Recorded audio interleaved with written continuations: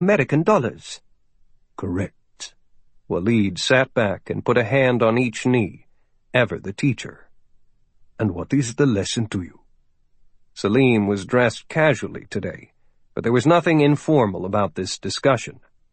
Without question, Farik deserved to be executed, and the fact that his hometown suffered dearly is on his head. That left you, my father, to deal with the prisoners. Again, you turn to Jim Hall of the CIA. What is that old saying? Keep your friends close, and your enemies closer. Walid was nodding vigorously now. Jim Hall and I have known and worked with each other for many years. He was a field agent when I was directing the supply mules, ferrying money, equipment, and information from the CIA to wherever they wanted it to go. But we both recognized that no matter what was going on between America and the Taliban, our friendship could be of immense value in the future. The passing years have proven that we were correct. I hope that you are investing time and effort into grooming your own future sources of intelligence from other countries. I am, father. I thank you for these lessons. Both men stood, then embraced. Then back to Islamabad with you, my boy. Rid me of these American prisoners. You have my instructions. Please tell my old friend Jim Hall hello from me, and find out what he really wants. I trust you to make it work. Do not use any form of telephone to report back to me. The son bowed to his father and left the room. Islamabad, Pakistan. This was an incredibly precise incision, the Pakistani doctor observed after a brisk examination of the wound on Jake Henderson's arm. Few surgeons could have done any better. She cut off my tattoo. Henderson was on clean sheets in a medical clinic. Sliced the edges and pulled it right off. It hurt like hell. The doctor was small, with precise and bird-like movements. Well, I am most certain that it did. Consider yourself lucky, Mr. Henderson. That woman had experience with the blade, and apparently also a knowledge of the human body. The damage could have been a lot worse. He applied some salve to the soggy area, bandaged the wound, and gave Jake a shot of antibiotics. You seen this kind of thing before, Doc? Yes. Some of the tribal people are quite brutal. He returned his implements into his small case. However, you are the only survivor. Javon Anthony spoke from the adjoining bed. Can you tell us anything about what's going on?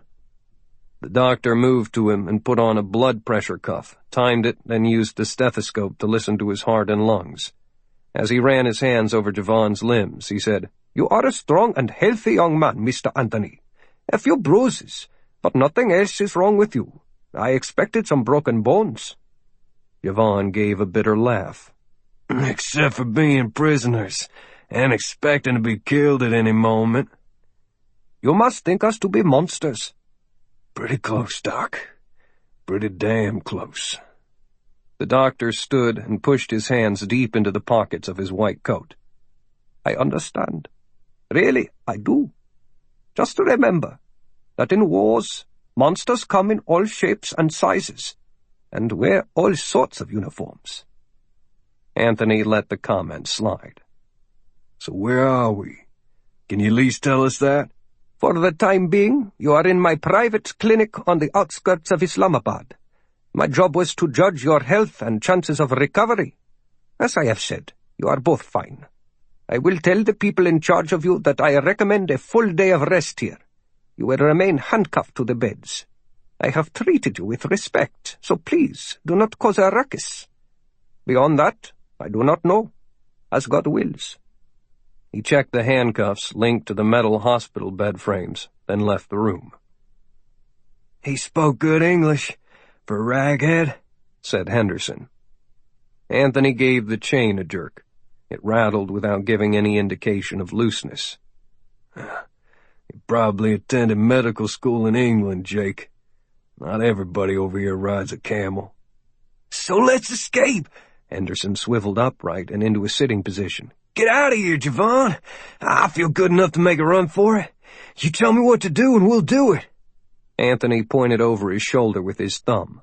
Bet your soul they have guards right outside the doors and windows, Jake. Compared to what happened to us in the first 24 hours after our capture, we have it pretty good right now. Best not to rock this particular boat too hard. I don't understand, Anderson said, helping himself to a cup of water on a small bedside table. Makes two of us. Listen up. Islamabad is the capital city, which means there are plenty of Americans around town, and an American embassy in the diplomatic quarter. If things suddenly go bad, I want you to try to get there. Never mind me, just go. I won't leave you, Sarge. It might be our best hope. I might be able to create enough of a diversion to help you get away. You reach the embassy, and they'll know I'm still alive and come get me. What kind of diversion? Sergeant Anthony rolled slightly to one side and raised his right hand. In it was a glittering, sharp scalpel he had stolen from the doctor's bag. Jake Henderson said, All right. 12. Bagram Air Base. Kyle Swanson and Lauren Carson ran at an easy pace, padding along side by side on a track that was part of the base exercise facilities. Hall declined the morning run to make some last-minute arrangements before they all headed over to Islamabad. Lauren wore a lightweight Washington Redskins jersey, loose black nylon sweatpants, and dirty shoes that were coming apart at the seams from so much use. She did 3 miles every day. Her hair was tied back in a ponytail that swished as she ran. Kyle was in shorts and a Red Sox t-shirt. He doubted if anyone noticed him. CIA agents are supposed to be low-key and invisible. You don't exactly blend in with the woodwork, he joked. Every guy on the track is going to trip over their own feet staring at you. She laughed and shook her head, making the ponytail bounce even more. Can't help that, she said. Jim taught me to do just the opposite. Since I can't really hide my looks, I play it to my advantage. Being just a pretty dumb blonde is good cover. Nobody takes me seriously. Until it's too late. Yeah, men can be pretty dumb. They finished the rest of the first quarter mile in silence, finding a rhythm in the run. Well, you are pretty. Lauren shot him a flinty sideways look, then changed the subject. Jim says you're rich. So why do you do this work if you have a lot of money? Kyle looked over at her with a flash of annoyance. I live on my Marine salary, Lauren. I was lucky enough to fall in with some good folks, and we did some crucial and timely weapons development. Everything I did had core approval. The company has allotted me a small ownership stake and invested all my shares in a trust. They never even let me see a statement. I don't want to know. That doesn't answer the question of why I continue with this killing people stuff, if you can get out and live in comfort. Their pace was comfortable, and neither was breathing hard. I like my job, he said. This was not exactly the kind of conversation he'd had in mind when he asked if she wanted to come along for the jog. They finished the first mile. Tracks are boring, she said. Can we run on the streets? Better not. You attract too much attention.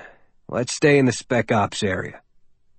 I've never killed anyone, she said with a sudden honesty, a serious comment that surprised him. Does it bother you afterward? You have to deal with it mentally at some point, Swanson replied.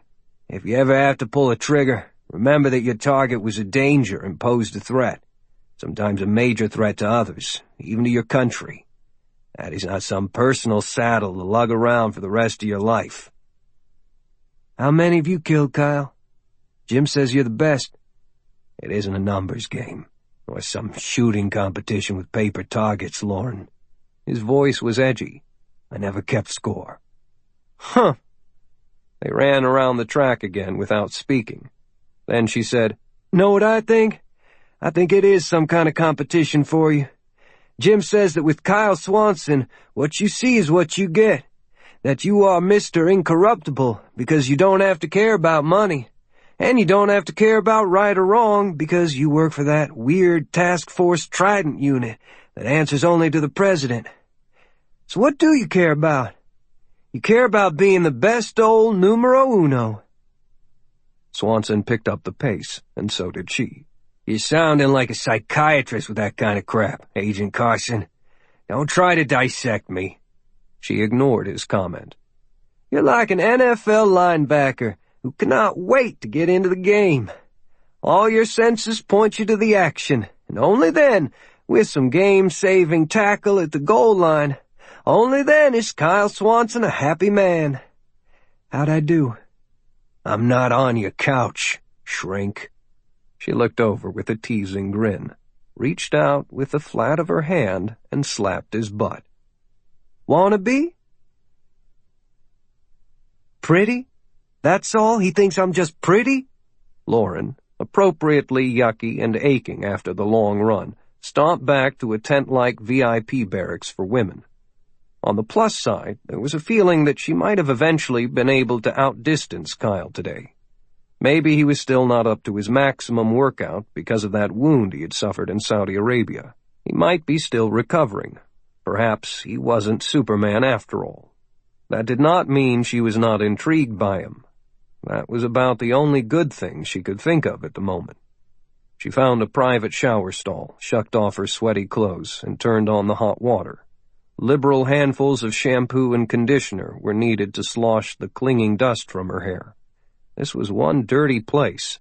She switched the water to a blast of cold. As Lauren dried off with a thick towel, she found that she was not only miffed at Kyle Swanson, but she was also peeved with Jim Hall.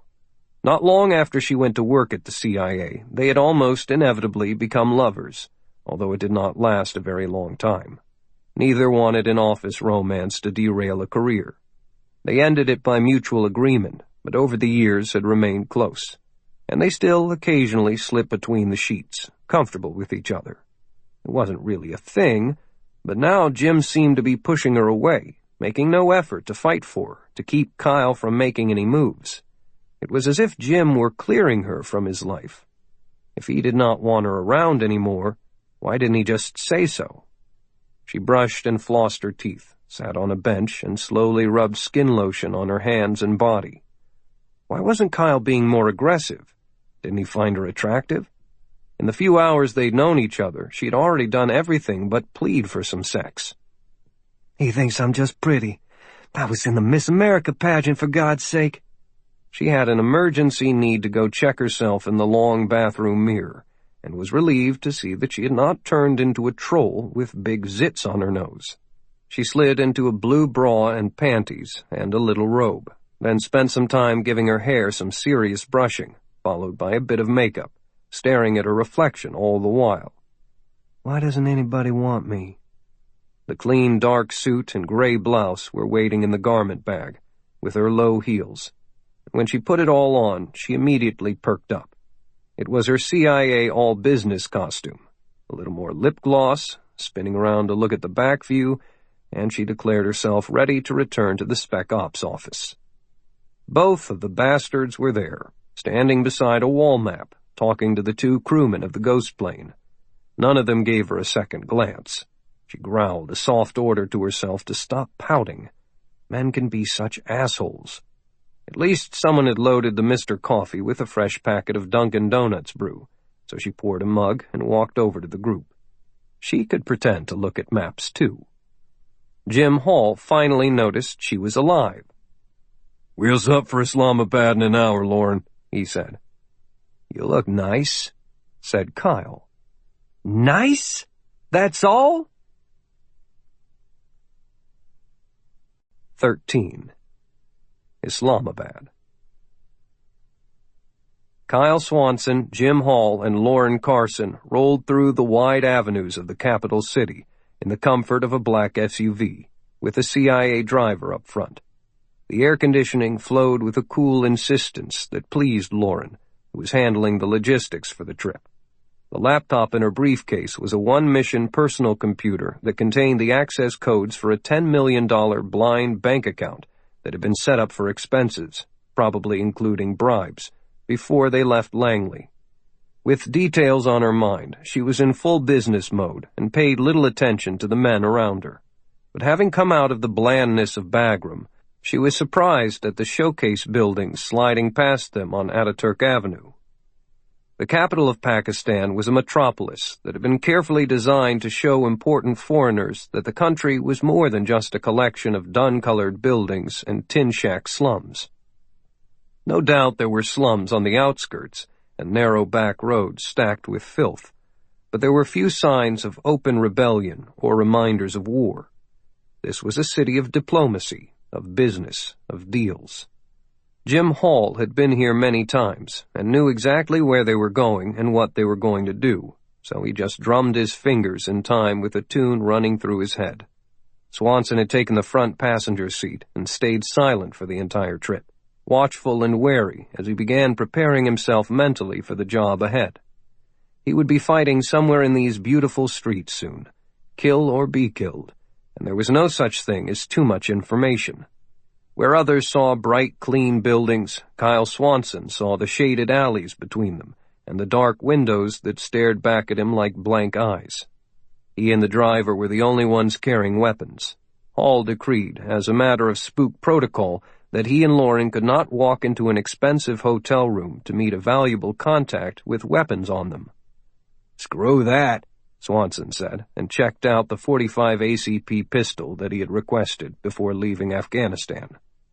Since they'd arrived in the ghost plane, customs officers had given them a quick wave-through. Then the heavy CIA SUV took them away. Swanson wore jeans, a black T-shirt, and a lightweight tan sports coat. He stuck the pistol in the back of his belt, which forced him to change position in his seat. "What else do we have in this wagon?" "My personal handgun, a street sweeper shotgun clamped beneath the front seat, and an Uzi under a panel in the rear. Smoke grenade and extra ammo in the glove box." The driver turned smoothly off Ataturk and onto Aga Khan Road.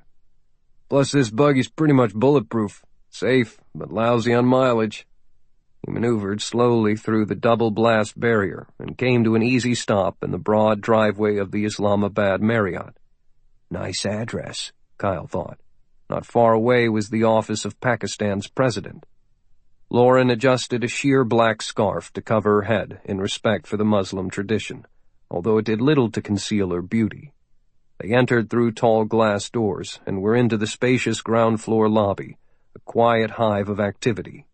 Diplomats, businessmen, political figures, and hangers-on of various stripes were gathered in clumps around the chairs and sofas on the rich carpets. The faces were all friendly. A plump banker was in a large chair, speaking with a general from some African nation, who was in full gilt dress regalia. On another sofa, a British journalist interviewed a Japanese builder of computers. There was just enough noise in the lobby, with enough occasional laughter coming from the nearby restaurant, to cover the appearance of the three Americans. They were sized up as just another business team in from the States, and although the woman was gorgeous, the men were forgettable. With aimless chatter, they worked their way through the islands of conversation. Their shoes made no sound as they moved across the thick carpets and knotted rugs, reached the bank of elevators, and went up to a floor of private suites. The hotel staff had made certain that for this 1 hour all other rooms along this hallway would be empty of other guests. Hall stopped before the door of Suite 1, opened it, and stepped inside. "My good friend!" Salim stepped forward and extended his hand. "It is good to see you again, Jim Hall. My father sends his best wishes and regrets that he cannot be here today." Hall shook the hand and gave the younger man a pat on the shoulder. "Salim, you're the very image of your honorable father when he was a young firebrand. It is good to see you, too." He introduced Lauren and Kyle in turn, and the dark-haired Salim was as stylish as a European in acknowledging them. Swanson broke the mood, sensing trouble. "This is your contact, Jim?" Hall grinned sheepishly. "Not quite. He represents his father, whom I've known and worked with for years. We cannot be seen together in public, so Salim is our go-between. Good at the job, too." "Who's the real contact?" Swanson asked. "You don't need to know that yet," Hall snapped. Stole the bullshit, Jim. You specifically brought me in for this job, and I want to know who I'm working with. You think I'll put his name on Twitter or blog it or something?" "Of course not." It's just that his father is a top-level asset, one of my own recruits that I've groomed over the years." "The name?" asked Kyle. "No use continuing this conversation if you won't tell me." Salim arched an eyebrow and looked from him to Lauren and then to Jim. "That is not a real problem." He was sure of himself, confident of his work and his ability. "My father is Mohammed Walid." "The top dog of the Taliban? We're working with the Taliban?" "The very one," said Hall. "He will trust only me, and he's a real rainmaker." Kyle forced himself to keep a neutral look. Friend or not, he would not risk his life just because Jim Hall was engineering a deal with people that Swanson considered the enemy. "I'm more used to killing the Taliban than being nice to them." "We are quite aware of your reputation, Gunnery Sgt. Swanson. You may return to the battlefield again someday against our fighters, and perhaps not be so lucky. But the world is changing, and in Pakistan, the Taliban is a legitimate political party, and my father runs it. Unfortunately, he does not speak for all of the renegade tribal chiefs. Yet." Hall laughed softly.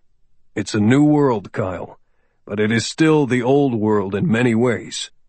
We're gonna kill us a couple of Taliban terrorists while we're in Islamabad, and Salim is gonna help us do it. If you don't have the stomach for it, leave now." "Why don't they just kill these guys themselves and be done with it?" Swanson asked, still irritated. "Washington wants the word to spread that whoever messes with us is gonna get squashed. This is a good target, Kyle. These boys are not a couple of suicide bombers, but a highly trained team, and we need to take them out." Salim was standing with his hands folded in front of him. "We already have them in the city, Gunny Swanson. They will be ready when you are." Lauren finally spoke. "How will it happen, Salim? You'll pick out a spot for our 2 snipers?" He laughed, and a smile creased his firm jawline. "No. I pick out the spot for the targets. Jim Hall and the reluctant Gunny Swanson will find their own positions, although I have some recommendations." "You can guarantee that?" "Of course. You can depend on good Muslims to always be on time to pray. The people are in a private apartment with a balcony. They have been given beautiful prayer rugs and will come out and prostrate themselves to offer their Maghrib prayers as the sun goes down. If you don't mind shooting someone in the back while he is talking to God, it should be easy." Lauren said, "That's pretty cold-blooded." "Please do not be shocked, Miss Carson. In this part of the world, we have been doing this sort of thing for 1,000 years.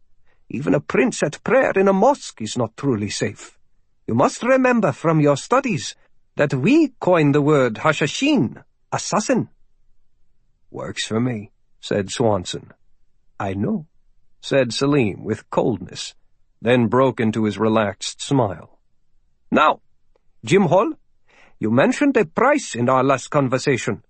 Hall pointed to Lauren's bag, and she pulled out the laptop, took it to a round table, opened the top, and went online through a secure satellite frequency. $1 million for each of them. Hell of a campaign contribution. "Shut up and sit down, Kyle. Say the word, Salim, and Lauren will move the money." Swanson plopped hard into an overstuffed chair, looking sullen, and exhaled loudly. The others quickly ignored him. He was not involved in the talks. Kyle made a show of crossing his legs and adjusting his coat, carefully pulling the .45 ACP out of his belt and placing it beneath his thigh, with the butt facing out. Then he put an arm on each side of the chair, looking like he was resting. The fingers of his right hand were less than 11 inches from the pistol. Salim leaned back against the back of a long sofa. "My father appreciates that, but I believe these people are of more value. It has not been easy to separate them from their friends." Hall grunted a laugh. "The other part of the payment was getting those missiles to hit that village when he needed them. Took some doing on our part. Missiles cost money, too." "Still?" "Oh, fine. Okay. Courtesy of the American taxpayer, $1.5 million each, for $3 million total. Will that make the old man happy?" "Oh, yes," Salim said. "Excellent. Exchanging favors of equality leaves neither party indebted to the other." "An old Arab saying?" asked Lauren. "No, I just made it up." "Fine." She looked over at Jim Hall. "That's it then? Want me to punch the buttons on a $3 million transfer of funds to the assigned account?" "Do it," said Jim Hall. "Let's wrap this baby up." Lauren's fingers deftly worked the keyboard for about 30 seconds. Then she stood back. "Transfer underway. Confirmation of receipt right now. Done." Salim coughed in his fist. "Excellent. Now, Jim Hall, before we part for the day, my father wishes for me to present you with a very special gift. Please wait for one moment." He went to a door and said something. They could hear some stirring on the other side. Then the portal swung open, and a pair of lean, hard-looking men in civilian clothes brought in Sergeant Javon Anthony and Corporal Jake Henderson. As the blindfolds were stripped away and the handcuffs removed, Salim said, "Please, take these young men safely back to America." Kyle was already on his feet and locked in a two-fisted combat stance. 14. Islamabad. "Kyle, put down that weapon!" yelled Hall, his voice filling the room. "Not a chance!" Swanson snapped back, training the weapon on the two men who had brought in the American soldiers, then ordering Anthony and Henderson, "You guys move behind me! Salim just gave these prisoners back to us, and we're damn straight gonna keep them." Ignoring the others, Kyle moved quickly to the guards, spun them roughly, and pushed them to the wall. Holding the pistol against each man's kidneys in turn, he gave them a quick pat-down, shoulders, hips, crotch, ankles. No weapons. He backed away. "Come on, Jim. This meeting is over and we're out of here." "You're overreacting, Kyle." Hall sat down and looked at Salim. "Tell your father that this came as a big surprise." Salim had hardly blinked at Kyle's protective outburst. He shrugged his shoulders. "Gunnery Swanson, you really don't need the weapon. I want those men to leave safely. We have gone through a lot to make this happen." "Your men captured him in the first place and coldly murdered one of their friends, also an American soldier, in the process. I should believe you now?" Anthony and Henderson stood rooted behind him. Hall put his palms out toward Kyle. Okay, settle down. Give me a second. Keep 'em all covered if it makes you feel better. Lauren, while you still have that laptop online, transfer another $2 million to that same account on my authority. More than worth the price." She quickly ran the numbers and confirmed the transfer. "Now, Lauren, you're going to be the hero in all this. Radio the driver to get our vehicle ready for a fast trip to the U.S. Embassy." Kyle broke in with a shout. "Jesus Christ, Jim! You just told these people where we're going and how we're going to get there!" The pistol was still firmly pointing at the guards as Kyle mentally processed the security options to egress the hotel. Was someone waiting on the other side of the door? Downstairs? On the streets? "Just let me finish talking before you start shooting!" Jim Hall was having difficulty controlling his own voice because of Kyle's stubbornness. He took a deep breath. "Then, Lauren, you escort them down to our vehicle and haul ass out of here. Kyle, why don't you go along and ride shotgun before you have a heart attack? Once they're inside the embassy gates, both of you come back here and meet me." "You can't stay here in this room alone, Jim. We may just be swapping 2 prisoners for 1. "Damn it, Kyle! Get it through your thick head that everything is fine here. Salim and I have some business to finish." "That is true, Gunnery Swanson. No one in the Taliban or the Bright Path Party is going to try to stop you." Salim seemed amused. Lauren packed up her computer and shouldered the bag. "Let's go," she said. "Leave the computer with me," Hall said. "I may need it." Lauren let the case slide from her shoulder. "Don't walk in front of my pistol," Kyle said. "Sergeant Anthony, are you able to function?" "Yeah. Who the hell are you?" Swanson did not look at him.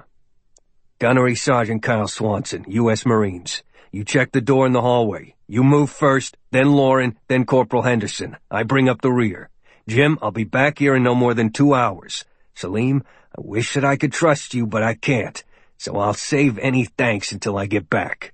Salim smiled, totally at ease. "Actually, I understand your problem.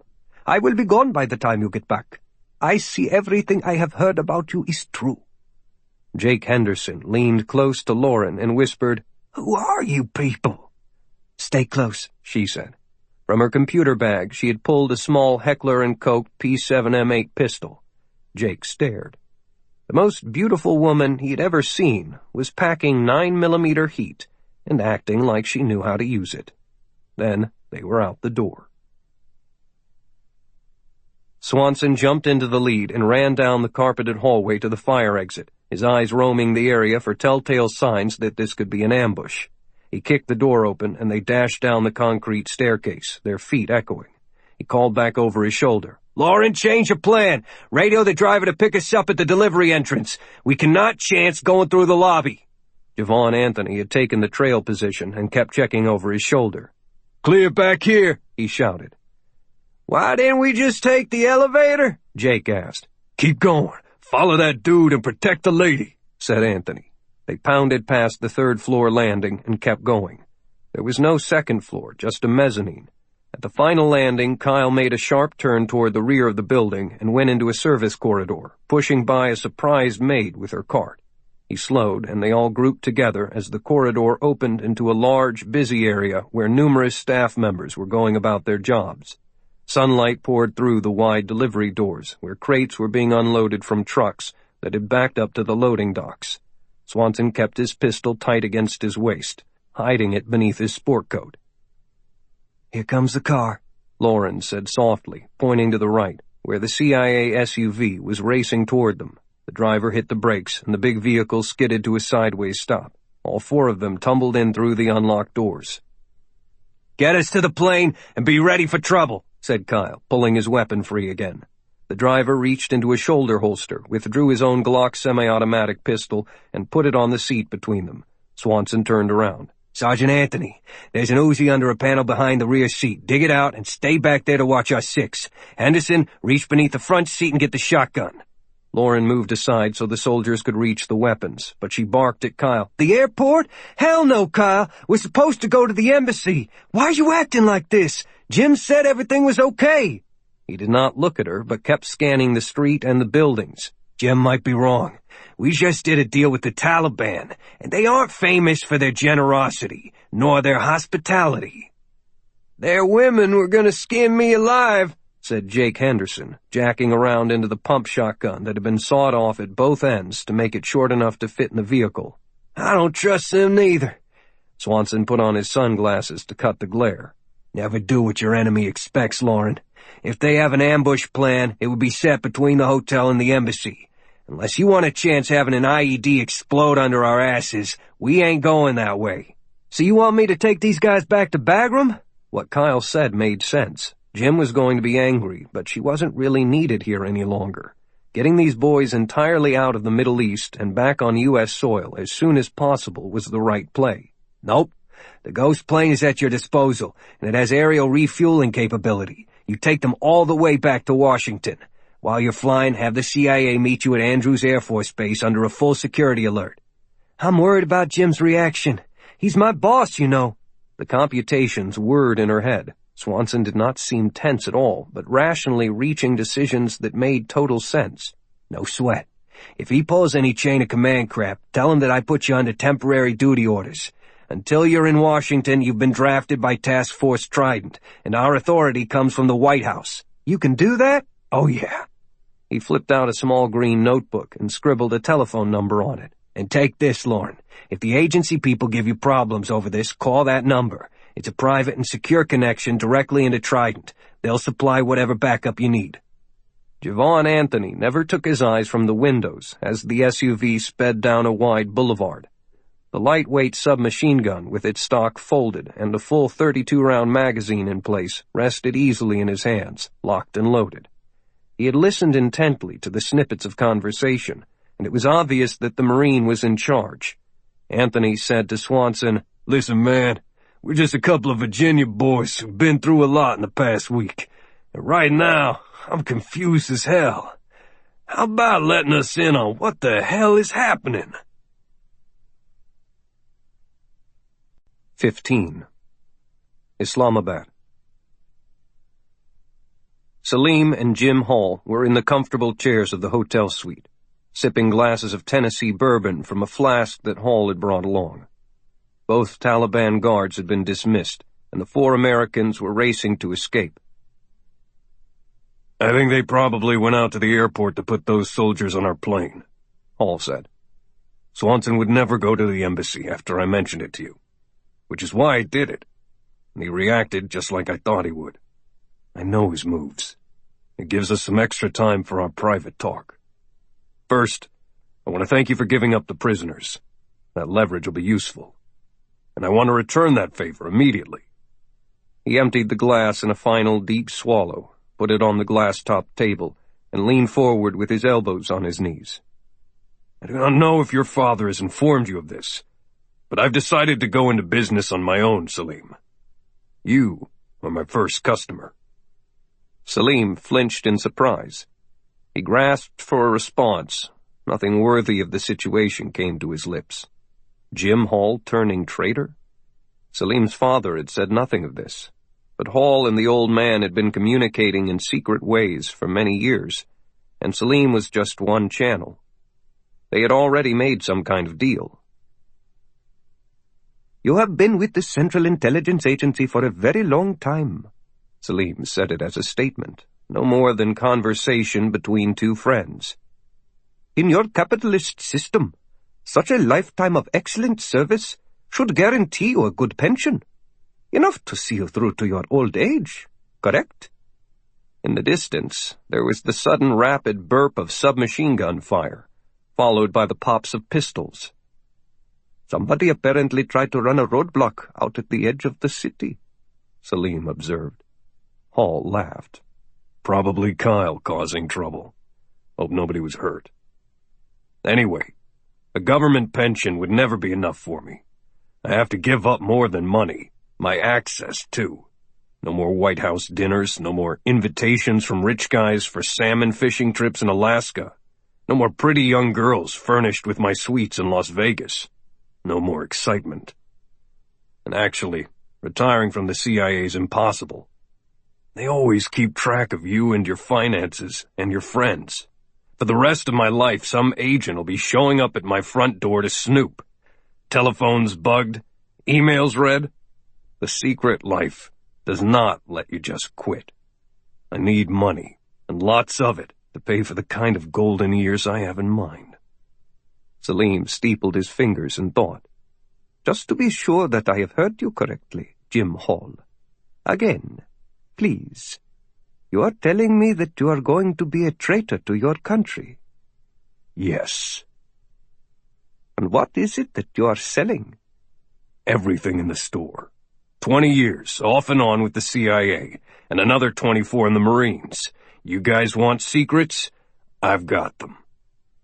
Salim involuntarily sucked in his breath. The size of this betrayal was beyond measure. "The Americans will surely come after you with everything they've got." "Not if they believe I'm dead." "So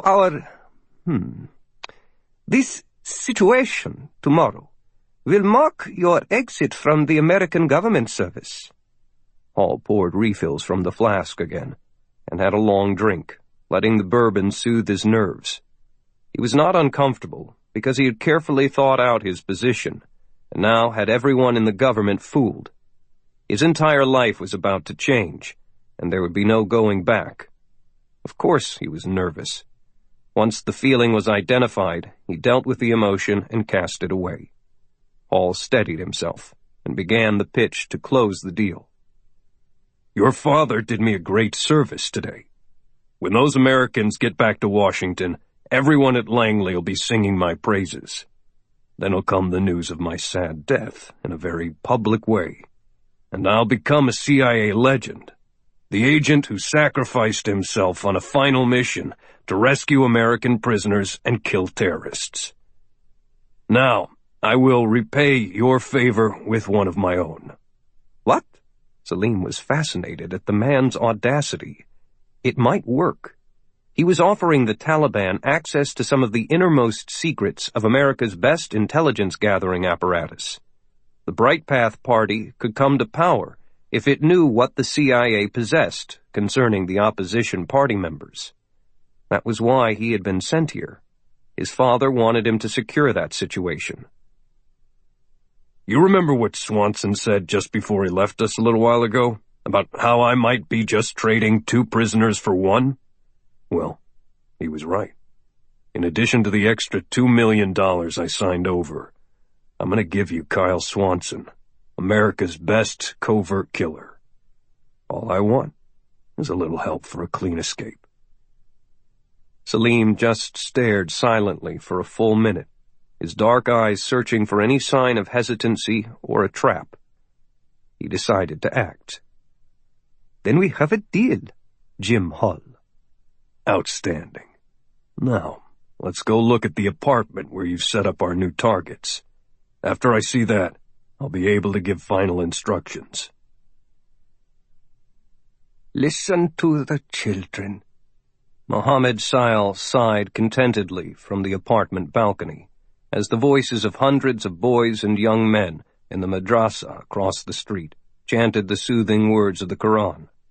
His round face beamed with pride. Makhdoom Rajik, his tall and taciturn partner, came out and leaned on the low balustrade.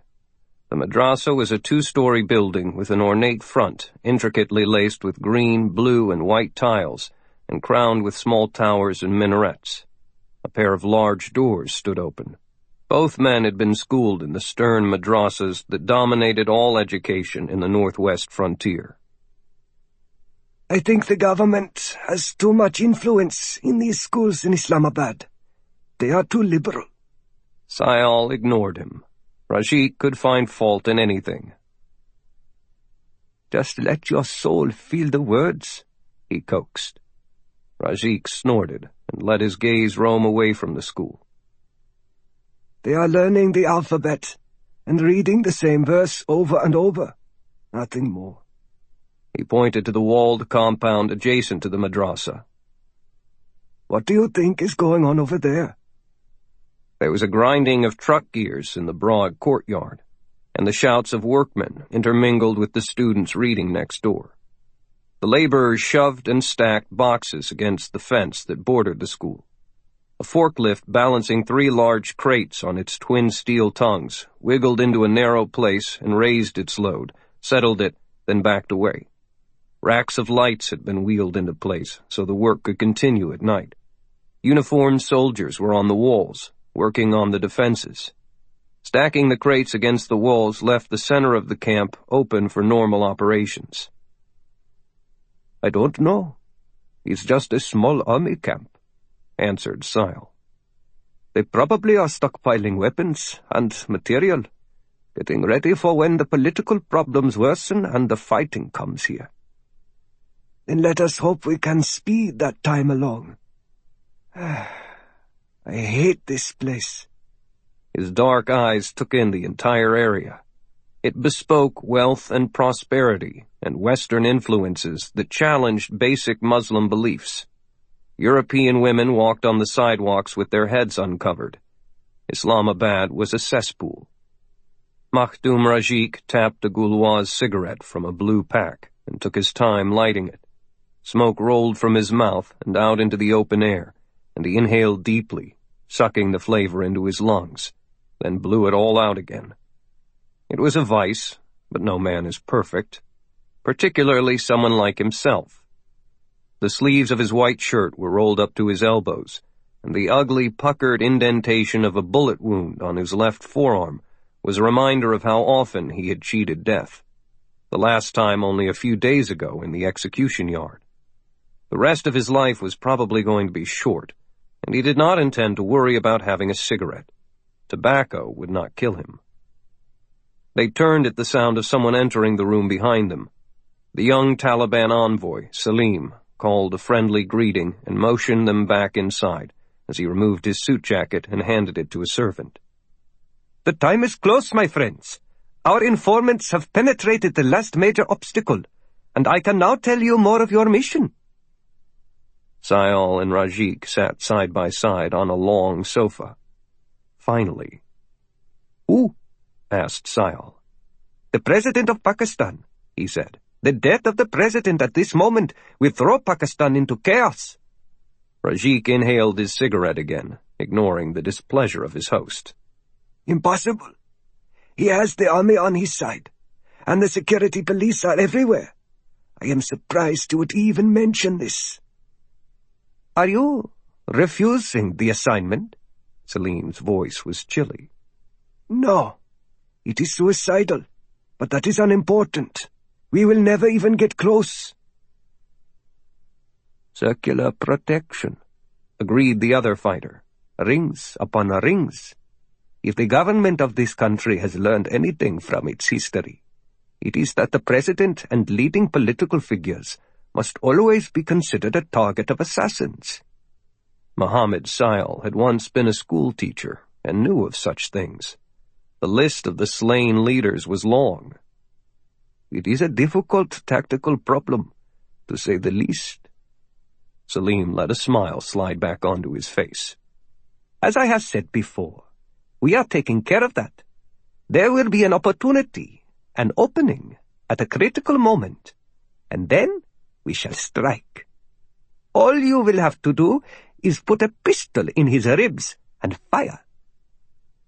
Sayal said, "There is no plan for us to escape the scene, I assume." "Of course there is. A mob will be jostling around specifically to provide shelter for you. Within a minute after you kill the president, you will be wearing different clothes and have no identities. Within 5 minutes, you will be safe and headed back here. From here, back to the mountains within an hour." "Then anyone could do this job?" Sayal asked. "No.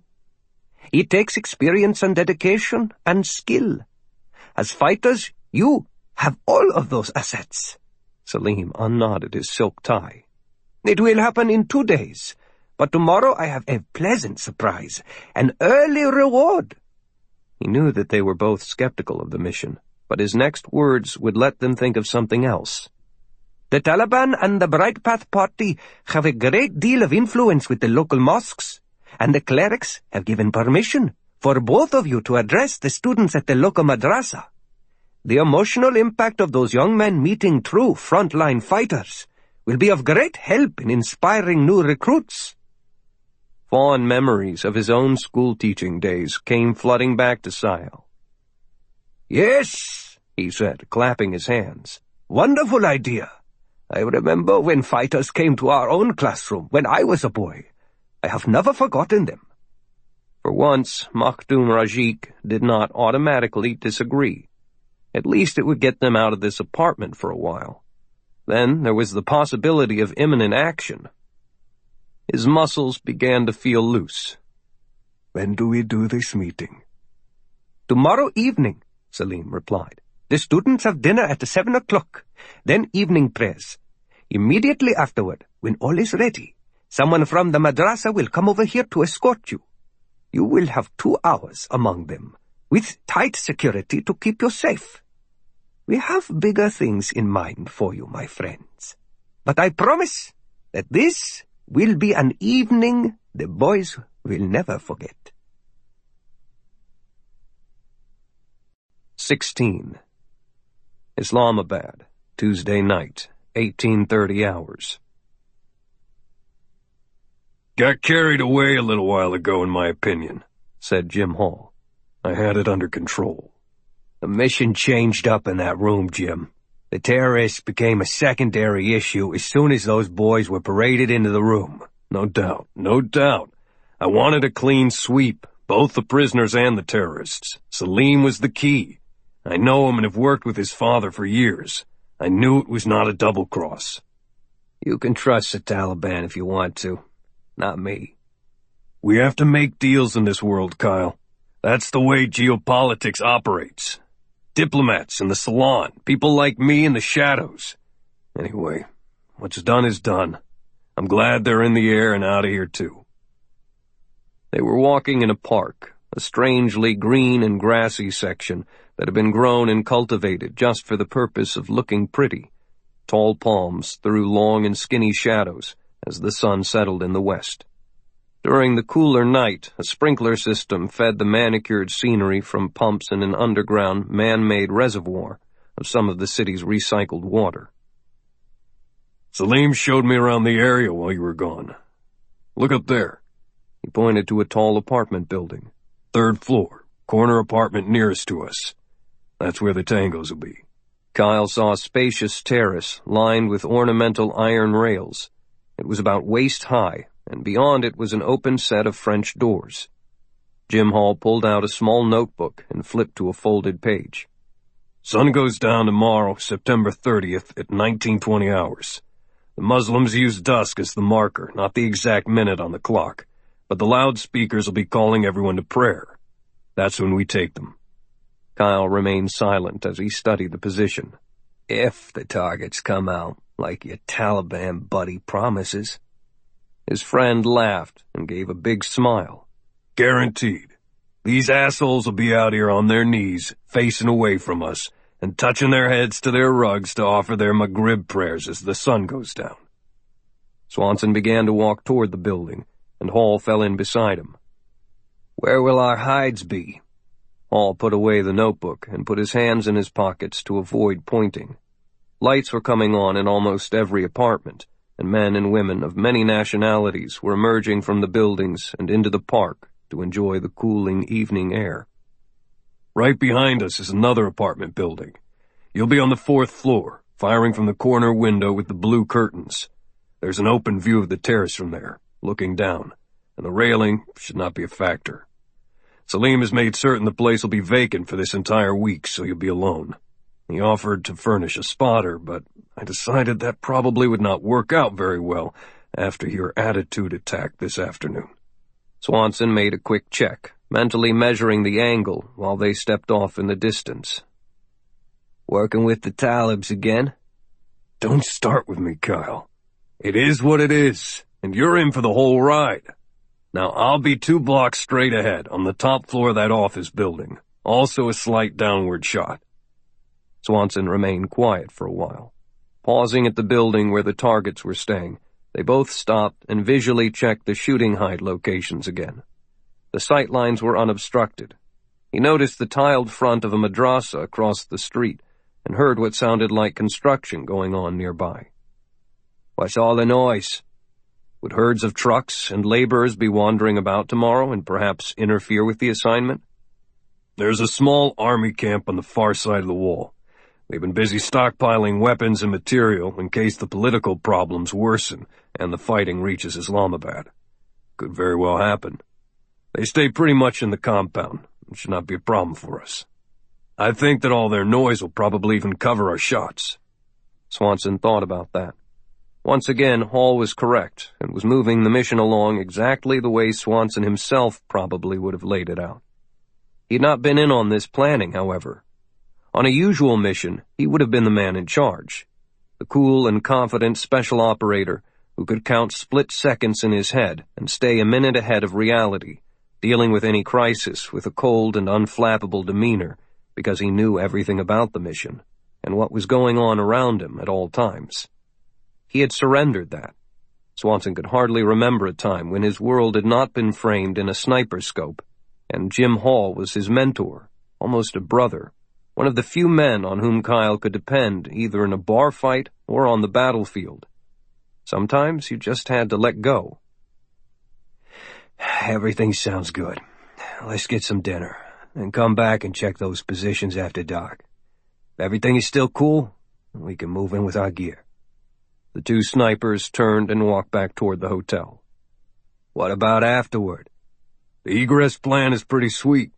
Salim will have a vehicle standing by for each of us, with a driver and a cop in each one to get us through any blockades or protest groups that may be in the streets. Yours will have a blue pennant on the front fender, and mine will have a gold one. We drive straight out to a C-130 cargo bird that is kindly being provided through the courtesy of the Pakistani Air Force. The plane will be warmed up and ready to go. Hall snapped his fingers and grinned. Shoot and scoop, pal. Bad guy's dead, and we're back at Bagram in time for a late dinner. If your Taliban buddy comes through, which is a pretty big if. Nothing ever goes according to plan. said Swanson. "Oh, be quiet. You're boring me." "It'll work," said Jim Hall. "Trust me." That was the issue that was chewing at Swanson, and it continued to gnaw on him after night fell, like a dog with a bone. After dinner, he collected the dark blue North Face backpack and a black airline suitcase from the hotel luggage room, popped out the wheels and pulled up the handle, and trundled lazily over to the apartment building. A doorman in a plain brown uniform greeted him, having been alerted that he would be a guest for a single night in the apartment of an Australian couple, Mr. and Mrs. Derek Williams, who were on vacation. Mr. Williams had made the arrangements by telephone earlier in the day. Kyle unlocked the door and turned on the lights room by room as he walked through the spacious apartment to be sure that he was alone. In the kitchen, he laid the suitcase on a polished round kitchen table made of maple and opened it. Inside the padded compartments was a disassembled Accuracy International AW covert sniper rifle, complete with a folding stock, a flash suppressor, a bipod, a pair of 10-shot magazines, and a box of 20 rounds of 7.62 by 51 millimeter cartridges. He loaded the magazines, put the weapon together, and spent time cleaning it, still mulling the questions that would have no final answers until tomorrow. As Jim Hall had said, he was in for the full ride. He emptied the contents of his backpack on the table and got ready to take a shower, then lights out. Beside his toothbrush was a satellite phone, a secure link back to the Special Ops headquarters at Bagram. He made a call and identified himself by code, then asked to be connected to the Task Force Trident hut, and soon heard the twangy voice of Staff Sergeant Travis Stone. "Hey, boss," Stone said. "Is Rawls there with you?" Swanson asked. "Yeah. You want him?" "No, you can pass the word. This is a quick job. I need both of you on it ASAP." "Doing what?" "Guarding an embassy," Swanson said, and then laid out what he wanted them to do. 17. Islamabad, Wednesday, 1000 hours. Master Sergeant Malcolm K. Turnbridge looked like a Marine.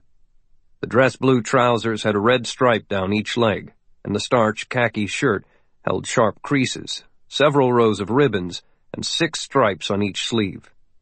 The tie was perfectly knotted, and his shine shoes gleamed in the fluorescent lighting, as did the polished black bill of his white cover, which lay on a nearby file cabinet in his office. The overall effect reflected the old Corps recruiting pitch of wanting a few good men. The 2 jokers standing before him were not them. "Staff Sergeants Rawls and Stone reporting, Master Sergeant," said the tall African-American, who had the build of a basketball player and wore a faded red Texas Tech t-shirt. "I'm Rawls," he said. The smaller guy looked like a rat with a flare of long red hair. "I'm Stone," he said. His t-shirt was black with pink lettering that read, "I am Victoria's Secret." They both wore old blue jeans and tired sneakers. "Welcome aboard, boys," said Turnbridge, taking the oversized manila folders from them. "Both of you'll get your hairs cut immediately and be totally squared away before setting foot in the public areas of my embassy. That clear? Looking like that, how are you even in the Marines, much less staff sergeants?" Rawls gave a big smile. "Sorry about the sloppy look, Master Sergeant. We just received the orders last night over at Bagram, and they put us on the first plane to Islamabad this morning." Stone also grinned. 6 weeks temporary embassy security with you guys instead of sweating in Afghanistan. Whew, real chows at MREs, clean sheets, American women to look at. Sweet. Turnbridge grunted with approval and immediately cut the boys some slack. He once had been an infantry sergeant himself, before being ordered into what was then called the Marine Security Guard Battalion, and he showed all of the correct badges and ribbons to prove it. "All right.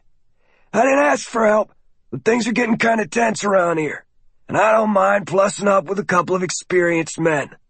Have a seat and let's see what we got here." He thumbed open the flaps and pulled out the paperwork. The orders were computer printouts and were routine and straightforward, with all the appropriate squares filled in, and signed by the colonel who headed the Marine Corps Embassy Security Group based back in Quantico, Virginia. The colonel oversaw the postings of Marine Guards at U.S. embassies around the globe.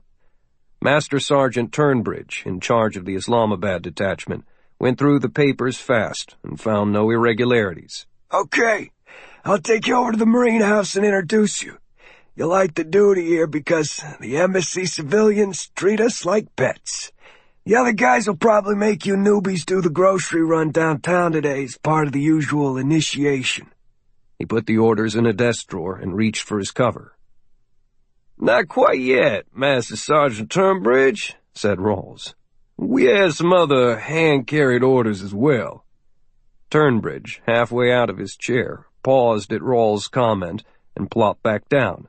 I knew this was too good to be true. Looking serious, Rawls held out a sealed white envelope.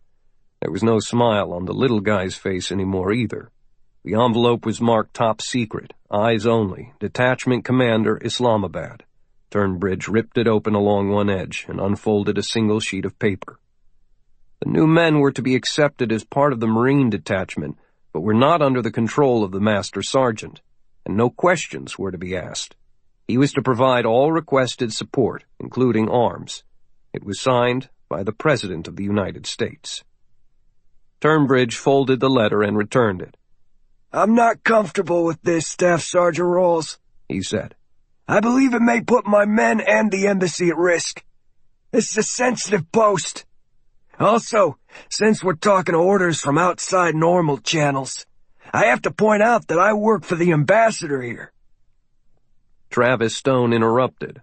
And the ambassador works for the State Department, and the Secretary of State works for the President. So here we are. In other words, I just shut up and do what I'm told, huh? The man's face reddened as embarrassment and anger crept into his tightly controlled demeanor. I know this puts you between a rock and a hard place, Top, and no offense is intended.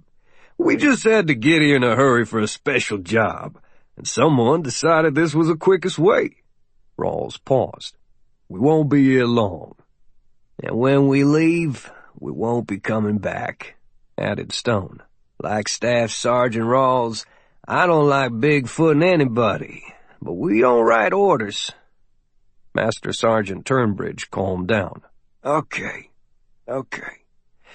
Just burn my ass for a moment there. The orders are legitimate, so although I don't have much to offer other than cover, my armory is open to you. I'll furnish whatever you need. We can go pick it out now, get the serial numbers, and you can sign it out. Sorry, but we cannot do that either, Master Sergeant. We don't sign for things. We just get stuff, and are not supposed to bring it back. When we go, we're gone. My name is on that inventory list. I'm responsible for it, said Turnbridge. Right. After we pick out what we need, you just send a classified message to the man whose name is on those orders, and he'll erase all traces of those weapons from your serialized inventory list. It'll be as if they were never here. Then they'll be replaced with identical weapons carrying the proper paperwork. Turnbridge rubbed the prickly hair on his scalp. Ain't that some shit? You know, boys, I've been around the Corps for a long time, and the only people I know of who can operate like that aren't even from Force Recon. We talking Task Force Trident here? Darren Rawls and Travis Stone just looked at him. What kind of groceries you want? Stone asked. 18. The White House, Washington, D.C., Wednesday. CIA Director Bartlett Janine arrived at the White House at 2 o'clock on Wednesday morning to personally brief President Graham Russell in the Oval Office.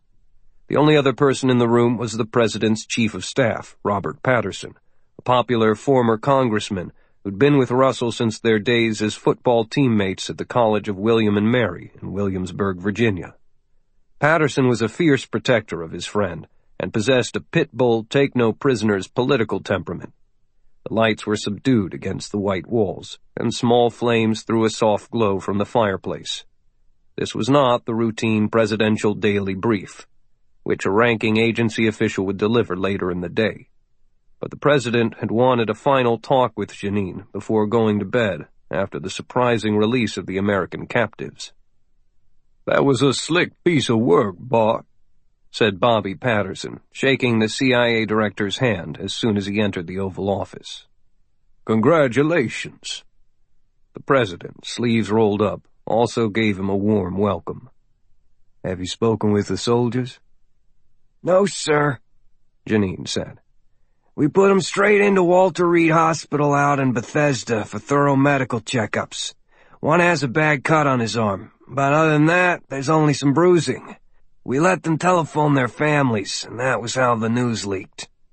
"Nothing but good," said Patterson, "other than allowing some family members in to see them.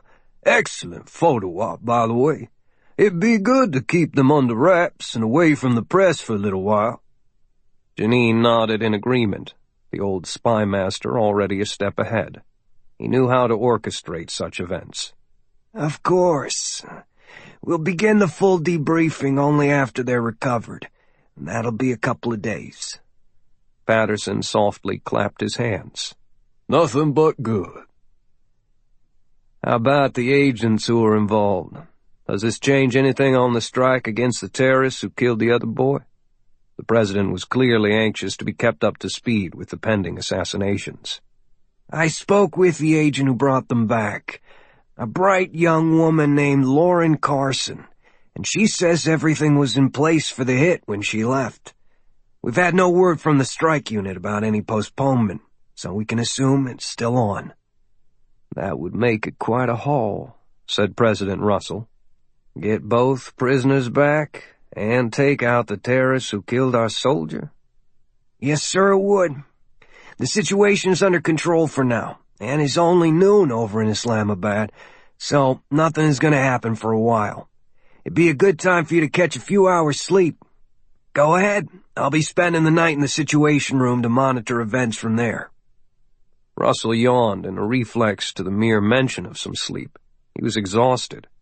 He had been in office for less than a year, his long days dominated by the economy, which was slogging through a recession.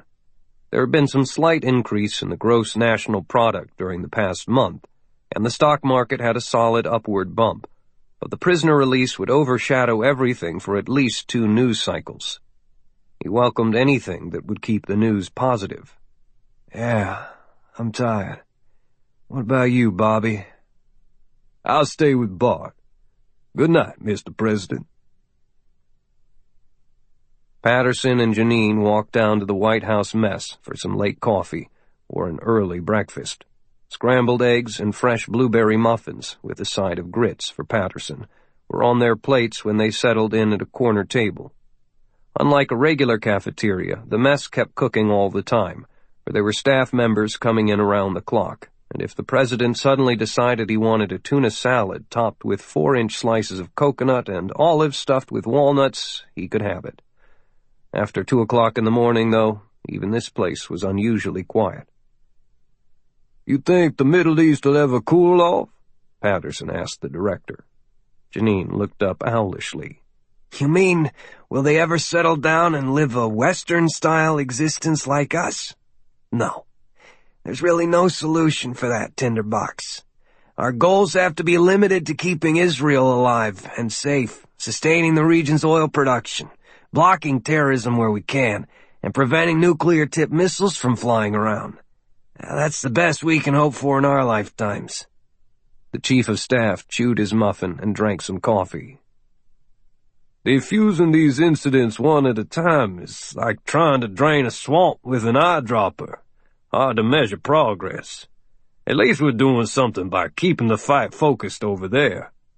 Look, Bobby, I've been in this game for a long time, and I've seen incredible turnarounds in other countries that began small. We encourage the good guys. Tonight we take a couple more of the bad ones off the board. That cannot hurt our interests." Patterson smoothed his napkin. It'll be a surgical strike, right? You trust these guys. No collateral damage. The Predator was a mistake. Bartlett Janine let that pass. He did not need to let Bobby Patterson know that it was the CIA call to let that one fly, based on Jim Hall's contact from his old source. The Predator led directly to the release of the prisoners.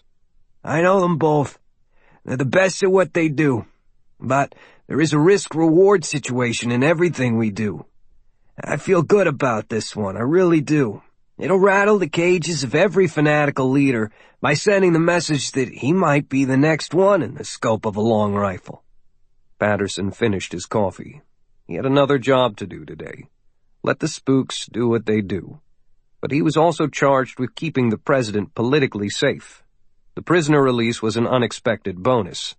He would build on that if the snipers picked up these scalps. Islamabad, 1600 hours.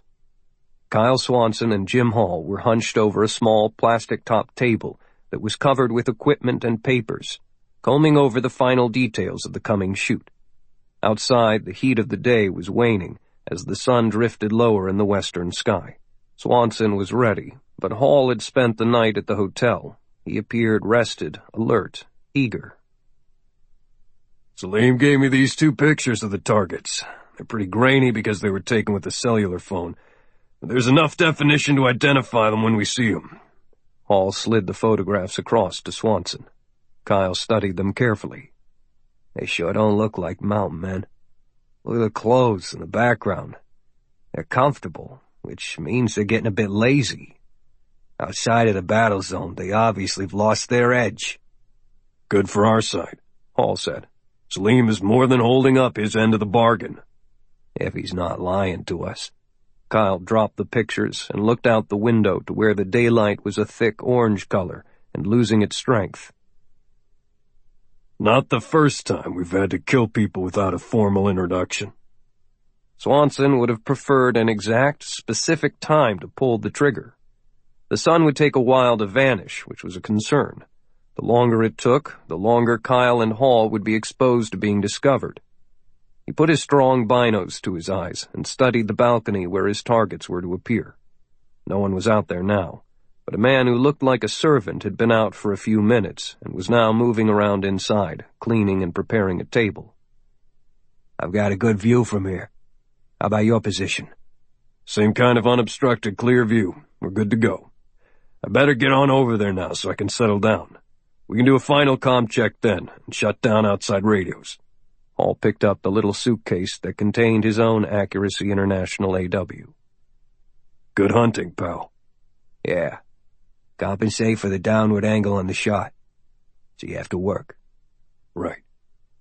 And you remember on egress that your dark SUV with the blue flag on the bumper will roll up downstairs just as the sun is sinking. There'll be a driver at the wheel and 1 man as a lookout. Got it. Good then. Let's do it. Piece of cake. 19. The Pentagon, Washington, D.C. Through a wrinkle in the world's time zones, Pakistan was 10 hours ahead of Washington. 7 o'clock at night on September 30th in Pakistan would be 9 a.m. the same day in Washington and the headquarters of Task Force Trident. Not that it made any difference. When a covert operation was in progress, the office was always manned and available to support whoever was in the field. In a city of vast bureaucracies and in a building that possessed endless chains of command, Trident was tiny by design, with only 5 people in the entire organization. It could pull together from any branch of service whatever forces were required to plus up for an operation, and had first call on a 4-platoon Marine Special Operations Company for its immediate needs. The tightness of the core group kept things simple. While Swanson was in Pakistan, the remaining 4 members of the team had pulled rotating 8-hour shifts at the Pentagon. Rank made little difference behind the thick closed door with the big lock that required fingerprint and retina scans to open. Master Gunnery Sgt. O.O. Dawkins, a Force Recon legend known as 00, was Trident's administrative chief and had finished the overnight shift that started at midnight. He was relieved at 0800 by Navy Lieutenant Commander Benton Friedman, Trident's unkempt but brilliant communications officer and the resident computer geek. "No change in mission status," Dawkins told Friedman. "The timeline is holding. Only thing is that the White House keeps calling for updates."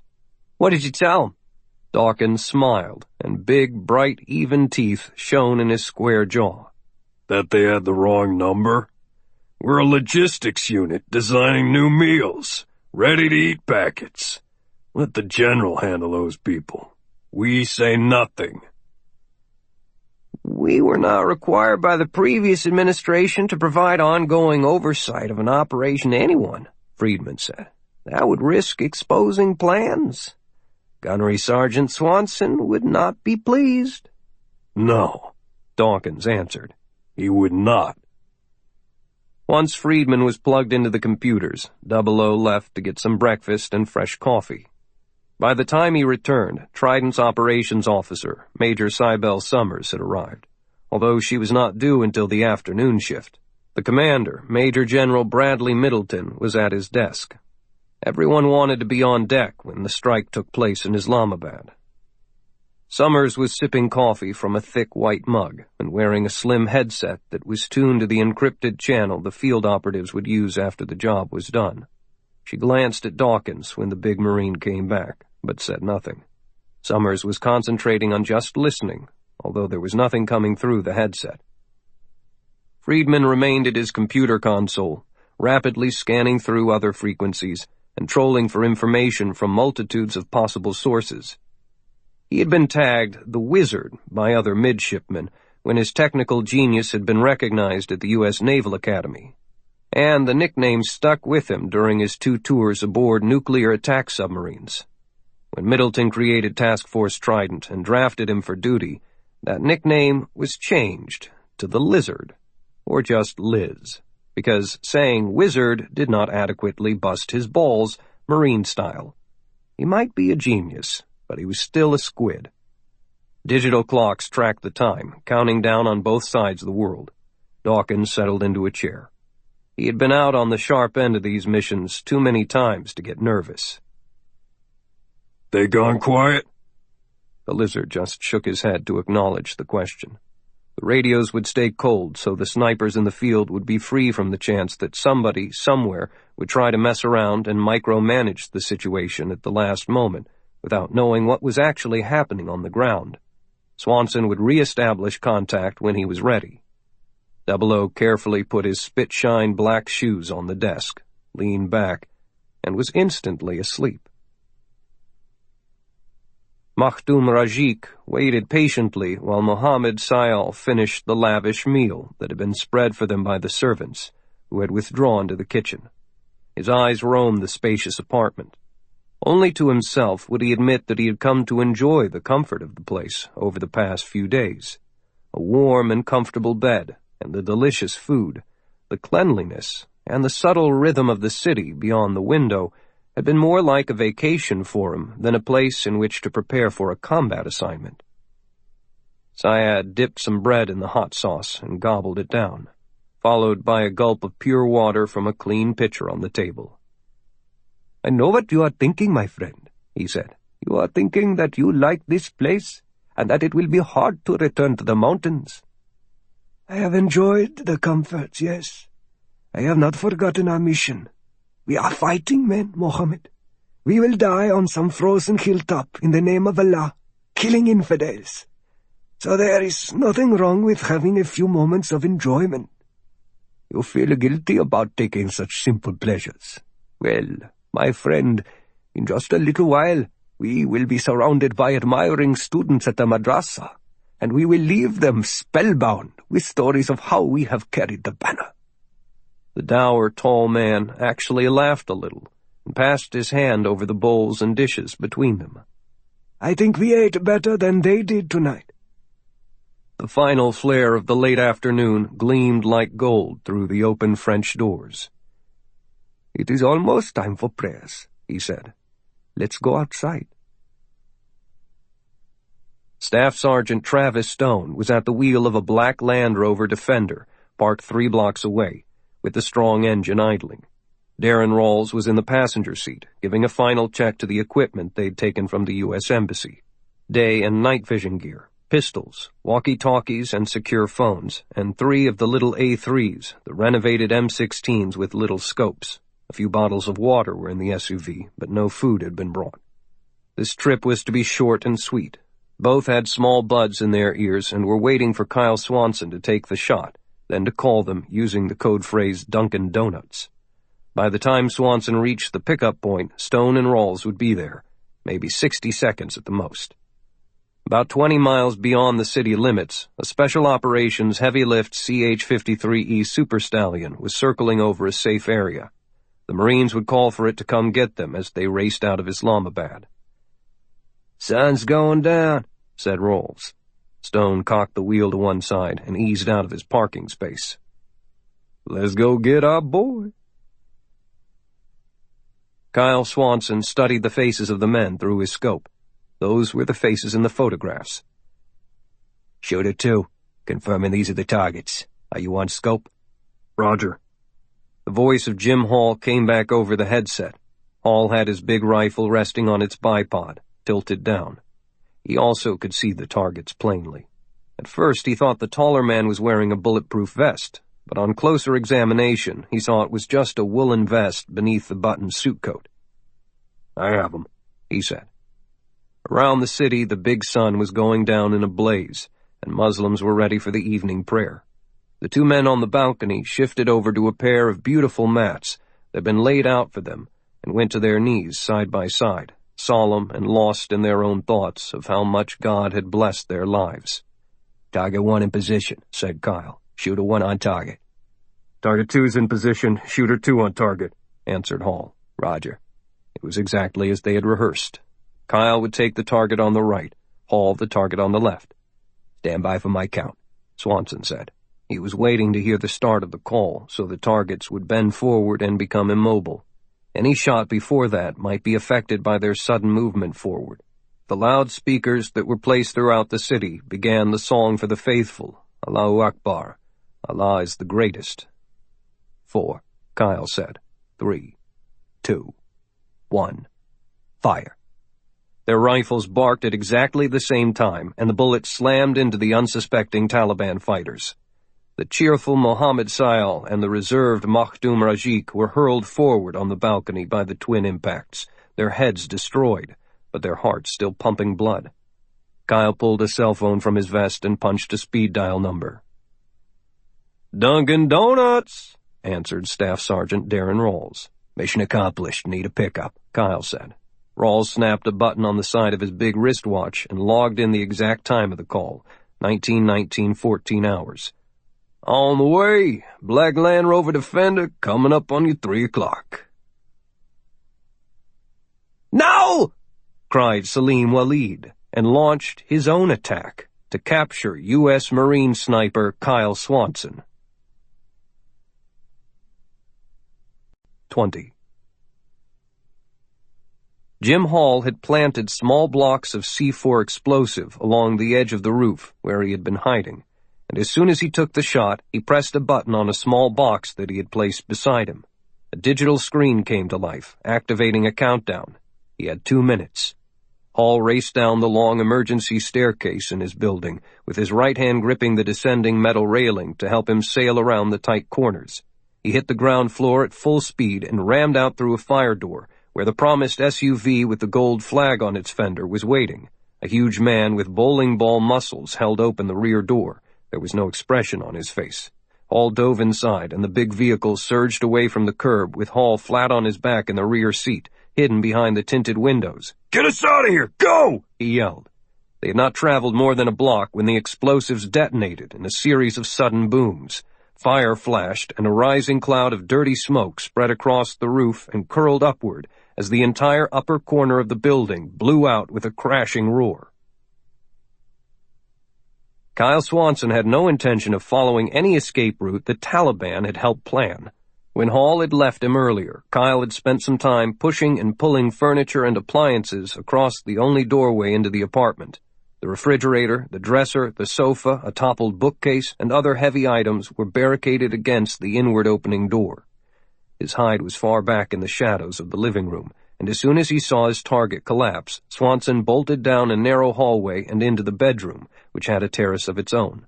The gathering darkness worked in his favor. He jumped lightly over the rail and stepped easily to the steel fire escape ladder that stretched from the ground floor to the roof and was painted the same shade as the cream-colored building. Kyle headed for the roof. Behind him, he heard thudding against the barricaded door to the living room, followed by shouts and finally by 3 short bursts of automatic weapons fire. Bullets might damage the refrigerator, but they would not get the pursuers through that door. He reached the roof and Spider dropped to a crouch, clear. They had expected him to go out through the front door. Instead, he was heading across the rooftops of 2 adjoining buildings and would take the fire ladder down the rear of the more distant one. Swanson had started to run when the C4 erupted a few blocks away. He froze in his tracks, turning in time to see the wall of the apartment house blown apart. He made an involuntary lurch toward the dying building because he knew his friend Jim Hall was trapped up there. Hall had trusted the Taliban once too often, and now he was dead. The options rolled through his mind in a few seconds. The CIA veteran, if he was somehow still alive, knew procedure. He knew the location of safe houses and where to get help. There was nothing Kyle could do to help Hall. Swanson's own mission was done, and he had to get out before the security forces flooded the area. He ran hard, his shoes grabbing traction, and leaped over a small railing that separated the 2 buildings. The big, boxy Land Rover jumped the sidewalk as it rounded the final corner and came to a screaming halt, one side crashing into a parked car. The entire Palm Line Boulevard was sealed off, and cars of various security agencies were slashing in from all sides, without regard for pedestrians or civilian motorists. Police in black armor and helmets were throwing a ring around the entire block and plunging into every building. Travis Stone threw the Land Rover into reverse and flattened a parked motor scooter as he made a sharp 3-point turn. Police were watching, and he jammed down the gas pedal and barreled away. Darren Rawls called out to Swanson on the radio, ignoring routine procedures. "Get out of there, boss! Abandon the plan! Cops and soldiers all over the place down here. Streets are all blocked, and they're hitting every building. We can't reach you!" Kyle stopped loping across the final roof, edged to the side, and peered down. Vehicles were coming in for blocks all around. Men with guns were closing in. Flashlights were cutting lines of light through the gloom. He heard a yell behind him as a couple of policemen made it to the roof of his hide building and spotted him. "You guys egress," he said. "I'm gone." "Roger that. We'll hold the taxi 1-4 at the assigned grid for as long as we can. Go, boss, go!" Washington, D.C. Master Gunny O.O. Dawkins did the arithmetic in his head. 2 minutes would be required from the time of the triggers being pulled to getting the shooters out of the buildings and into their cars. About another 19 mics to weave through the city streets and reach the countryside, then another 5 to the landing zone. That meant a total of 26 minutes just for them to reach the helicopter. The clock now read only 0 + 5. There was no need to get nervous. Everything that could be done had been done. Now all they could do was wait and see. The Task Force Trident office remained quiet except for the hum of the Lizard's computers. Waiting for a team to come up on the net precluded idle banter. Like a baseball team remaining quiet if a pitcher has a chance for a no-hitter, there was a superstition among special operators that talking too much might jinx the mission. The silence was broken when a telephone buzzed on the desk of Major General Brad Middleton, and the caller identification showed it was the White House Chief of Staff. "Patterson?" The general grunted. "This is the 2nd time you've called in the last 5 minutes. Quit bothering us. I'll let you know when we hear anything. Do not call back." This new guy at the White House, Bobby Patterson, apparently thought that because he worked for the Commander-in-Chief, he was also an expert on war and covert operations. Asshole had never even been in the service. Fuck him. Swanson was trapped like a rat in a maze. As the actual terrain dictated his movement, there was only one way to go. The edges of the building corralled him right and left, and the cops were coming up the ladder. He pulled out his .45 ACP, fired a single shot for some harassing fire to make them take cover, and took off for the next roof. This time he had to jump a narrow alley and took it in full stride, leaping into space and landing with a hard hit and shoulder roll. He noticed that despite his own shot, the cops were not firing back, although they were still chasing him. More of them had reached the roof. That meant their radios were working and they were calling up reinforcements to flood the area. He couldn't stay on top, and there was no time for analysis or strategy or even fright.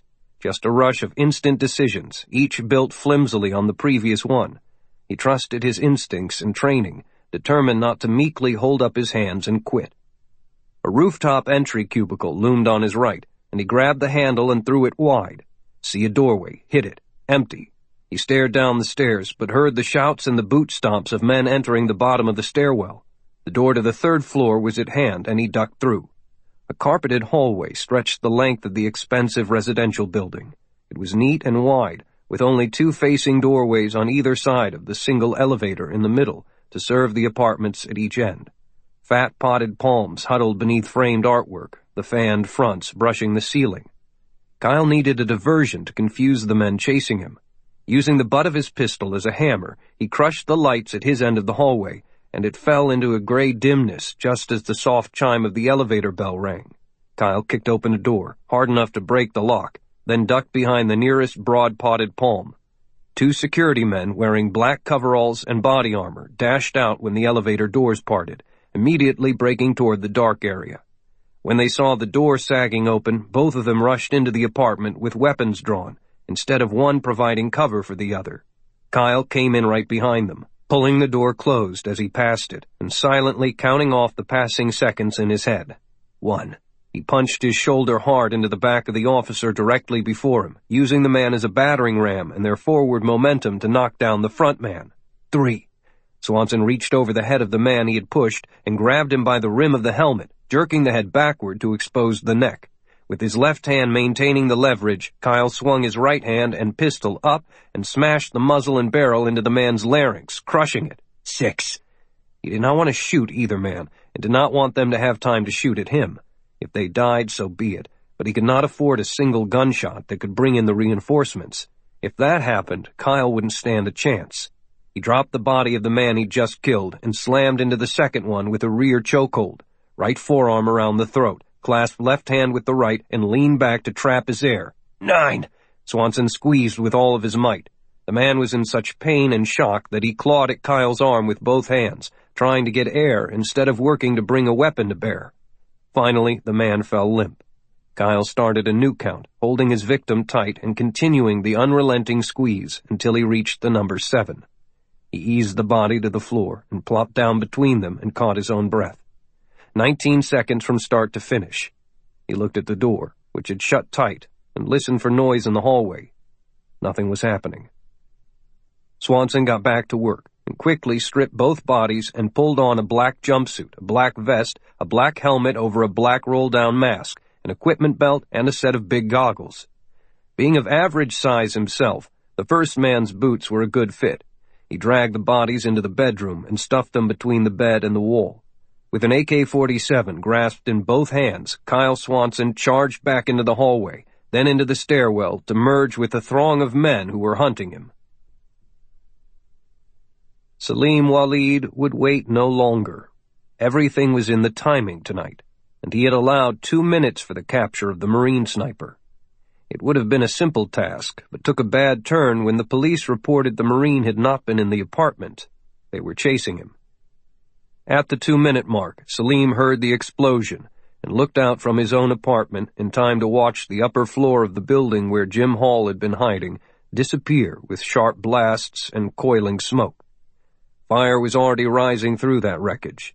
That jarred him back to reality. He could wait no longer. Plans change. It did not matter whether Hall or the Marine or Taliban fighters or students studying the Quran or cops or soldiers were alive when overturning the government was the true goal. Anyone could be sacrificed.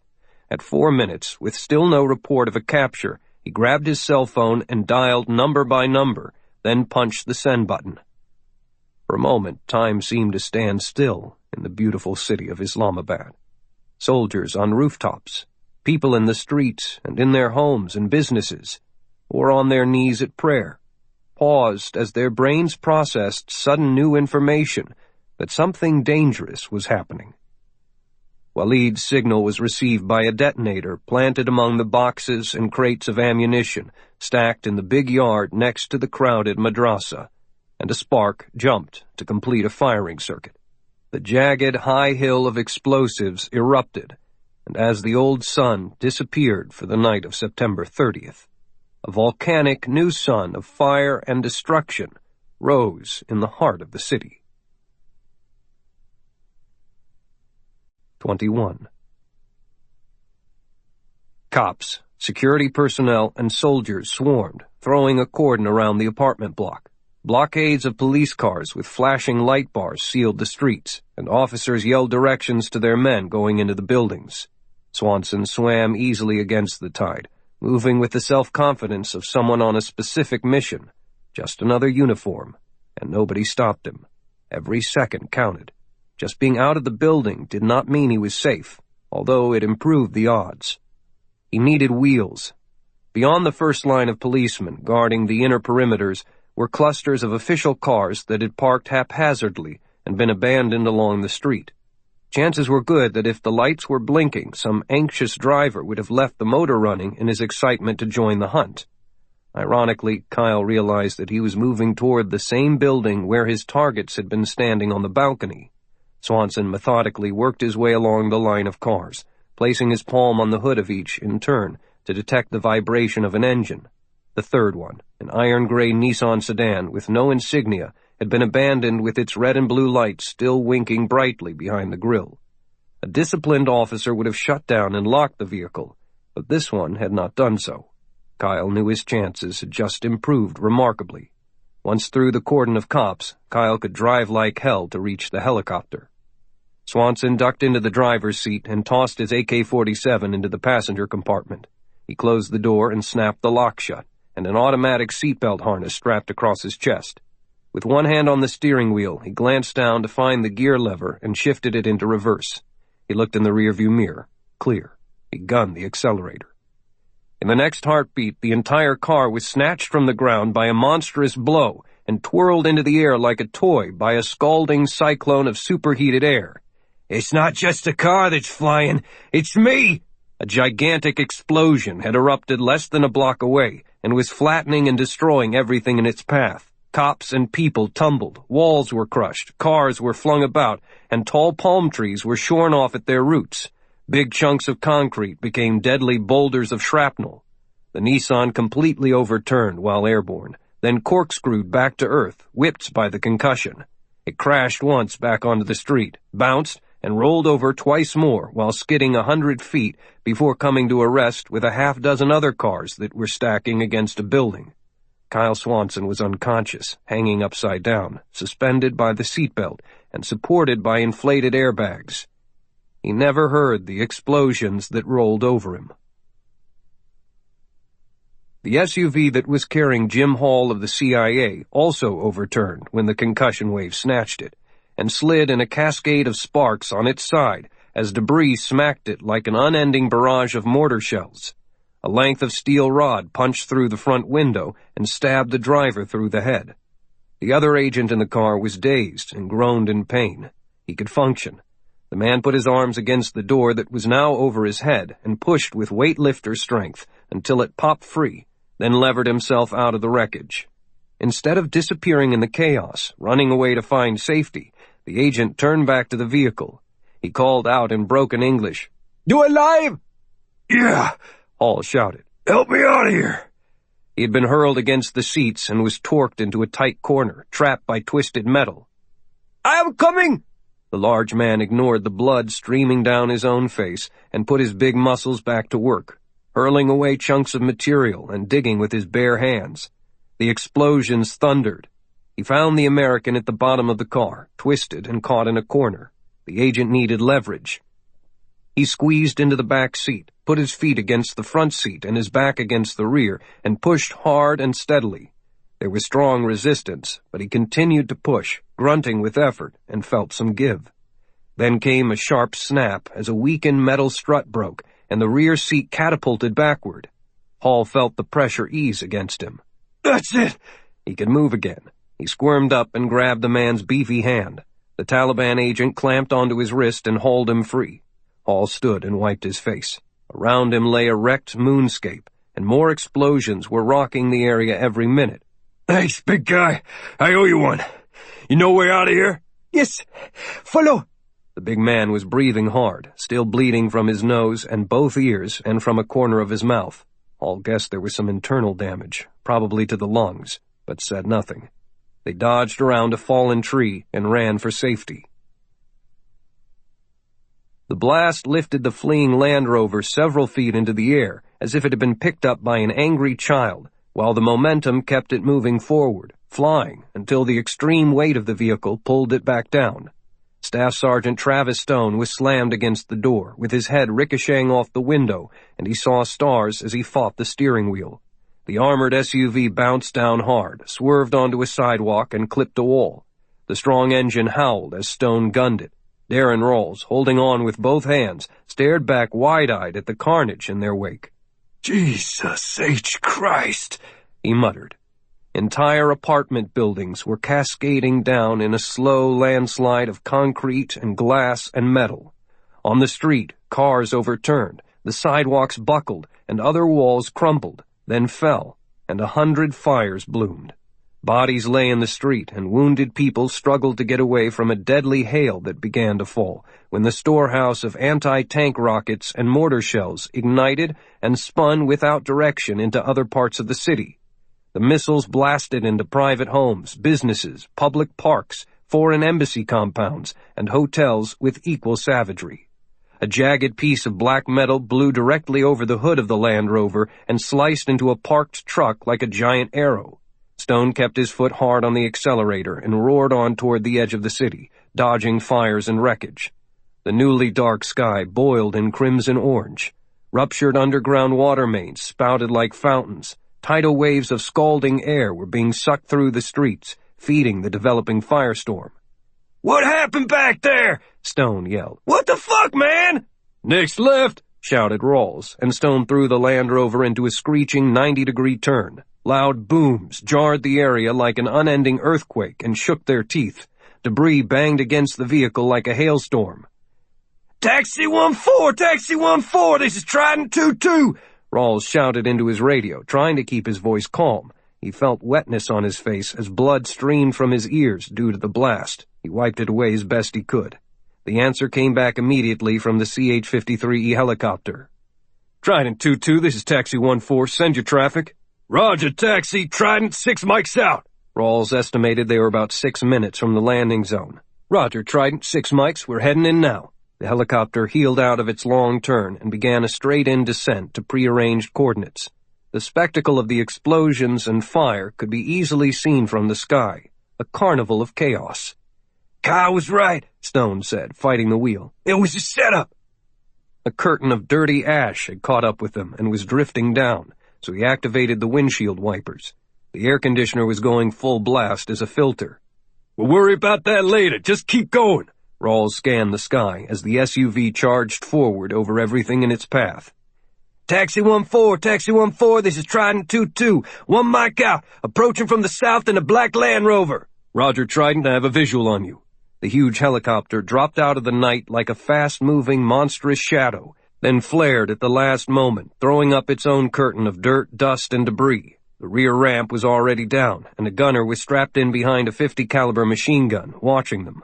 Stone killed the headlights and stopped about 25 meters away, and he and Rawls jumped out. Setting the timer to 2 minutes, shouted Rawls as he tossed an incendiary grenade into the Land Rover to totally destroy the vehicle, their DNA, and any other trace of its use. They ran around the gunner, and the whine of the helicopter's big GE engines immediately increased. Travis Stone held up 2 fingers to denote the correct count of the people coming aboard, then twirled the fingers in a circle.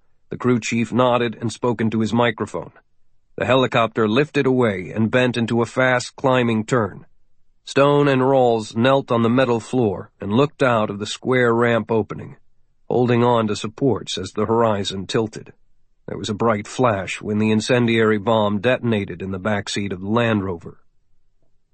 It was nothing more than a firecracker compared with the inferno back in Islamabad, where trails of rockets still sizzled through the sky, delayed secondary detonations were still rocking buildings, and fires were out of control, burning fiercely and unchecked. Their faces were orange and red with the reflection. "I better call home," said Rawls, staggering into a seat and signaling the crew chief for a helmet with a radio. "Yeah, you better," his partner agreed. In a softer voice, Stone whispered, "Good luck, Kyle." Darren Rawls went to an emergency frequency to report back directly to Task Force Trident headquarters in Washington. The signal bounced off a couple of satellites, went through the trapdoor of a global financial network's inter-office data stream, and was routed into Trident's private comm setup. Trident Lizard, this is Trident 2-2, come in." In the Pentagon, Lieutenant Commander Friedman saw a flashing code on his computer screen to alert him to the incoming traffic. At the same time, his headset came alive. He threw up a hand and snapped his fingers to get the attention of the others. Middleton, Summers, and Dawkins stopped what they were doing and hurried to his side. Trident 2-2, this is Trident Lizard, send your traffic. The signal was weak but clear. "Be advised, bounty hunter confirmed, mission accomplished at exactly 14 hours. Mission compromised. Shooters attacked. Bounty hunters trying to exfiltrate under heavy pursuit. Attached partner missing. Status unknown. Subsequent massive explosion of unknown origin is causing extensive damage downtown. We're aboard Taxi 1-4, standing by for orders." General Middleton switched to the frequency. "This is Trident 6. Roger your transmission. Authorized gunrunner for you. Effective immediately. Out." Gunrunner was a contingency plan that would let the helicopter take the two special operators to join a routine mission that was already in progress in Afghanistan. Retroactive paperwork would show that Stone and Rawls had never been in Islamabad at all. "Sir, look at this!" The Lizard's voice was rising in alarm. He'd been scouring the live feeds from Pakistan, and his screen was suddenly busy with images of destruction, fires, collapsed buildings, and dead men, dismembered women, and bleeding children. Cameras shook as explosions continued to cook off in Islamabad, rocking the photojournalists. The Lizard, who never cursed, spoke for them all. "What the fuck is happening over there?" 00 stood back and rubbed his square jaw in thought. He spoke in a calm voice, weighing possibilities and options. Nothing would be gained by panic on this end. "We have only that brief report from Staff Sergeant Rawls, and now these early news feeds. Not much to act on, General. Gunrunner takes care of our boys on the Bird, but they apparently never actually linked up with Kyle. He provided the time check to confirm the shoot." "Replay the call, Liz." Major Cybel Summers wanted to hear what had been said once again. Did they miss anything? There was obvious stress in the voice of the unflappable veteran operator Darren Rawls. Mission compromised. Shooters attacked. "We might not know exactly what happened, but it's obvious that somebody's trying to kill our guy," she said. "That's good enough for me. It was a setup." "I agree, Major, but there's no proof." Dawkins heard a telephone buzz and picked up the receiver. General Middleton glowered at the screens, as if he could change things through sheer willpower. "I'll need to speak to the President. Liz, put in a call to the White House and tell them I'm coming over." "No need for that, sir," said Dawkins. "Now is his Chief of Staff again. He seems upset. Your presence has been requested."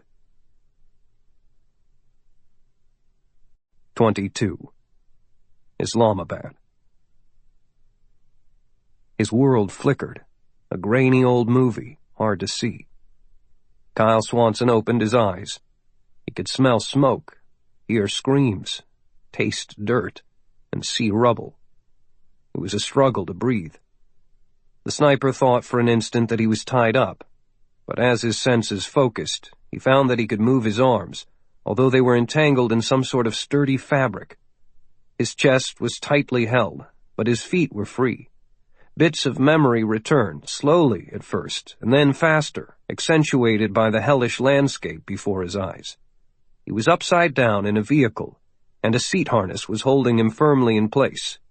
The other material was only airbags that had filled on impact, then deflated. Kyle worked his fingers to the buckle of the belt, snapped it open, and fell onto his head. The combination of wearing the helmet, the goggles, and body armor, and being held securely inside the car by the web of safety belts and airbags had saved his life. Getting his feet into a firm position, he gave a strong heave of his shoulders and levered himself out through the destroyed windshield, rolled out from beneath the car, and came to his knees, hands on thighs, back straight, head up, trying to breathe in a place where there was no fresh air. He had a headache that seemed ready to split his skull. The big goggles were safe windows to another world, and he brushed a glove over them to clean the lens. He was inside a thick, pulsing stew of smoke and pulverized concrete, dirt turned to dust, and particles of civilization that had been blown to bits. The shifting, boiling cloud was everywhere, climbing the walls, channeling like a wave through the streets, scouring the ground with a savage wind. My God, it's 9/11. I'm at ground zero. Swanson shook his head hard to clear it. No, that can't be. I'm in Islamabad. Something's happened. I need air. Another memory of 9/11 came to him. This cloud is poison, and if I eat it or breathe it, I die. Think, damn it, think! The car. It had saved him once, and maybe the little gray sedan had another miracle. Swanson staggered to his feet, coughing hard, and felt his way along the overturned vehicle until he found the line of the trunk. It was crumpled from the rollover and subsequent impacts. Kyle grabbed the edge and yanked down hard, but there was no movement. Still locked. He pulled his pistol and fired twice, knocking the latch apart, and a gap appeared along the trunk line. He holstered the weapon and pushed down on the lid again. Please be there. Despite its size, the Nissan was a police vehicle, which meant that it would be equipped to have a support role in emergency situations, such as accidents and riots. When the trunk lid popped open, a large black nylon emergency kit spilled out at his feet, and Kyle tore open the lid. He burrowed through the contents until he found a smaller soft-pack container. Unzipping it, he pulled out an old-style hooded gas mask with built-in lenses and a large round air filter on the left side. Although it was probably meant to protect the wearer against tear gas used against mobs, it was the same familiar M40 full-face type that Kyle had used during desert sandstorms. Also in the emergency kit was a plastic six-pack of sealed water bottles, and he tore one free, unscrewed the top, and sloshed the liquid over his face and eyes, drank a mouthful, and spat out streams of mud. He did it again, then took a deep, hydrating drink that still tasted like dirt. He used a fingertip to clean his nostrils, then opened the straps on the mask while huffing out a couple of breaths to clear his lungs as much as possible. With a swipe of his hand, he got rid of his helmet and goggles and slipped into the mask. The protective hood fell around his shoulders, and when the straps were pulled tight, the rubberized mask sealed to his face. He could breathe again. Kyle put the helmet back on, leaned back against the wreckage, and sat down hard, sucking the filtered air deep, letting life flood back into his body. 23. The White House.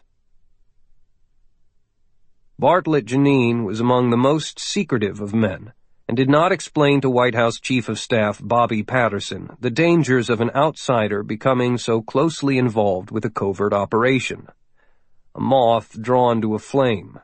In fact, Janine was pleased that Patterson had wanted to be in on the blow-by-blow action as the dual hits took place in Pakistan. It was important for the CIA director to have the eager Patterson witness an assassination as it happened, for it provided automatic White House cover. Task Force Trident, which provided the second shooter in this operation, possessed a signed top-secret presidential directive for its authorization, which made Kyle Swanson immune from blowback. The CIA had no such protection, but Patterson could not dump blame on the agency if he was in on the operation, and thereby giving it tacit presidential approval. That was the true reason why he was in the Situation Room and not back at his office over in Langley. For any regular mission, Janine would not have watched the event at all. As the magic moment had approached, Janine and Patterson were in comfortable gray swivel chairs on opposite sides of a rectangular table of polished wood, in a small office adjacent to the main Situation Room conference area. The times in 6 different cities were shining in red numbers near the ceiling of one wall. 7:20 p.m. in Pakistan. A pair of large plasma television screens dominated one of the whisper walls, and each man had a laptop computer and a multi-channel telephone on the desk before him. Patterson was constantly working the phone, calling Trident headquarters over in the Pentagon, and growing angrier each time his inquiries were rebuffed. Janine could have warned him that spooks don't tolerate last-minute meddling, which is why they shut down comms just before taking action. The director chose to let the chief of staff discover that unpleasant fact for himself. Rookie mistake. Just outside the door was the large National Security Council Watch Center, which was always fully staffed by experts who kept their fingers and eyes on the pulse of the world. All the technology and talent that was immediately available created a comfortable and mistaken feeling that everything was always under control. Supervisors slaved to maximize the level of alertness. When the sun went down in Islamabad and 2 snipers fired their weapons, the NSC watch shift had a satellite overhead with a fuzzy but live infrared view as the operation quickly fell apart. Bobby Patterson was stunned. The multiple views were being thrown onto the plasma screens, which seemed to put him right in the middle of things. The distant and indistinct satellite views soon gave way to an avalanche of news reports and cell phone transmissions. American diplomats and intelligence agents in Islamabad popped up on quadrants of the screens to be in direct contact with the NSC. It seemed the conference room was filled with giant, disembodied talking heads. They all reported the same thing: explosions and fires rocking Islamabad. Patterson grimly picked up a handset to call the residents and alert President Russell. Then he would contact that irritating general at Task Force Trident and get his 2-star butt over here for a royal chewing. Janine used the distraction to slip into one of the privacy telephone booths built into a whisper wall. The curved door slid smoothly closed behind him, and he pressed a button to immediately frost the transparent glass. He stood casually, leaning against the wall, and punched in a coded number.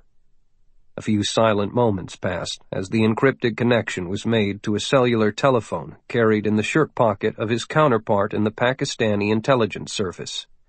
General Nawaz Zaman of the ISI looked at the caller identification on his screen, the one-word code, football. He pressed the telephone to his ear and answered, "Sucker." The intelligence chiefs of the United States and Pakistan were speaking directly with each other, bypassing the labyrinth of subordinates. Such communications channels were never closed, but seldom used. To prevent an overreaction and clear the field for Kyle Swanson and Jim Hall to operate, Janine had deemed it prudent to inform the ISI chief in advance of the planned strike on the Taliban terrorists in Islamabad. Zaman had agreed that he had no reason to stop it. Now something had gone wrong. "My friend," said Janine, "what is happening?" General Zaman exhaled loudly enough for the sudden gust of breath to sound like a typhoon on the amplified connection. "You have blown up my city, football. Your people have caused us more damage on this one evening than the Taliban has in a year." Janine suddenly wanted a cigarette, although he'd not smoked for 20 years. "Do not jump to conclusions, Soccer. Are you sure that our people were the cause?" "No. It is too early to establish exactly what happened." The sound of another explosion banged over the cell phone. "There goes another one! A lot of dead and injured civilians and military are out there tonight. Have you heard from your people?" "No, nothing yet. And that's the truth," Janine said. "What are you going to do?" Zaman was slow to answer, thinking it through. "My only choice is to report to our president now. This disaster may force him to declare martial law. We have few options. I also have to dispatch ISI agents to investigate." "I understand. Let's stay in close touch, Soccer. And brace yourself. The FBI will want in on this investigation." "I shall do my best." Janine hung up the telephone and walked back to the conference room in time to hear a red-faced Bobby Patterson on the telephone to the Pentagon, demanding that General Brad Middleton get to the White House right now. Major General Bradley Middleton was in no mood to be bawled out by a politician. Bobby Patterson, who had returned to his magnificent office from the National Security Council side room, was not expecting to be chastised himself. "How dare you summon me away from my command post in the middle of an ongoing crisis?" The general's voice had the sound of tumbling boulders, and his eyes were of stone. His driver had brought him over with siren and lights, and Middleton had bounded up the familiar steps of the White House after the usual entry checks by the uniformed Secret Service. Patterson was standing behind his desk, but hesitated in the face of Middleton's obvious fury. He glanced nervously over to CIA Director Bart Janine, who was standing with his hands behind his back. Janine and Middleton did not exchange greetings, but the director chuckled to himself. He was on the general's side on this one. "I want an immediate personal report from you to give to the President," Patterson's voice, rising slightly in tone, tentative. "Okay." Middleton crossed his arms over his broad chest. "We took down a pair of tangos in Islamabad, as ordered. Anything else?" "What about the explosions?" "What about them?" The Chief of Staff blinked. "General Middleton, the collateral damage accompanying this mission was supposed to be minimal. That was the purpose of the entire operation." "No, the purpose was to kill the terrorists who had butchered an American soldier. We did that." "Then the capital city of Pakistan is rocked by explosions. The President is not happy with this." The general finally looked to Janine, who shrugged, then back to Patterson. "And you think that the CIA Trident shooters were responsible? Have you the slightest shred of evidence to back up that idiotic claim?" Patterson sat in the big, soft office chair and pulled it up to his desk. He picked up an envelope. "Not yet. But your boy, Swanson, has a reputation for doing this kind of damage." Janine coughed quietly into his fist to interrupt. "We've not heard from Jim Hall, General. You have anything from Swanson?" "No. Last we heard, Kyle was being chased by a lot of cops." The general did not mention the message from the exfil team of Rawls and Stone that the mission was apparently compromised. Never answer questions that have not been asked. Patterson tapped the envelope on his neat, polished desk, his mood shifting. "You have to admit, however, General Middleton, that Swanson is capable of igniting this Holocaust." "Well, he could not have caused it with a single bullet, that's for sure. It takes time to organize something of the magnitude we're seeing over there, a massive set of explosions. Anyway, that isn't Swanson's style. Bart?" "I agree. Same with Hall. No one shot could have caused something like that to erupt." Janine sat down carefully and crossed his ankles. He had been through many such meetings in his career. Patterson was injecting politics into the mix. Cover your ass. "What's in that envelope that you're so nervously tapping?" Patterson started, almost as if having forgotten that he even had the envelope in his hand. Then he held it up by one end and gave it a slight wave. "Mr. Director, General Middleton, before coming in for this meeting, I removed this from the Oval Office private safe. It is the presidential finding that authorizes the clandestine unit known as Task Force Trident. As of today, Trident ceases to exist." Bending slightly to his left, Patterson fed the envelope and the document it contained into a government cross-pattern paper shredder. The quiet buzz sounded like a drill. "You're out of business, General." "That is the act of a goddamn coward, Patterson. Kyle Swanson and Jim Hall went into enemy territory with valid orders to fight this country's enemies. They may have paid the price with their lives. Now you're abandoning them? I demand to speak personally to the President." "That is impossible. The decision has been made." "By who? You?" Bartlett Janine was appraising the deteriorating situation. He did not like what he was seeing. "This is uncalled for, Bobby. The General's right. We do not abandon our agents." "We are not abandoning anyone, Bart. We are disbanding a rogue covert operation within the American military establishment. It was an idea that once had merit, but has devolved into being a dangerous tumor. Trident is gone. The CIA is now in total charge of getting those men out. Middleton reached into the breast pocket of his uniform jacket and pulled out an envelope of his own. He tossed it onto the desk. I always thought you were just another political snake, Patterson, and not the brightest one in the woodpile. Now I know why you were only a one-term congressman. You've got no balls. Here's my resignation. Leave my people alone. Bobby Patterson picked up the envelope and shoved that one also into the shredder. Negative, General. Your resignation is not accepted. You remain in the military chain of command, and the President remains your Commander-in-Chief. I suggest that you return to the Pentagon now and close up shop. You and your Trident people are on indefinite leave, pending reassignment. Bullshit. I work for the President, not you. I have my own copy of that finding you just shredded, so don't start trying to rearrange history. I and the members of my team will follow the signed or verbal orders of my Commander-in-Chief. Until I hear directly from him, then fuck you. Middleton stalked from the room. Bart Janine said, Bobby, you're playing a very dangerous game.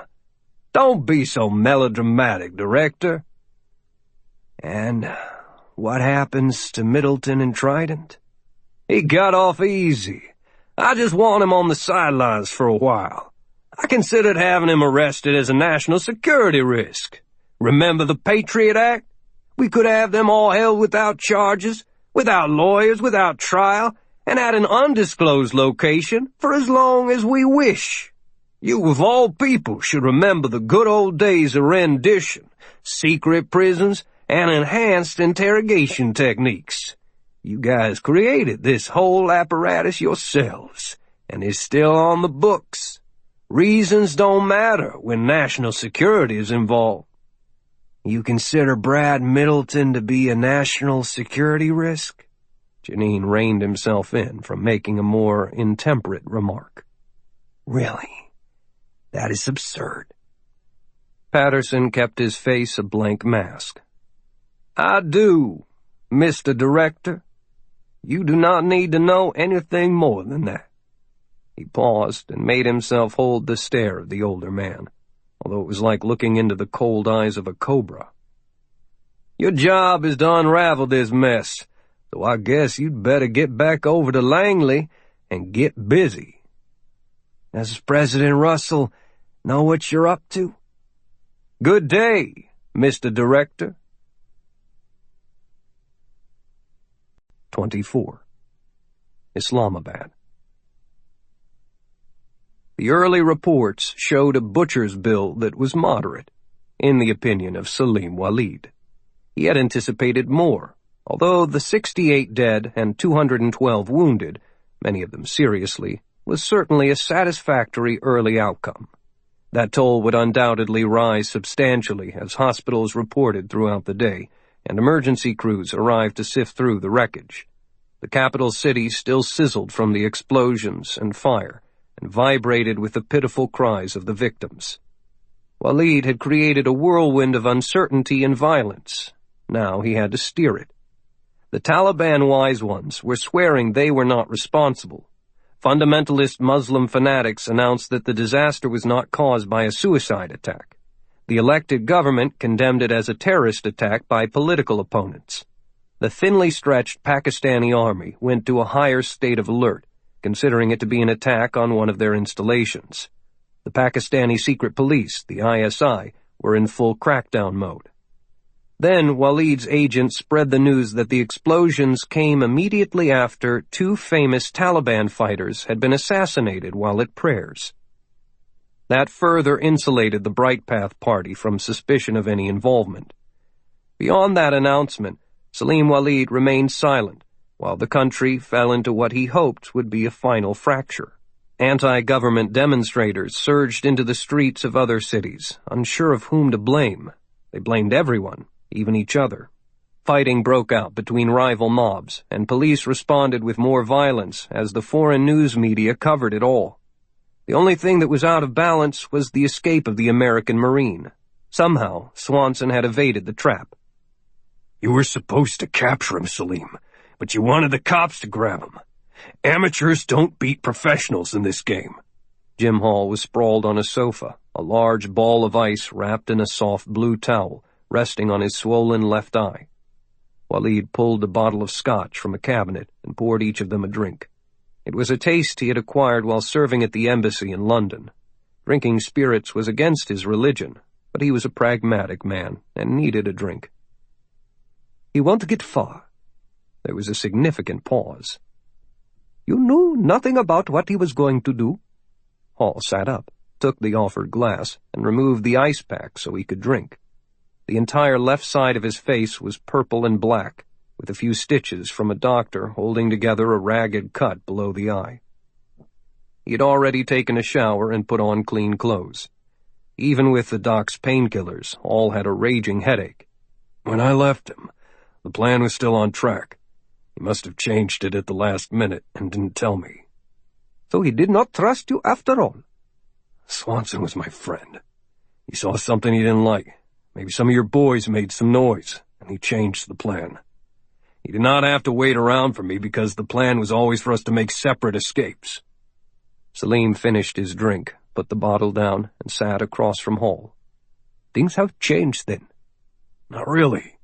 You get your revolution started, and I'll be able to blame Washington for the assassinations and explosions. I get out of your fair country to become a gentleman of leisure. The eyes of Salim Walid hardened. True. You have done as you promised. Perhaps a new deal is required at this point, Jim Hall. You have many secrets of your government, and you are willing to sell them. What is to stop me from just taking you captive and wringing that information out of you, one bit at a time? Don't forget where you are. Jesus Christ, Hall said as he lifted the ice roll onto his face again and leaned back. Don't you think I covered that possibility before I ever left home to come over here? He laughed aloud and poured himself another drink. Don't be stupid, boy. You and your father are some of those secrets. I've arranged a specific time at which I must do a certain thing in a certain way, at a certain time, and in a certain place. If I fail to show up and perform exactly as planned, then information about every meeting you and your father have ever had with me, your meddling in the affairs of other countries, and your plotting here at home will be given to your enemies. Pictures, recordings, documents. You cannot afford to risk that. Salim's face remained placid, but some muscles in his jaw were pulling his mouth into a frown. Extortion? Insurance, countered Hall. Anyway, you did not tell me that you were going to blow up half of Islamabad while I was still in the area. You almost killed me with that damned play. So let's just call it even. I'll take off first thing tomorrow morning. I think not, Walid said. Hall paused for a moment. His head hurt. Time to change gears. I can change your mind. Is that big guy that pulled me out of the car still around? Let me ask him a couple questions about the team that was supposed to pick up Swanson. He's already being questioned in another room. Mine are a different kind of questions. Would you please bring him in here? At any rate, I want to thank him for saving my life. Walid was curious. He called for the agent, who came in, still shaken from the earlier action. His face also was bruised, but he managed a small smile when he saw Jim Hall rise and approach, holding out his left hand in a friendly greeting. The right hand held the ice. Hall had rolled the ice tightly in the towel and twisted it into a solid ball. In a quick move, he uncoiled like a spring out of his relaxed position and smashed the unsuspecting Taliban agent in the face. It was nothing sophisticated, just an old-school, straight-on, unexpected beating. The force of the hurtling mass of cold cubes had the effect of a large hammer, and the first blow broke both the nose and the jawbone. As the muscular agent staggered, Hall hit him twice more, grabbed his collar, and flung him face down on the floor. He flipped the towel out once, and the ice flew away in a spray of chunks. Hall wrapped the cold, thick, wet cloth around the stunned man's face, shoved a knee in his back, and yanked hard on the towel. The spine snapped with a loud, grating noise, and the body sprawled limp on the carpet.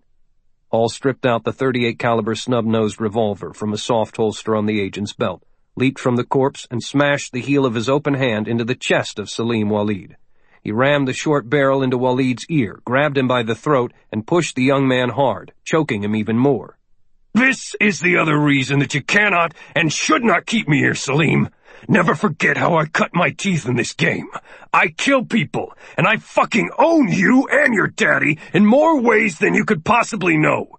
Show me that you understand that right now, or I blow your Talib brains all over this pretty carpet." Salim was terrified as he looked into the amazingly lifeless eyes of his co-conspirator. He would do it. Walid shook his head rapidly to agree, because he could barely breathe, much less speak. Hall eased his grip, and an instant smile replaced the rock-like immobility of the bruised face. He tossed the pistol aside. "You okay?" Walid was aflame with anger, but buried it inside. "I am fine," he said. He poured himself a final drink to gain some time gathering his wits. "Are you prepared to proceed?" "Let's do it. Bring in the doctor." 25. Go! Get out! Where's Jim? Escape and evade. No way Hall could have survived that explosion.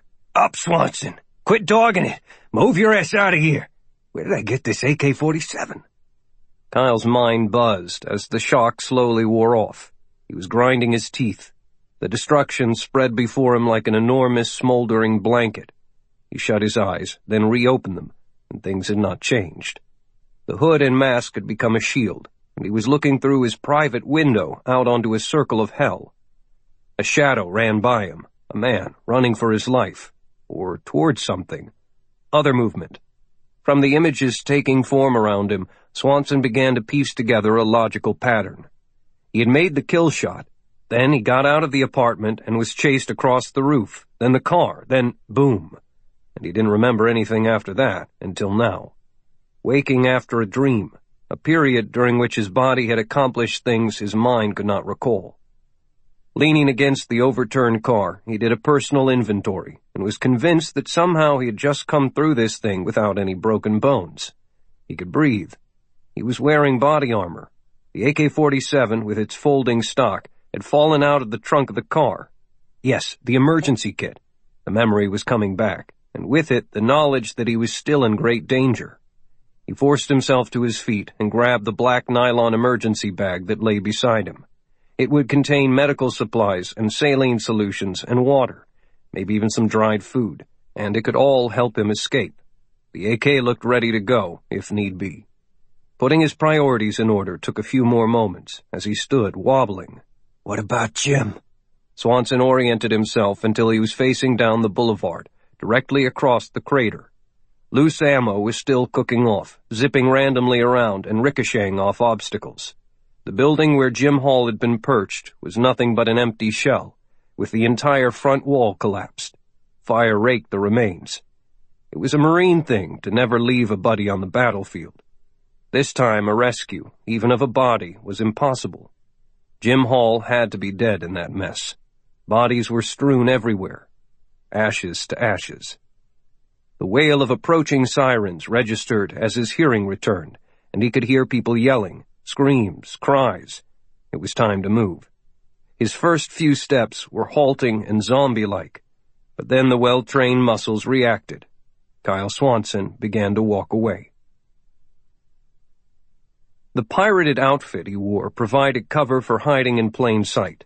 Swanson looked no different than any of the other cops, soldiers, and emergency personnel in the area.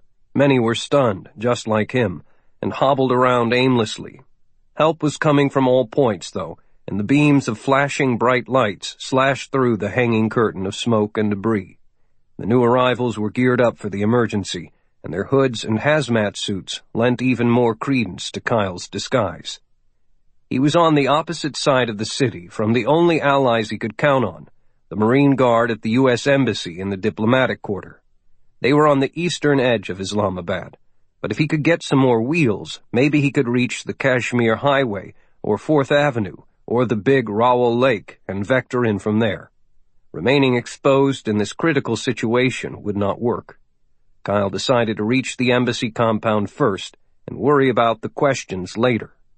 Swanson stepped out of the street as a fire engine howled past. Then he turned a corner to start a long loop around the stricken area. He had tunnel vision now, his entire sphere of existence beneath the protective hood, and a severely limited view through the goggles. He could hear his breath as the air was sucked through the filter. With every step, he felt stronger, more energetic, more aware. Uniformed men were hurrying everywhere, and no one gave him a second glance. The boxy emergency kit strapped over his shoulder, adding to his appearance as a first responder. He was jogging now, making progress, sweeping his eyes over the terrain to look for threats and opportunities. He never saw the arm that tripped him and sent him sprawling on the ground. Swanson yanked his AK-47 semi-automatic rifle into position, rolled over, and pointed it. About 3 feet from the end of the barrel sat a child, a little girl, no more than 6 years old, with a bloody cut above her ear, a filthy and torn black dress, and ripped leggings, and tears of mud cutting through the grime on her cheeks. Her eyes were huge, but she was not staring at him. Her full attention was on a woman who lay face down beside her, unconscious and partially covered by a pile of loose rubble. The child was crying and pulling on the arm of her mother. Kyle registered the thought, "No threat," and scrambled to his feet. This was not his problem. He was a trained killer, not a humanitarian aid worker. He had to leave. Now. The woman coughed, and a small cloud of dust rose from her mouth. The little girl quit pulling the arm and jumped to the woman, brushing some hair away from the face and crying out a name. "Not my problem, damn it!" He hesitated, then turned his back on them and started to jog away again. He stopped and looked back. The little girl finally gave him a heartbroken glance. Swanson stopped, turned, and walked back. "Okay, just a minute to get this sorted out. Just do this one thing, quick, then I'm out of here." Swanson knelt beside her. She was in shock. He opened the nylon bag to get at the equipment, doused a large gauze pad with water, and gave her face a quick and gentle wipe down. She hardly knew he was there, and continued pawing at her mother. Kyle began to whisper comforting sounds as he used another pad to clean away the blood above her ear. The ear bleeds a lot when it is cut, and that was the problem here. No scalp wound, just smeared blood. "Move over a little bit, honey. I'm here to help you. Let me look at Mommy," he said softly, nudging in close, but not forcing the child to release her grip. She gave way. He handed her the rest of the bottle of water, and she made a choice, reached for it, and drank it all. "Good girl," he said. The woman's dark eyes were open, fluttering, and she gasped for breath. Kyle checked her for major wounds, found none, and opened her mouth to clear the airway. She was coughing up phlegm and dirt, which meant that she was able to breathe, but she was totally disoriented. He felt safe speaking English because the hood of the mask muffled the sounds, just soothing tones. "I got you now. You're gonna be okay. Just relax. Your daughter's fine, too." Standing up again, he began clearing away the spill of rubble that entrapped her. "Hold on, lady. I gotta move this stuff." Rocks and sticks and small chunks of concrete and dirt had been swept into a pile over her. She lay only a few steps from the front wall of an apartment house, which was heavily damaged, as if chewed by some monster. Still, it was a distance away from the explosion, and the main force of the blast had missed them as it was channeled elsewhere. The woman stirred, and when he cleared her legs, he saw a broken bone protruding through the flesh. "Damn," he said. He pulled the emergency kit over and dug out a small web belt with a buckle that quickly became a tourniquet around her thigh to stop the bleeding. She began to groan as consciousness returned, and Kyle used a couple of small sticks in the debris to fashion a crude splint. He found another bottle of water and splashed her face, wiping away the grime with broad strokes. "Yeah, that should hold you until help arrives." She blinked at the touch of cool water, and her daughter launched from beside Kyle and grabbed her mother in a tight hug. They smothered each other with love, but the woman suddenly tried to sit up and looked around wildly. She stared at the collapsed doorway that she apparently had just stepped from at the time of the explosion, and screamed a name Kyle could not understand, and began pointing, continuing to scream. "Somebody else. There's another kid there." Swanson dove away from the woman and frantically began to throw away debris that led back into the building's entry corridor. Suddenly, someone else, a young policeman, appeared at his side, also digging away at the obstacle. Behind them, Kyle heard someone talking to the woman, and several more uniformed men gathered and joined the search. Pull away now. Let them do it. He was about to release and go when his hand brushed flesh, and he saw the hand of another child. He let out a shout, and the other men gathered to dig. They had him free within 30 seconds, a boy who seemed about 10 years old. The child was hauled out and laid beside the mother. Kyle stepped back, but the other men seemed frozen by the sight of the body. Do CPR! Somebody get down there! No one moved. Swanson went to his knees and pulled off his dirty gloves to clear the kid's airways, levering out some wads of dirt. He felt a faint pulse.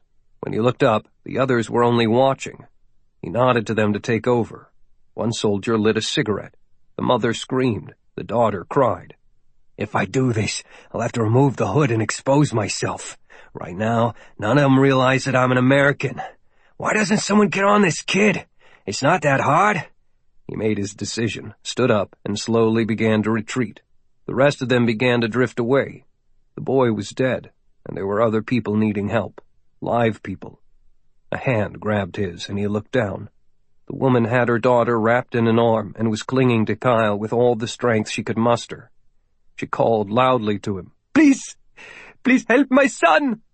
At the sound of the English language, the other men stopped in their tracks and looked back at the mother, the little girl, the unconscious boy, and the man in the gas mask. Swanson knew it was over. The disguise was ruined. Fight or flight now, or stay and help. Okay, he said, dropping his helmet, peeling back the hood and goggles and throwing them away. I'll do what I can. The men were moving closer, forming a circle. Tell them to stand back while I help the boy, he told the woman, and she barked at the others. Kyle rummaged around in the nylon kit again, grabbed the CPR kit, and tore it open to reach the little plastic dome and tube. He positioned the mask over the boy's face, tightened the elastic strap for a snug fit, and began the process of resuscitation, alternating blowing into the tube and massaging the chest with powerful pressure from his crossed hands. Time became irrelevant as he repeated the process, time and again, pausing only to feel the pulse. Something was blocking the passage. He pulled off the mask and rolled the boy over, hauling the child against his own chest and wrapping his arms around him. Once, twice, he pulled in suddenly and hard in the Heimlich maneuver, then a third time, and the boy gagged with a deathly sour groan and vomited a stream of mucus and dirt and a couple of small stones. Swanson laid him down again and resumed the CPR, and within a minute the kid's eyes clicked open, dark and surprised, and he started hauling in air to fill his lungs. The woman screamed in wonderment and grabbed the boy in a tight hug, calling to Kyle, "Thank you, thank you, thank you!" Swanson sat back on his heels, exhausted. Several of the men clapped their hands and patted him on the back.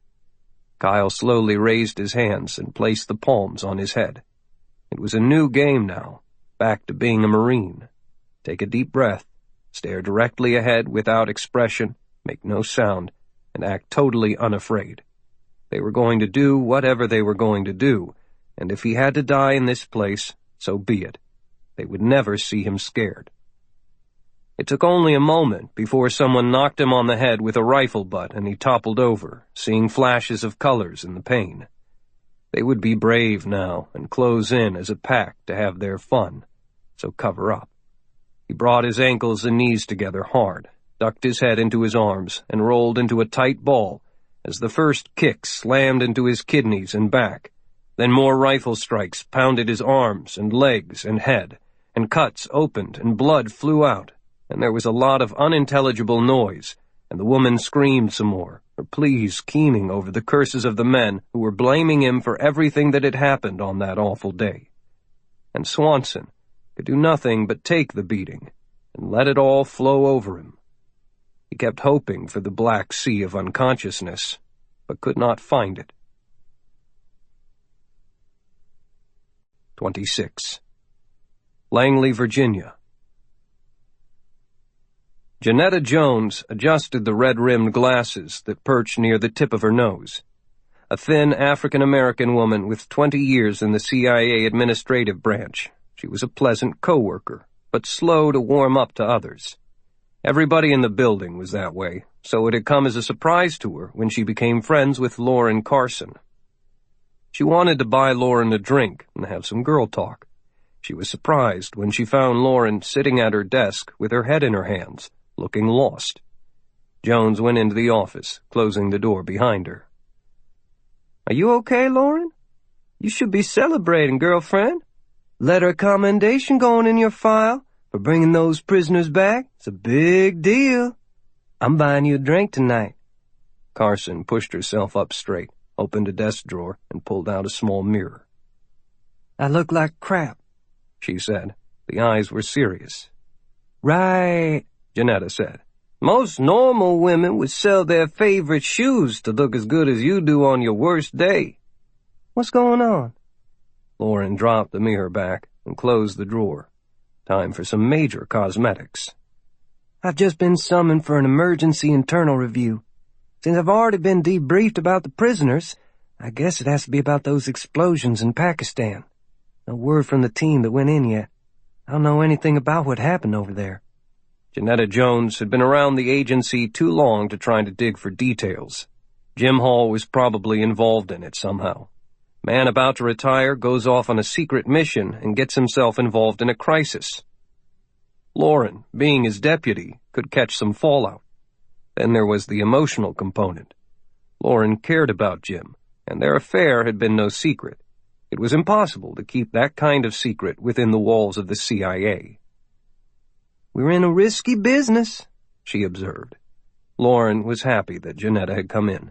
The woman was almost an oracle, a walking encyclopedia of internal CIA mechanics. "Just routine, so don't worry about it. I've seen it many times before. Many times," Jones said in a slow, soft voice. "I'm sure that it is just a sod investigation. When something bad happens almost anywhere in the world, the CIA is usually held responsible until we can prove some other dudes did it. Getting blamed for everything is as much a part of this building as the elevators and the stones. Just who we are." "What time is your interview?" "Tomorrow morning. Meanwhile, I was told to make sure that the door to Jim's office is locked, and that a special team will be sent along to secure and seal it until we hear from him. Nobody goes inside." Janetta smiled. "So let's go do that. I'll witness for you. Then you go fix your face, and we'll get out of here and go chase men." Lauren stepped from behind her desk, picked up her purse, and glanced sideways at the glass window to check her reflection. "I'm a mess." Janetta Jones rolled her eyes and turned away. "Yeah, hideous. I'll make you an appointment with one of the company's plastic surgeons." Islamabad.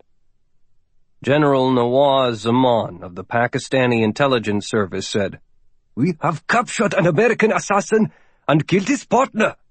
Then he tapped the spent embers from his cigar in an ashtray on his desk. The smoke coiled gray above it. His round face remained calm, but his eyes drilled into those of Daniel Silver, the SAC, or Special Agent in Charge, of the U.S. Federal Bureau of Investigation's huge office in Islamabad. Silver carefully measured his response. He had been so tightly focused on the massive explosions that had rocked the city that he had heard nothing of this. "I do not understand, General." "It is simple, Special Agent Silver. Your country decided to come across the Afghan border once again without authorization in pursuit of the Taliban." He pointed out the window of his office. "Look and see what you have caused."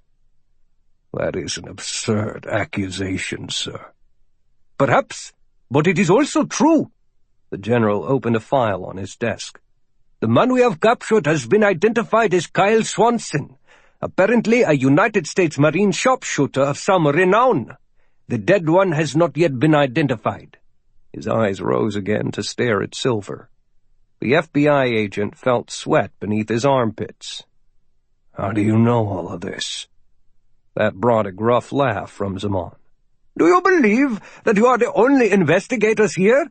This is my country, Special Agent Silver, and we have put everything we have into finding out what happened here yesterday and what caused it.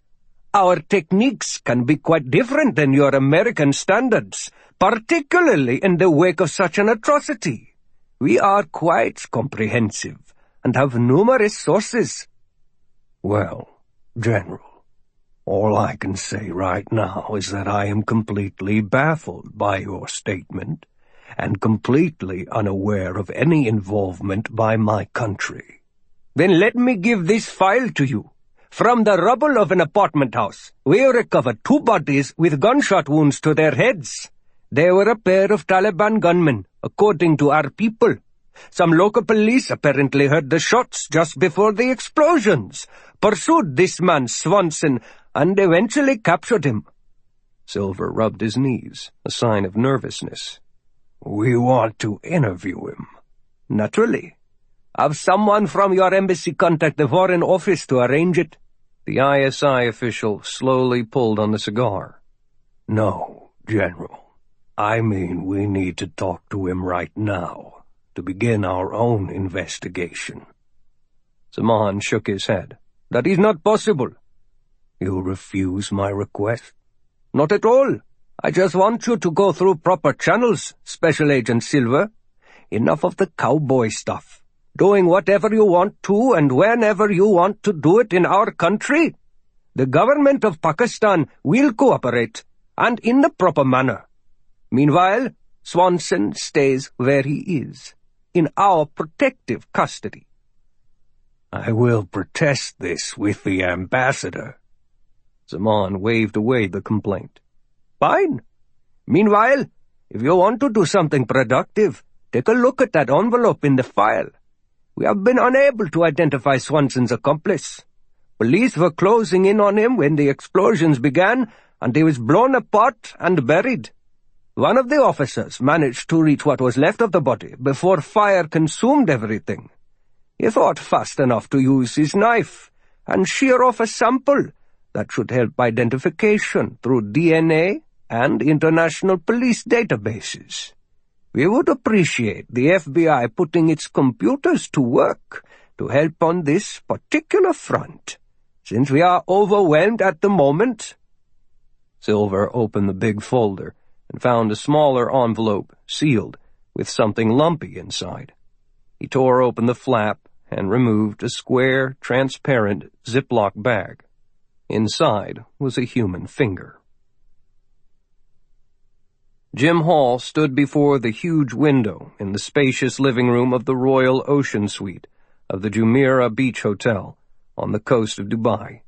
Maroon curtains flanked the impressive view of the water and the white yachts, while thin sheer curtains cut the glare. His hand hurt. He had flown from Islamabad International on a non-stop Emirates flight, and with his German passport, cleared customs on both ends without a problem. The customs officer in Dubai asked about the bandaged left hand, and was satisfied with the explanation that much of his hand had been crushed by a falling stone in Islamabad, and then a finger had to be amputated, which was verified by a doctor's statement. A waiting limousine delivered him to the beautiful hotel. Once in the huge suite, some 2,325 square feet of luxury, Hall took a shower and paused while changing the bandage to examine the wound. The amputation had been clean, although after the finger was off, the edges of the severed digit were chopped and caked with dirt to make it look like an amateur job. With the mild sedatives, he'd not felt much discomfort at the time, but as the anesthetic wore off, the pain visited. The doctor did a good job. Keep it clean and give it time to heal. He opened a bottle of pills and chewed 2, washing them down with water. Then he used the gauze and tape to bandage it up again. Retrieving his PDA from the pocket of the sports jacket he had worn on the trip, Hall slid into the armless gray chair before a table of shining light wood and opened the laptop computer that Lauren had left behind. The hotel offered wireless internet connections, and in less than a minute he was logged on to his account. The bank routing numbers that he kept on the PDA were pecked carefully into the appropriate formats, using only his right hand. His days of 10-finger typing were over, he thought. One by one, he opened various accounts in various banks and investment houses, answered security questions, and used his right index finger like a spear to force the computer to do its job. He did not have to speak to a human during the entire process, which took less than 30 minutes. By then he had cleared out every account he had ever established for the CIA, secret holding pens in which tens of millions of dollars had been stored to pay for covert operations over the years, and never returned, although the funds technically had still been under CIA control. No longer.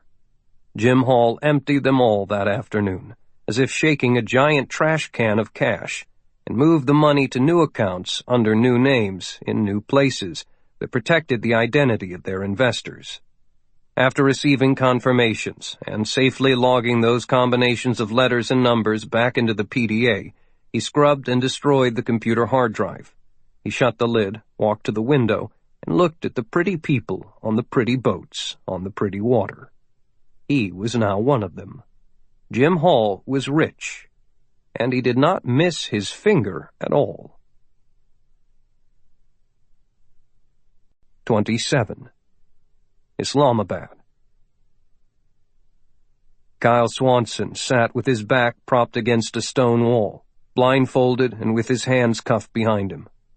His ankles were bound together. Spots of wetness told him where he'd been bleeding, but the cuts were insignificant. The boys out in the street had taken their own sweet time bringing him to a headquarters area. Once inside, the rifle butts and kicks had given way to slaps and being jerked around and dragged across a smooth linoleum floor. There was still an odor of smoke in the air. It had taken them long enough to catch him, Kyle thought with satisfaction. If he just kept going and not helped that woman and her kids, who knows? He might be back at Bagram by now, having a cold soda. It didn't work out that way, but he was glad that he had stopped to save those lives. It was rare in his line of work to actually have an opportunity to do something good for someone else. Now that they had grabbed him, Kyle knew he would be moved up the chain of command and out of the reach of the maddened soldiers on the street. He presented his captors with a problem, and killing him would not really solve anything. Swanson rotated his neck to get some relief from the tight muscles. A thin band of light showed beneath the blindfold, but he could not see anything. That, plus the smooth floor, indicated that he was probably secluded in an office somewhere, or an interrogation room, and not in some prison cell. Questioning would follow. Worrying would do no good, and wondering what might happen next would only lead to nightmare speculations. Shakespeare had written long ago that present fears are less than horrible imaginings. Stay calm. Wait. Give the Packies time to figure out who he is and what to do with him. It did not take long. He heard the door open and boots stepping across the linoleum. 2 sets of hands stood him up and removed the handcuffs and the blindfold, leaving the ankles hobbled. The room was small and rectangular, with an enclosed toilet area at one end. Kyle blinked in the sudden light, but it wasn't really bright, certainly not interrogation room bright. "Bathroom?" he asked. The 2 guards helped him move to the toilet and stood outside the open door while he urinated.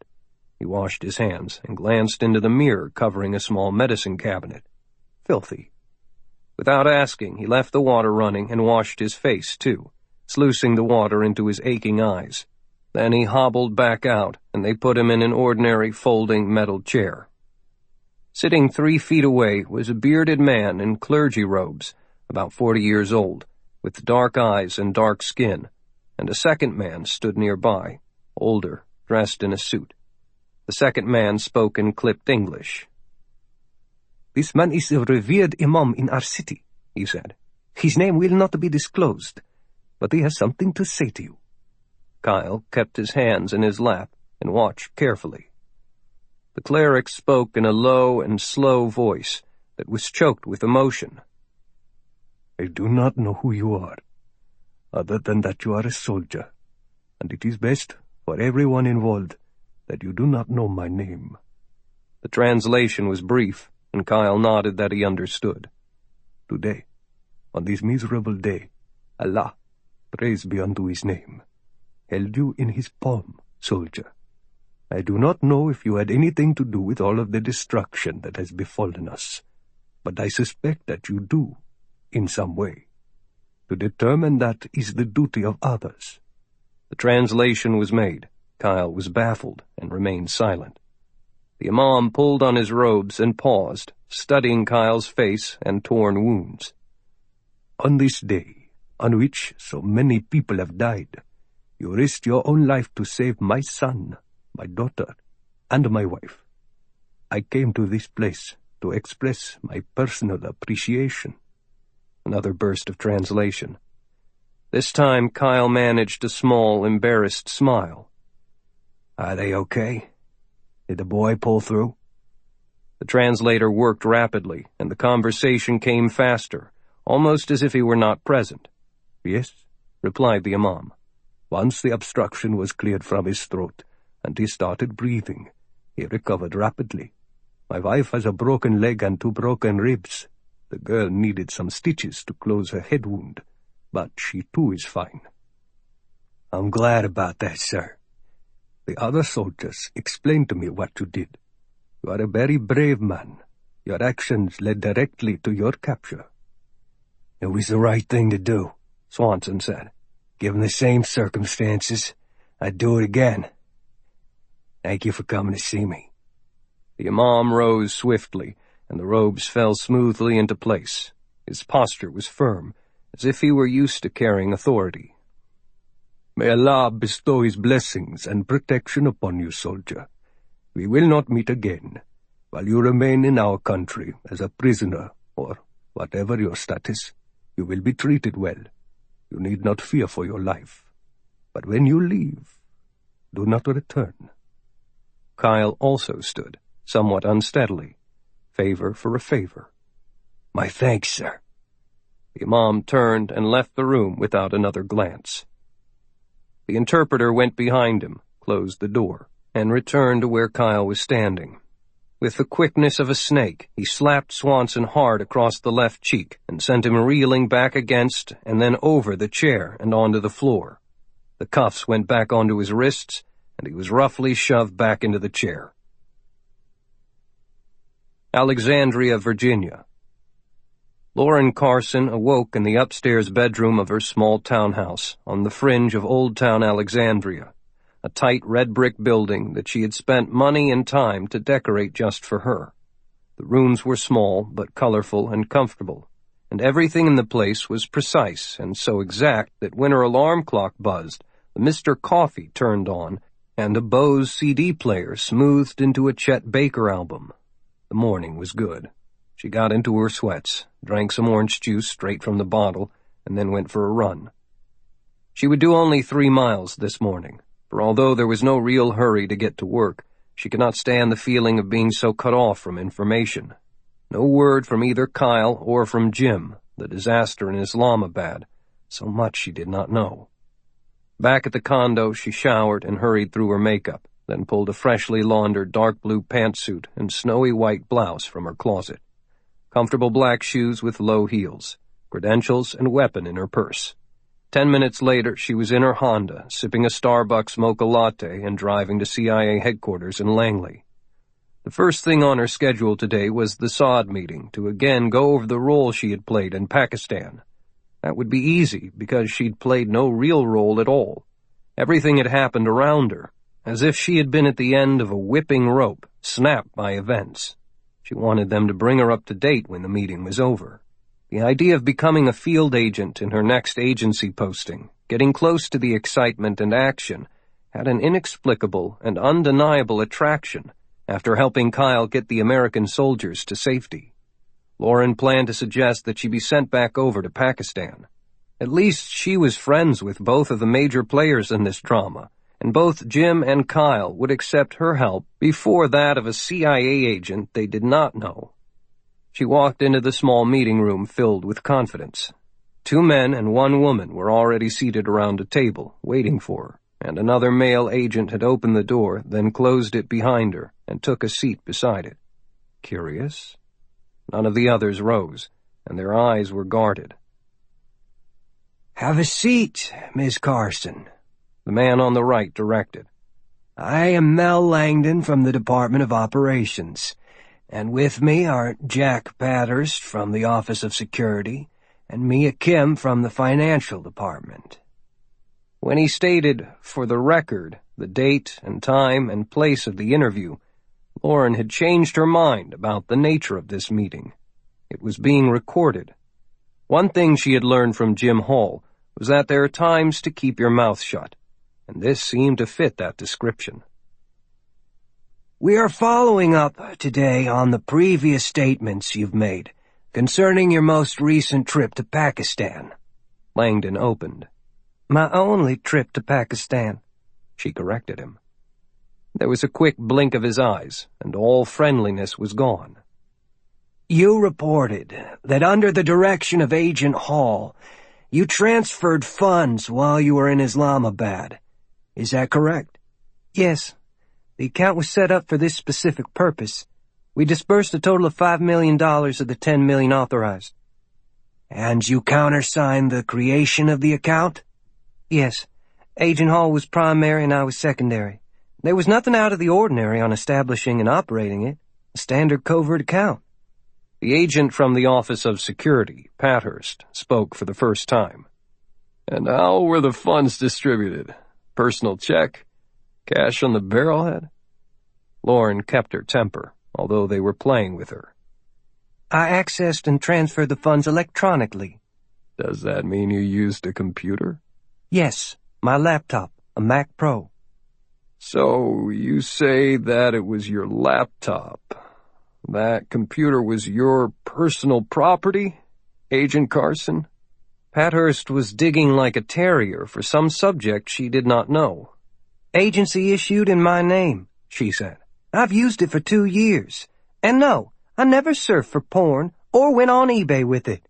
It was used only for agency business." Bathurst's grim mouth twitched. The internal affairs man was unamused. "Do you have it in your possession now?"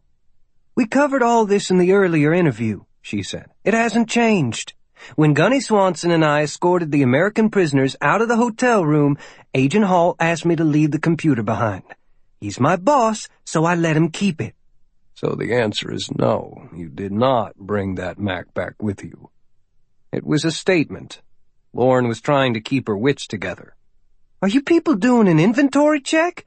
So I left behind a computer with my boss that cannot be used or even accessed by non-agency personnel at his request. That's what this is all about? You want me to buy a replacement?" Ms. Kim, who had been silent from the start, glanced at a yellow legal pad. "No, we don't care about the computer itself. But we are curious about the funds. $10 million was authorized. You confirm that you personally transferred $5 million of that amount while on the mission, correct?" "Yes." "Then where is the remaining $5 million, Agent Carson? That account now shows a zero balance and was closed yesterday." Lauren was startled by the announcement. "That would be unusual, but not impossible. Agent Hall would finish the accounting process personally after a mission was completed. Normally, he'd wait until he was back at his desk here so he could put together a complete report. Ask him." Mal Langdon shook his head. "We would love to, Miss Carson. But Jim Hall is dead. He was killed in the explosions in Islamabad.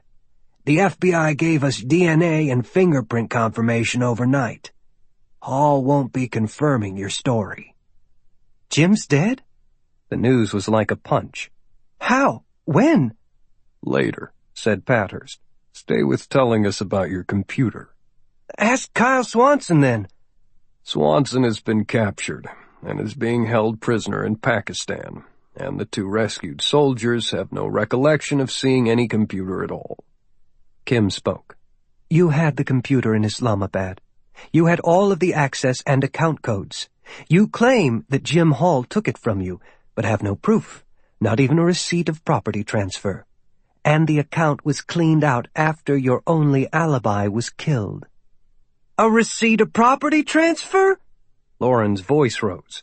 "We were pulling a couple of American captives to safety from the Taliban in a hotel room, and you think I should have taken time to jot out a transfer receipt and have Jim Hall sign it?" We think you should have followed established procedure, Ms. Kim said. Now $5 million has gone missing. It was last in your possession. You cannot explain what has happened, and your computer is conveniently missing. Yesterday I get a letter of commendation in my file, and today you think I'm a thief, selling out my country to make a few bucks?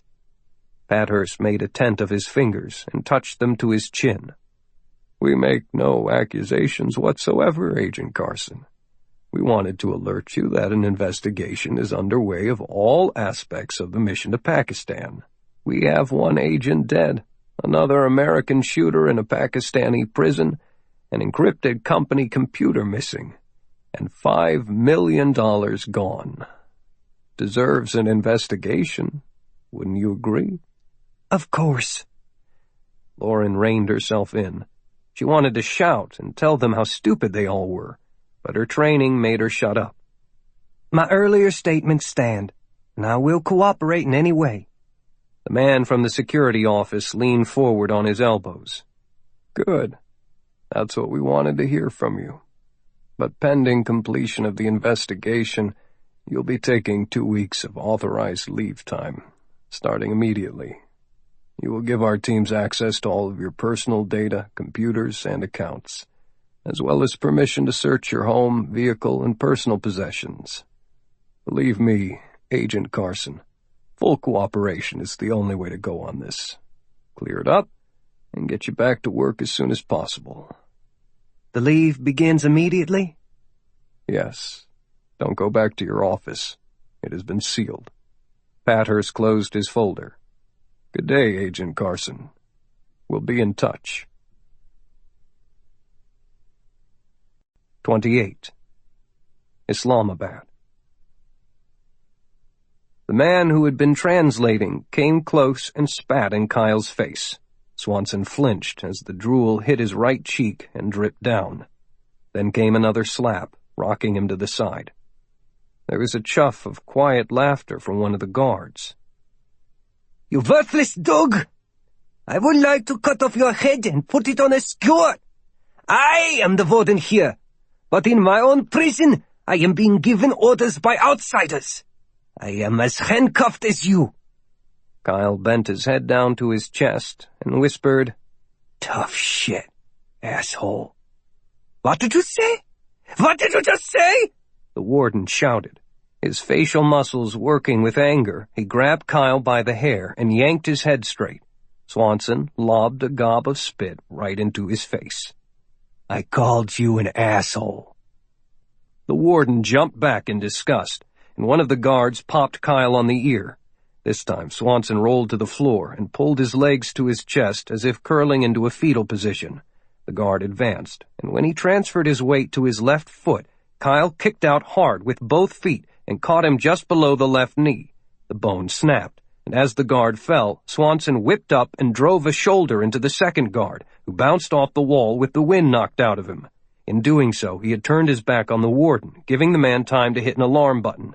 The door flew open and more guards poured inside and quickly pinned Swanson to the floor. The warden grabbed a riot baton from one of them and moved toward the immobile American, his whole body shaking with fury. Kyle closed his eyes and prepared to take the strike, but it never came. From the doorway, someone uttered the quiet order of, "No," and Kyle saw the imam standing there, with his dark eyes freezing the warden in his tracks.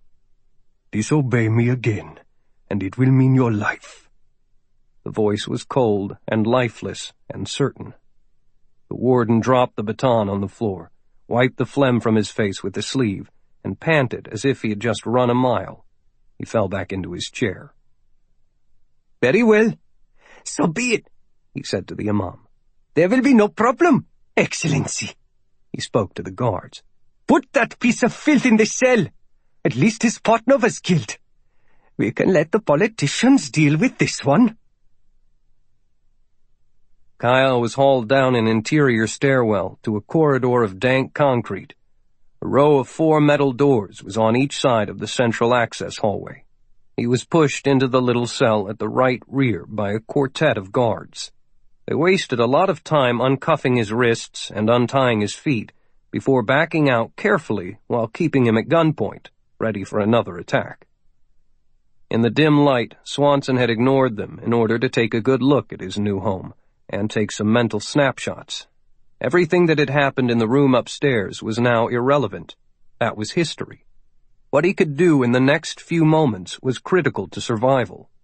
There was no exterior window, so he set the door as the root of a mental map clock that he instantly created in his head. If his back was to the door, then he was at the 6 o'clock position, facing the rest of the clock. Directly across at 12, rivulets of water seeped down the rear wall and fed into a puddle along the edge. To the right of the door, along the 3 o'clock wall, a dirty and thin mattress lay on the floor, with a set of thin tie-up trousers and a pullover tunic folded on it. A bucket was in the most distant corner, to be used for his waist. The 9 o'clock wall was blank concrete, scribbled and scratched by earlier prisoners. The door slammed shut and a lock fell into place, followed by a sliding sound of metal across metal as a narrow gap was closed just above the floor, the food slot. Darkness enveloped everything, and the place reeked of death. Men who had been imprisoned in this place before him had died here. Swanson found the mattress, lay down, and closed his eyes. He had things to do, but was totally exhausted after the long hours of planning, action, and capture. If they weren't planning on beating him anymore, at least he could get some rest. Just a cat nap. Hell of a day, he thought, and was instantly asleep. Alexandria, Virginia. Jack Pathurst from the CIA Office of Security turned up the collar of his dark blue windbreaker and pulled down the blue baseball cap against a drizzle of rain that was giving the entire D.C. area a good soaking. The trees were not in their autumn colors yet, and the water emphasized the healthy green of the landscaping around the red brick townhouse complex in which Lauren Carson lived alone. He would direct the search today, and if he turned up anything suspicious, anything at all, he would burn Agent Carson to the ground. Pathurst had neither tolerance nor sympathy for renegade agents. Using the key that she had provided, the security operative opened the white front door. He held the crew behind him outside until he did a walkthrough on his own. He wanted to see it fresh before his locusts moved in to graze and tear it apart. The first impression was not that the place was neat, which it was, which would be typical of her southern upbringing. It was that the condo was a perfect match for Carson's rank and salary. There was nothing showy, nothing to indicate that she'd been on the take. Most rogues spend large. Why else steal? The place echoed as he walked through the living room. No animals, reptiles, or fish. Family pictures on a small mantelpiece above a miniature fireplace. He peered back through the fresh white curtains at his people who were waiting in the rain, then stepped into the kitchen.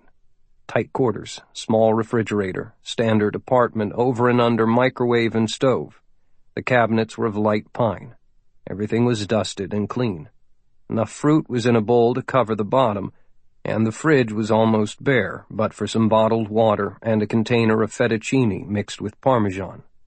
Nothing to sour or go rotten, an indication that she did not eat here much. He reminded himself to look for restaurant receipts. Up the stairs, white railing and soft carpet, to a pale yellow bedroom and bath combination that occupied the entire narrow second floor. 2 slender windows with white trim and matching shades pulled down an exact matching distance. There was gloom outside the glass and rainwater trickling down it, but inside an easy scent of potpourri and the colors created warmth. Bed made, clothes in order, folded on shelves or hanging in a neat row. Even the damned shoes were lined up in matched pairs or in hanging plastic sheaths. Neutral colors for all furniture. The kind of place you would live comfortable and leave just as easily. Typical agency anal compulsive personality, he thought. A couple of books were on a bedside table, a thick biography of Thomas Jefferson and a paperback romance novel. A blank legal pad and a couple of pens lay atop her personal computer, the corners squared.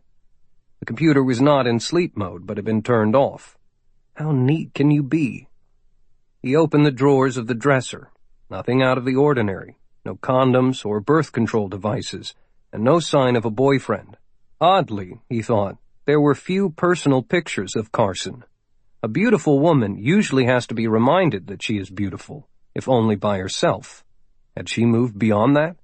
Confidence as a professional. The apartment did not talk to him. It was bland, lower middle class, and totally average in every way. Pathurst trotted back downstairs and set free the search teams. Well, Ms. Carson, let the games begin. Things were too right here. Nobody lived with such perfection. There was gold in here. Pathurst could smell it. Islamabad. Kyle was walking up to the back screen door at Flo's Hot Dogs, a low building of weathered wood in Cape Nettic, Maine. He'd been going there for so long that they knew him, and he never had to wait in a long line of tourists that wound out the front door. He peered inside. The counter was busy, and steam rose from the kettles. When he called out a greeting, a welcoming shout came back. Hey, Kyle! How many today? 2 guys with me, so make it 7 dogs. Sauce and mayo on all of them. You got 'em. The first time he'd gone to Flo's had been with other kids from the orphanage, aboard a rattling old school bus from the summer camp. As Kyle grew up, the little out-of-the-way restaurant remained a summertime standard for him. As a surfer and as a Marine, he always brought his pals to eat there, usually just as an excuse for returning himself. He regarded those early visits as his only really good childhood memories. The food came out stacked in folded cardboard boxes, each hot dog wrapped in a napkin. The buns were large, with square bottoms, and the steamed dogs had crisp outer skins and were coated with Flo's relish, the recipe for which was a secret right up there with McDonald's special sauce and the Coca-Cola formula. He washed them down with 2 small cartons of chocolate milk. He and his friends would sit at one of the few plank tables outside, beneath the big trees, with their surfboards sticking out of their cars like wooden sails, and the sharp wind blowing through the shade, the sure sign of a New England fall. Best hot dogs in the world. Some kind of good, as they said around Cape Nettic. The dream vanished in an instant when little feet ran halfway across his chest and stopped. Kyle jerked awake, angry that it had been ruined just as he was enjoying the exploding flavors. A rat was checking him out. He swatted it hard, and the furry body thunked against the concrete wall with a squeal of pain. The water in the cell drew the rats, and he heard them running around the space, alert to the foreign presence, and sniffing to determine whether it was threat or food. He came to a sitting position on the mattress. At least his captors had let him keep the boots, which meant that his toes would not be bitten. He found the pajamas and stood to change into them, then sat down again, shifting slightly to be in the corner. Rats ran around. Time was passing, and he did not know how much because the catnap that he had wanted had turned into a deep slumber. While he awoke refreshed, he had lost track of the one thing he most desperately wanted to keep a hold on. Still, he had things to do. The smelly cell was completely blacked out, but he'd already reconstructed it in his mind, so light was not an imperative need. He got up and walked clockwise all the way around the room, feeling the wall with his fingertips. Okay, back at the door again. Feel it. Give it a little shove. It was rusty but strong, and when he checked the hinges, he was able to confirm the initial memory. Because the corridor outside was so narrow, the cell door opened inward and to the right. If I scramble over there and get behind it when I hear him unlocking it, I can use it as a battering ram against whoever comes through first. Swanson measured it in hand widths, and then stood against it and put his hand atop his head, slowly raising it to the top edge. He was 5'9", so the door was about 6.5 feet high, and no more than 3 feet wide. Then he paced off the cell, side to side, corner to corner, and logged it all away on the checkerboard that he was assembling in his brain. 29. The Pentagon. Major General Brad Middleton arrived back at his office with a full head of steam, as if he were looking for a wall to smash through, and muttering many unkind things about former Congressman Bobby Patterson, the President's Chief of Staff.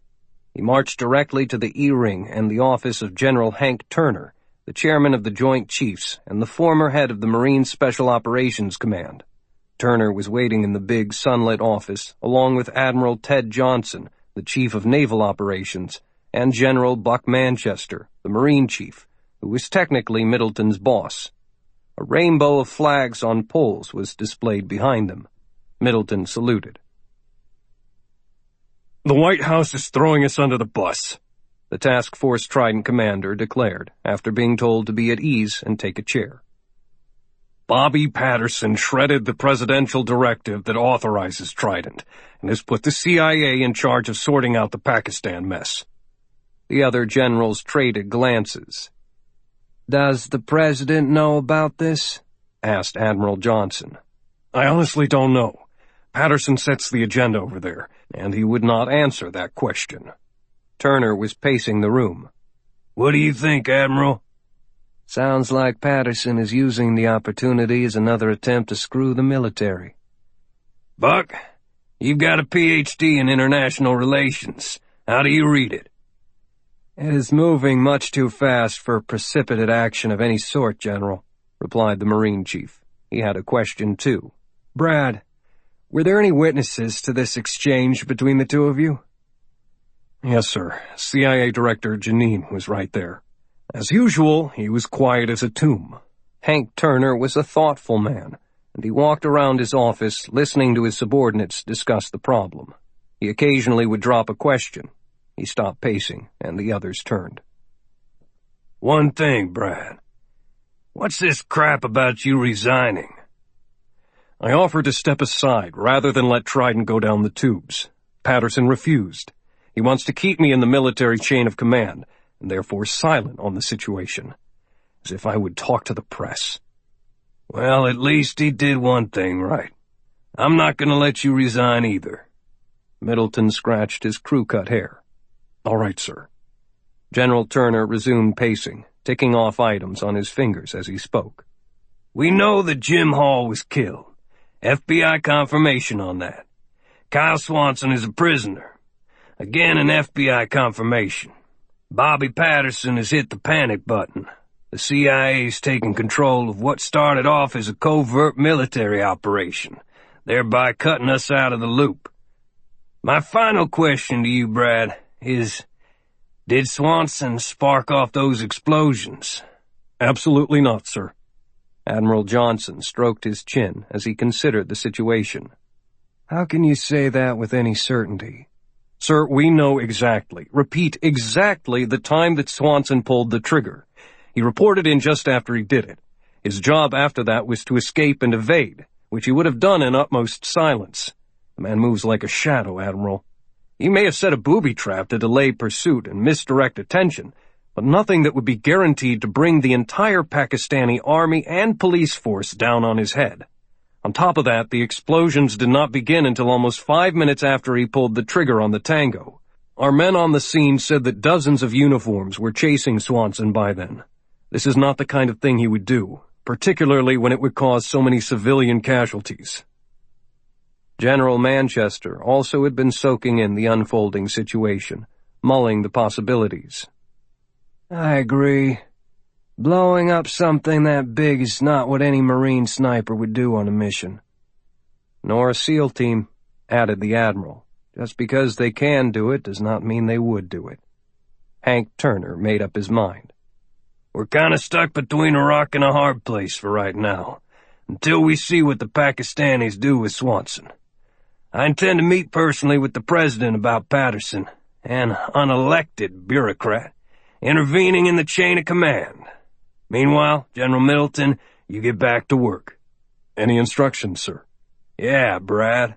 Support our man in the field." Islamabad.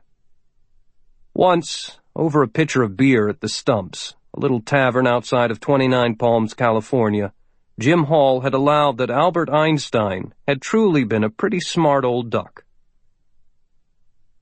"Albert was trying to explain his theory of relativity to some dumbass, and probably some Air Force fighter jock," Hall said. So he dreams up a comparison.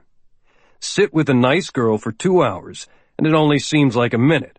But if your ass hits a hot stove for a minute, you're gonna think it is 2 hours. Albert was talking relativity, but he nailed the way a sniper has to think about time. No highs, no lows, just smooth it all out. Slow is smooth, and smooth is fast. Remember that, young Skywalker, and you'll do well. Kyle Swanson recalled the conversation as he pushed through a set of isometric exercises in his prison cell and tried to figure out the time. The hit on the tango happened just as the sun went down, and all the other stuff happened, and that had soaked up more hours. He figured the entire night had passed, but with the unknown factor of how long he had slept, he could not be certain. Another rat ventured onto his thigh, and enough was enough. Games were a good way of passing idle time. Snipers and spotters even played games while on a mission. He picked up the adventuresome rat with his bare hands, wrung the neck, and tossed the worthless carcass to its friends on the far side of the cell. Nothing happens 85% of the time on a mission, he told the rats quietly.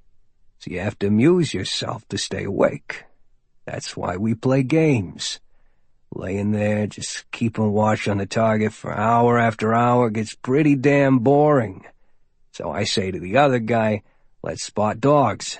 And then I find a dog, and the spotter has to match me. Then we do the goats, and the other animals. And women. Always checking out the women. But it's more than just a game, because it keeps you vigilant and tuned in. You understand? While he explained what was happening, Kyle tied a sleeve of his discarded uniform shirt into a tight knot at the cuff, and began using it occasionally to snap the curious rodents. Sometimes he hit them, sometimes he didn't, but they sensed the danger and hugged the far wall and the trickling water. Everybody stake out a place, Kyle said, and stay there. I'm the biggest and meanest alpha rat you guys have ever seen, so keep the hell out of my way. He was thinking that if worst came to worst, they could be a food source. And there was the dripping water on the wall. He could last for a while in here. Smooth out the time. Washington, D.C. This was not what Lauren Carson had expected when she called the secret telephone number that Kyle had slipped to her while they were spiriting the captured soldiers away in Islamabad.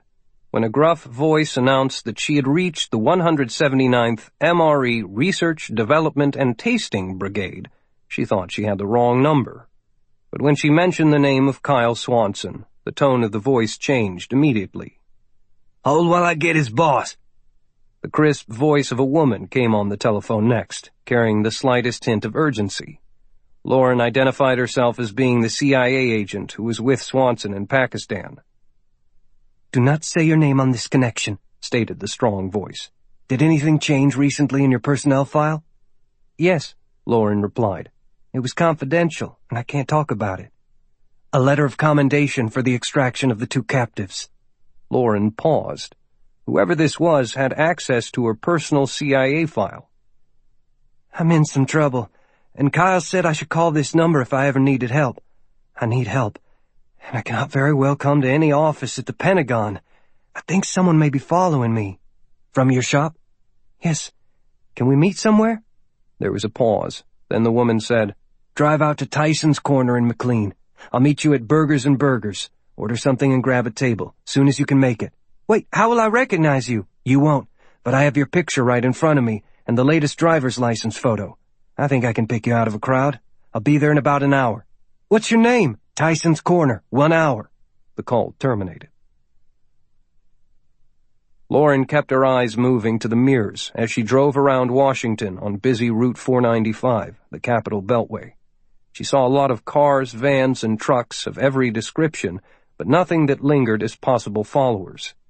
Since the Silver Line of the Metro was still under construction and did not reach the expansive shopping complex, some sort of car would be required to keep her under surveillance.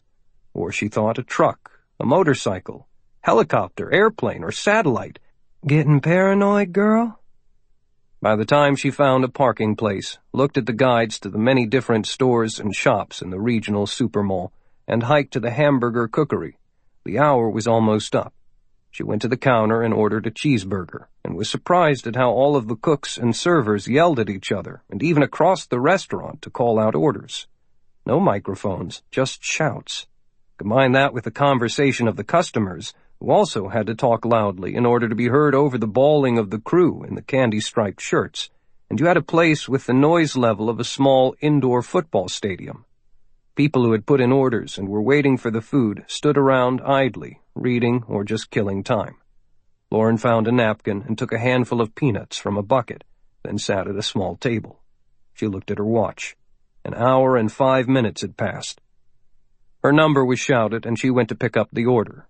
Another woman was sitting at the table, nibbling a peanut when she returned. Jet black hair cut just below the collar, lithe, with piercing dark blue eyes. Tight black jeans and sneaks, and a dark, overlong Abercrombie & Fitch t-shirt. "We spoke. Let's go," the woman said. "Dump the greaseburger on the way out or your hips will pay the price." Lauren left with the stranger, who casually guided her to the nearest exit in silence. A mid-sized motorhome was at the curb, with its diesel engine purring. The sandy brown and cream paint scheme was faded and unwashed, and the right rear had a big dent. Altogether, it was the epitome of a worn old road warrior needing some serious restoration work and better care. The woman opened the door, and they both climbed in. The vehicle was moving before the door was shut. "Okay now, Agent Carson. Welcome aboard," the stranger said. "I'm Major Cybel Summers, the Trident Ops officer. That big guy at the wheel is Master Gunny Dawkins. And this little geek with the Coke bottle glasses is Lieutenant Commander Friedman, our intel chief. What's going on?" Both of the men wore blue jeans with loose shirts hanging over their belt lines. Lauren wasted no time. She took one of the comfortable swivel seats and faced Summers. "We have to help Kyle." "We intend to," replied Summers, with a smile that did not reach her eyes. "What do you have in mind?" Lauren looked around at the traffic and realized the RV was doing a slow loop of the perimeter roads around the supermall. "Do you think we're being followed? Can anyone overhear our conversation?" "No, you're not being followed, Agent Carson. Commander Friedman was in the burger joint when you arrived. I was watching from the security office, and our driver was roaming the area. Nothing suspicious. And no one is listening because we have jamming devices and shielding in this old buggy. Now talk to me, Lauren. Kyle Swanson is our buddy, part of our team. Tell us what we can do to help you." Summers had decided to go the personal route, and it worked. To Lauren Carson, Major Summers was both very competent and believable. Once she decided to trust them, the words came out in a rush. The Islamabad experience with Jim Hall and the Taliban politician, Kyle's stern behavior in changing the entire mission on the spot to get the soldiers out, the unexpected catastrophic explosions, and then the start of the CIA Inquisition and her 2 weeks of mandatory leave. "A serious discrepancy's already turned up in their internal investigation. A covert bank account was cleaned out yesterday, $5 million, based upon codes and commands known only to myself and Jim Hall. I didn't do it, so that means that Jim did. The problem is it happened after Jim supposedly was killed. They have to blame somebody, and pointing the finger at a corpse doesn't work. So they're leaving me to be the scapegoat." "The withdrawal came after the fact," said Friedman, just to be sure of the point. "Yes." Lauren opened her purse. "Here's the zinger. That was hardly the only covert account to which my old boss, Jim Hall, had access. He had worked for the agency for many years, and I know of at least 20 others, because he had my name on those too. Jim never actually returned money to the general funds, and the agency watchdogs knew it. It was already authorized and approved through proper channels, so if a couple million was needed for some really off-the-books operation, Jim could supply it, untraceable, with no questions asked." The RV continued its journey to nowhere. The parking lot at Tyson's Corner could handle 165,000 vehicles, and traffic was always coming and going. Perfect civilian cover. Cybel looked at Friedman. This CIA agent's story, wrapped with their own timeline about how Swanson could not have been responsible for the explosions, seemed to gel. "We also think it was a setup. Your superior, Jim Hall, is feeding both you and Kyle to the wolves." A stricken look came across Lauren Carson's face. "I'm gonna be friggin' executed," she said. "I'm a loose end. Kyle's the only one I can really trust, because he knows Jim Hall even better than I do." She unfolded a sheet of paper that listed the series of financial institutions and account numbers that she'd called from another computer workstation before leaving Langley. "I've got this information, but getting into those systems for confirmation and status reports is beyond my technical ability. The agency has people who do just that kind of thing all the time." "So do we," Summers told her. "Lizard, do your thing." Lieutenant Commander Friedman spread his fingers like a concert pianist warming up and ran both hands through his thick black hair. He opened the wooden cabinets along the left side of the RV and tossed out several bags of dry cereal. With the touch of what looked like a light switch, the plywood backing and single shelf folded forward to reveal a multi-screen computer center. Green dots of light indicated the power source was on. "Let me give it a try," he said, adjusting a rolling chair into position. Islamabad. This was as boring as sketching. Kyle hated drawing. Going into a target zone prior to a main assault and sketching everything around in complete detail in a little notebook. The observations would be molded into the other intel gathered by other means, and the attack would proceed. Drone airplanes and their sharp cameras had taken over a chunk of that overall task, but airplanes, by definition, stay in the air. Men on the ground bring a much different perspective. A pilot twiddling a joystick hundreds of miles away to guide a drone would never have the same outlook. It just took so much time, being completely hidden and still, except for drawing and measuring things with lasers before you could go kill somebody. Some of the same techniques of waiting could be applied to enduring the passing time in a prison. He popped the shirt knot twice, but without enthusiasm, just to keep the rats on their toes and awake and alert and fearful. He spoke to them. "There was this one time, guys. Talk about being bored. I crawled into an abandoned building about 600 yards from the actual home of this dude who is the big leader of a rebel force in an African country. Can't tell you which one. Sorry about that, but it's classified. Stayed there 48 hours, clicking away pictures with my Nikonos and narrating on the radio about who came, who left, their tendencies, how much security they had, when they slept. You guys know, the usual stuff. The guy thought he was safe, but I was living in his front yard." There was a sound outside the door, and Swanson stopped his conversation with the rodents. He had been expecting it sooner or later, so his heart did not go into overdrive. With a squeal of metal, the grate at the bottom of the door slid open, and a plastic plate with some food and tea was passed through. The bluish-green light in that brief moment was from the fluorescent lights in the long hall, which told him nothing. The grate was left open, so he was expected to eat and return the plate, 2 beverage containers, and plastic fork. None of the rats had a watch. He had asked them. Now his jailers had provided the start of a feeding pattern, allowing his internal time to click to 0. Swanson began counting seconds, adjusting his thoughts to let the silent little metronome in his brain begin twitching back and forth on such a regular basis that he could do 2 things at once. When he picked up the plate to determine which meal of the day it was, he gave a soft laugh. No problem. It was breakfast, of a sort. The imam had been at work again, determined that Swanson would have familiar food, and Kyle thought that might have been a mistake. Instead of a regular, large Pakistani breakfast, the cook had tried to prepare an American meal. Swanson had been given runny scrambled eggs, a couple of slices of charred toast slathered with honey, and a cup of sweet black tea and milk. No matter. This was survival, and he ate it all, while at the same time using a prong of the plastic fork to punch a little hole in his shirt.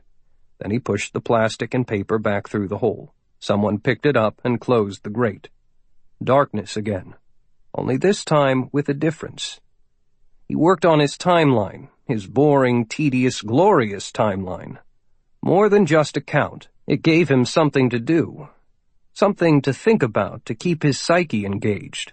The count was already up to almost 10 minutes, piling higher second by second.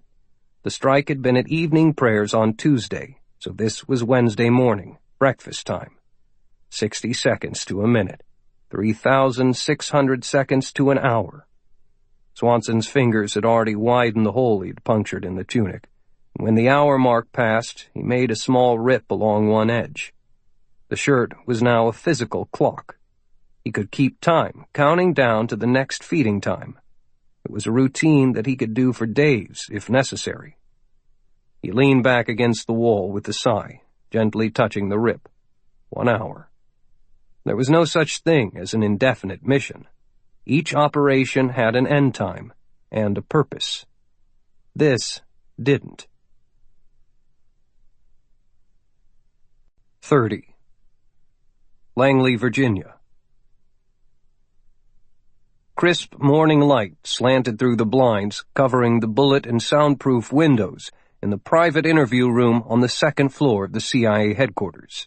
Despite the glare, the faces of the 3 investigators on the Agent Loren Carson case were dark, betraying their emotions. Jack Pathurst, the internal investigator from the Office of Security, had a muscle twitching in his jaw. Mia Kim from Finance had a pursed mouth, as if she'd eaten something sour. Team leader Mel Langdon of the Department of Operations adjusted his rimless glasses and looked over the report one more time. "She's not returned to her home since our meeting yesterday?" Langdon asked Pathurst. No. He did not say that there was nothing for her to return to. His searchers had torn the place apart, stripped out the insulation in the attic, and pulled up the floorboards, sliced apart the stuffed furniture, tore down cabinets, and took out drains. In the wall of the bedroom, behind the headboard of the bed, they had found $500,000 in cash, along with a gun and a fake passport. Pathurst edged close to the table and propped his elbows on it, resting his chin on his fists, and just staring at the others for a few moments. "She has to know that we found her hidden stash, so she won't be going back." Jack Pathurst enjoyed his job. "I'm afraid we fucked this up." Langdon exhaled heavily. "And all you found was a plastic trash bag filled with money, a gun, and fake ID? That was a little convenient, don't you think? Carson was trained as a CIA agent, and you believe she would leave her getaway pack where you could find it so easily?" "The point is, Mel, that we did find it, and we're still looking through her personal records. If she has more out there, we'll get that too." Mia Kim cleared her throat before speaking. "We also discovered that bank account in Argentina that we traced directly back to Agent Carson. There is no question about the identity of the person who has sole access to it. It belongs to her." Pathurst asked, "How much is in it?" "Another $500,000, plus or minus," Kim said. "That's another fact, Mel. Not a guess." "And also pretty easy to find. Sloppy work. And Agent Carson is not a sloppy person." Langdon was gliding through the motions, certain that this was going to be off of his desk soon and over to the lawyers for prosecution. He wanted to be right before passing it along. No blowback. "Nevertheless, just what you've uncovered thus far gives us enough to throw the book at her. Her career here is over, and she probably is facing a prison term. She has to know that." "Agreed," said Pathurst. "The sooner we arrest her, the better." Langdon did not want to take the final step. "Jack, I've been conducting internal investigations for many years, and we have to be careful. I'm not ready to file charges." "Mel, damn it. We're CIA and we don't have to file anything. I say we should pick her up right away. Carson knows what can happen, just how deep we can make someone disappear. Faced with the grind of enhanced interrogation at some third-world hellhole, she'll fold in a minute." Mia Kim broke in. One hand rested on the arm of her chair, and she was gently tapping the table with her other fingers. Nervous energy. "Jack, I also don't like sudden gifts from the angels when doing an investigation. Sacks of money and phony bank accounts? We should have had to unravel a lot more fronts and dodges before getting to that point. No doubt that she's involved in something, but we don't know what, or whether she knows anything about it."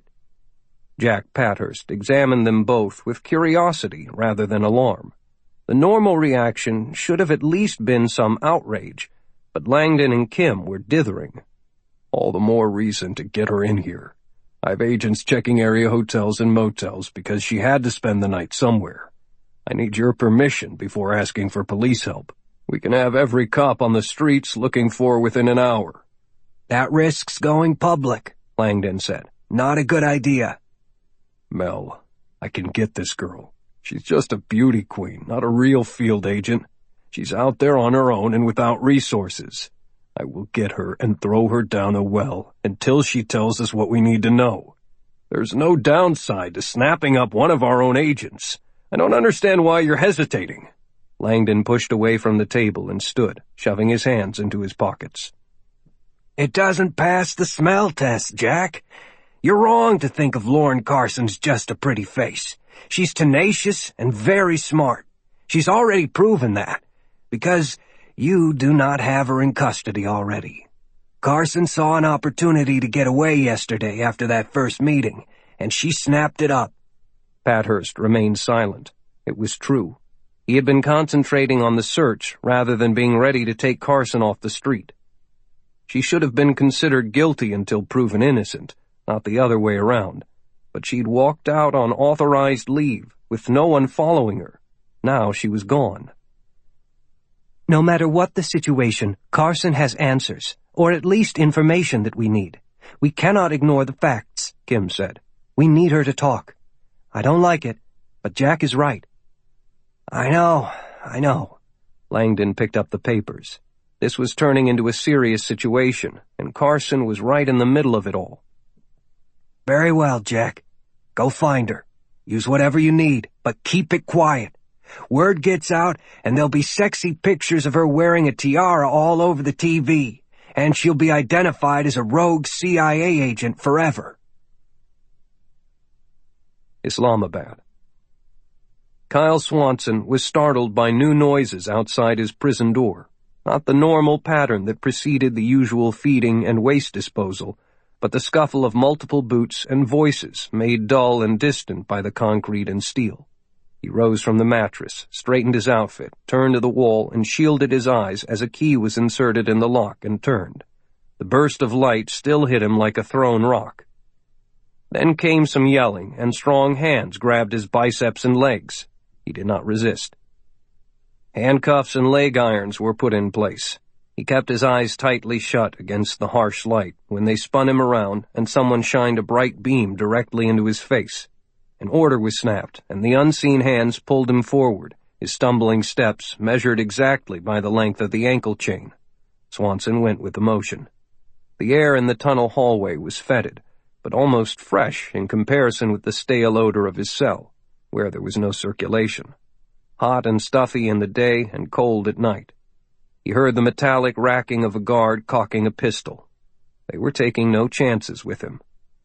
At the staircase, the guards on each side lifted him up so his toes could catch the next higher step, then repeated the process 16 times until they reached the landing that led into the main floor of the prison.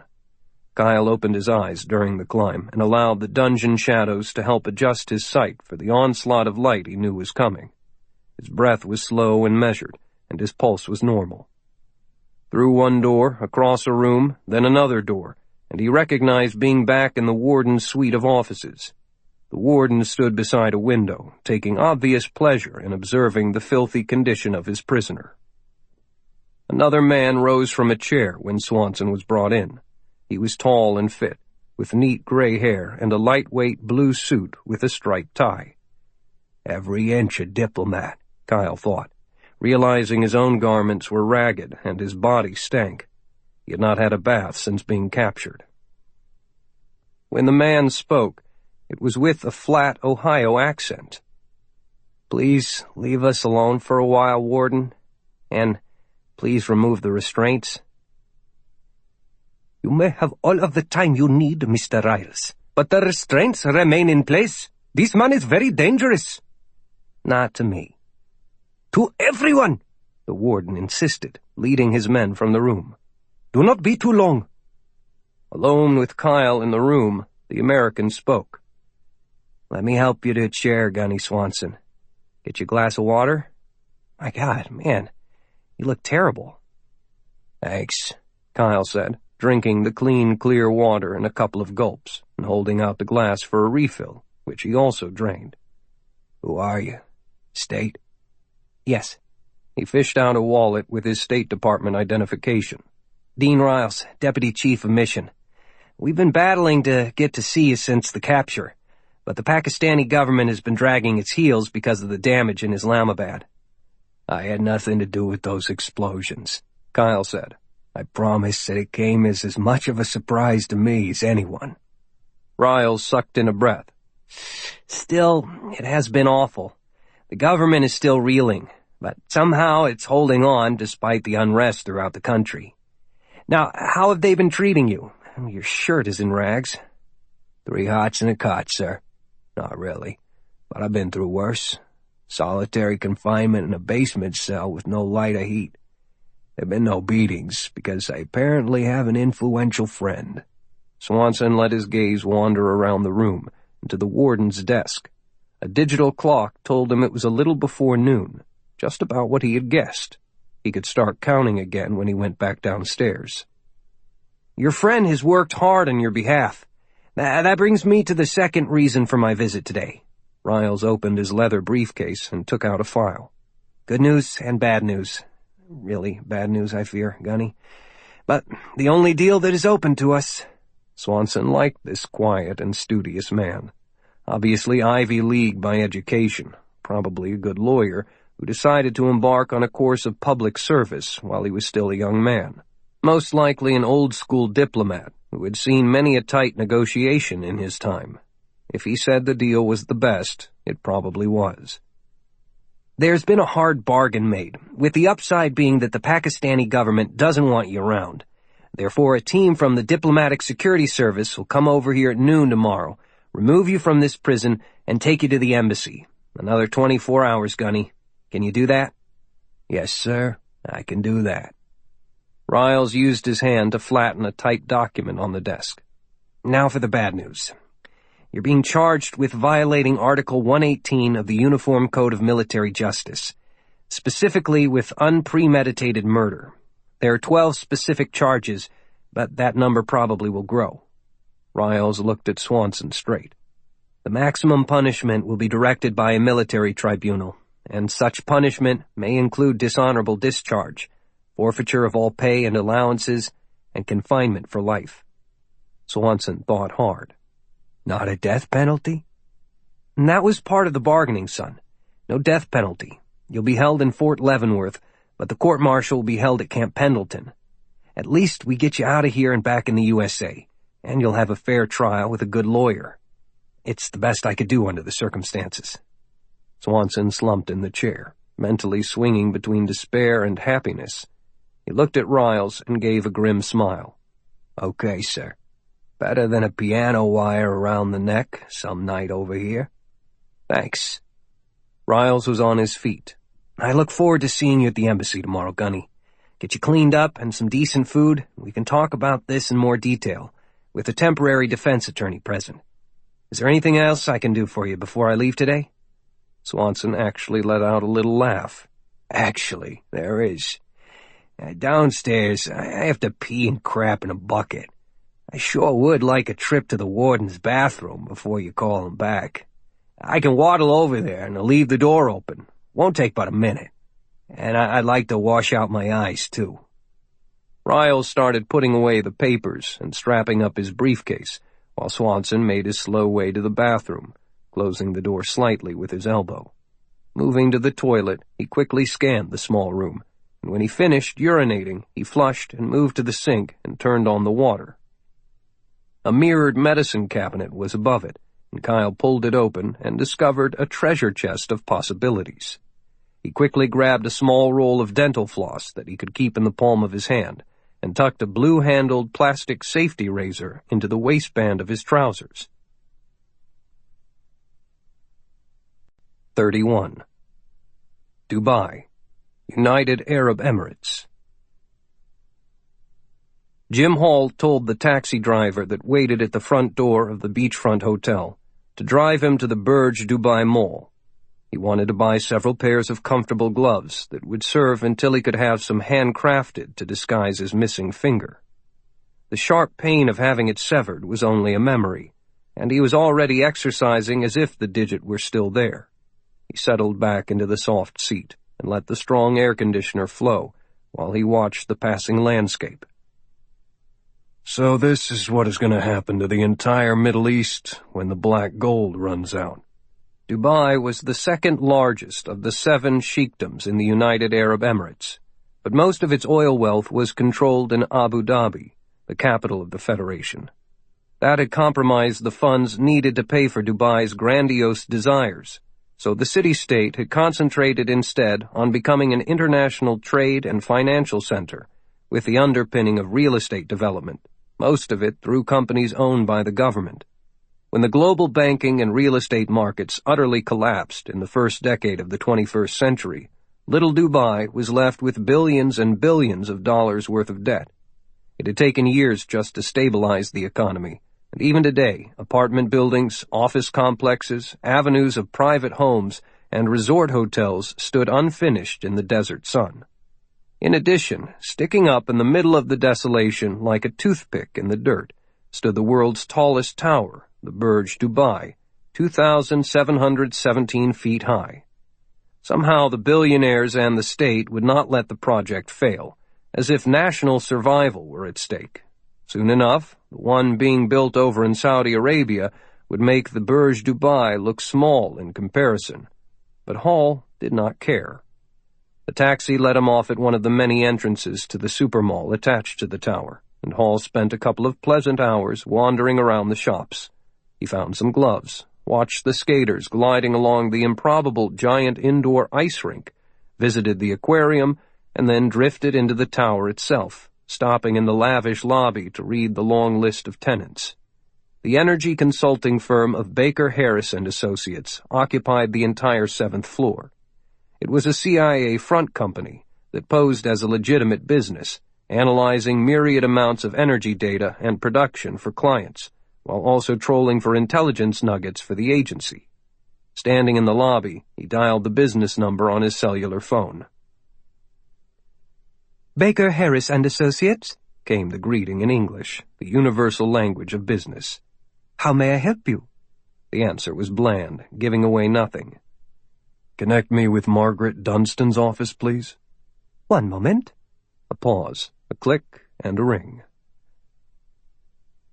Margaret Dunstan's office. This is Malia. May I help you? Hello, Malia. I'm Preston James, a reporter for the Wall Street Journal.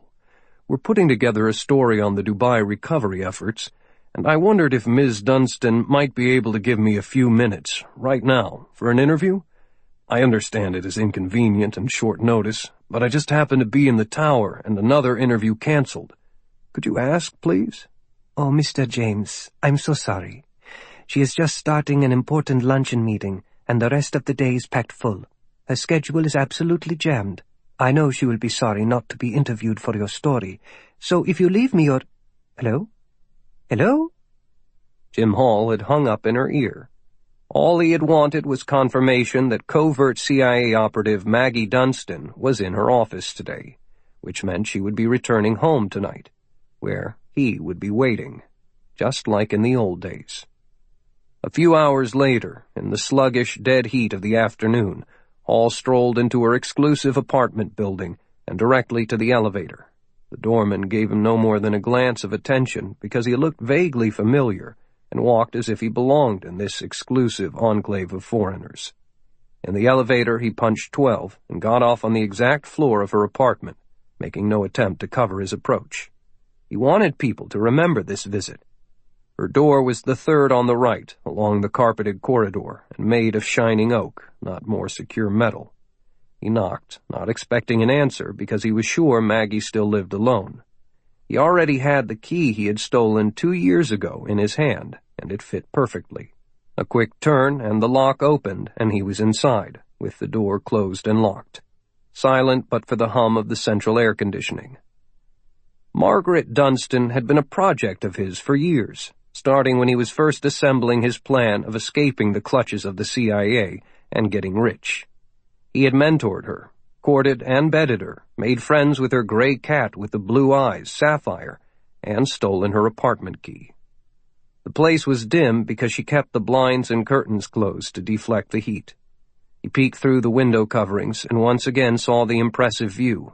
Beautiful, if you liked flat land. The Burj Dubai Tower could not be seen from this angle. He let the drapes fall closed again. If she happened to glance up on the way home, they would seem undisturbed.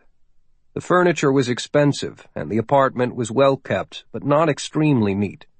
A big flat-screen television on a low black table dominated the main wall, and a built-in cabinet next to it contained a rack of home theater controls.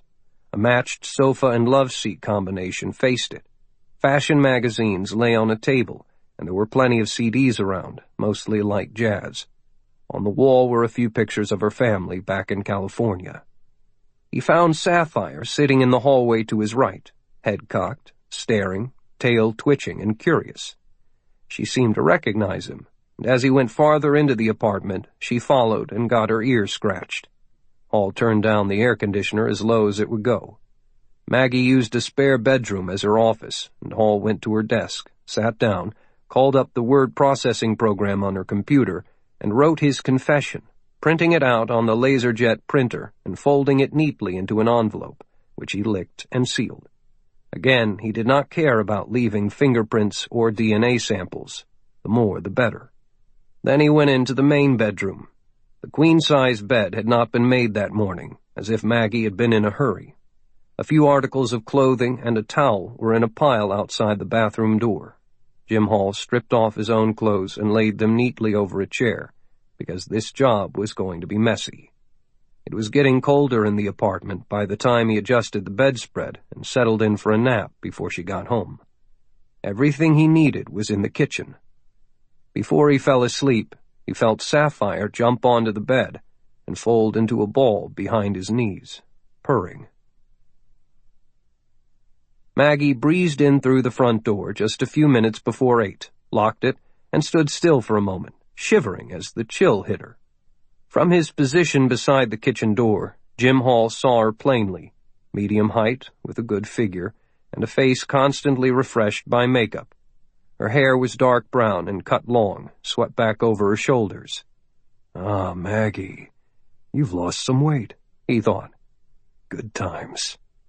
Sapphire was on the couch, awake and still, the eyes locked on Maggie, who smiled when she saw the cat. "Hey, girl, cold in here," she said, and walked straight over to the digital thermostat on the wall. She leaned close to read it, and Hall materialized silently behind her, swinging the 12-inch cast-iron frying pan down hard. It slammed just above her ear, and he drove a shoulder into her spine, smashing her into the wall, breaking her nose on the stiff plastic housing of the thermostat.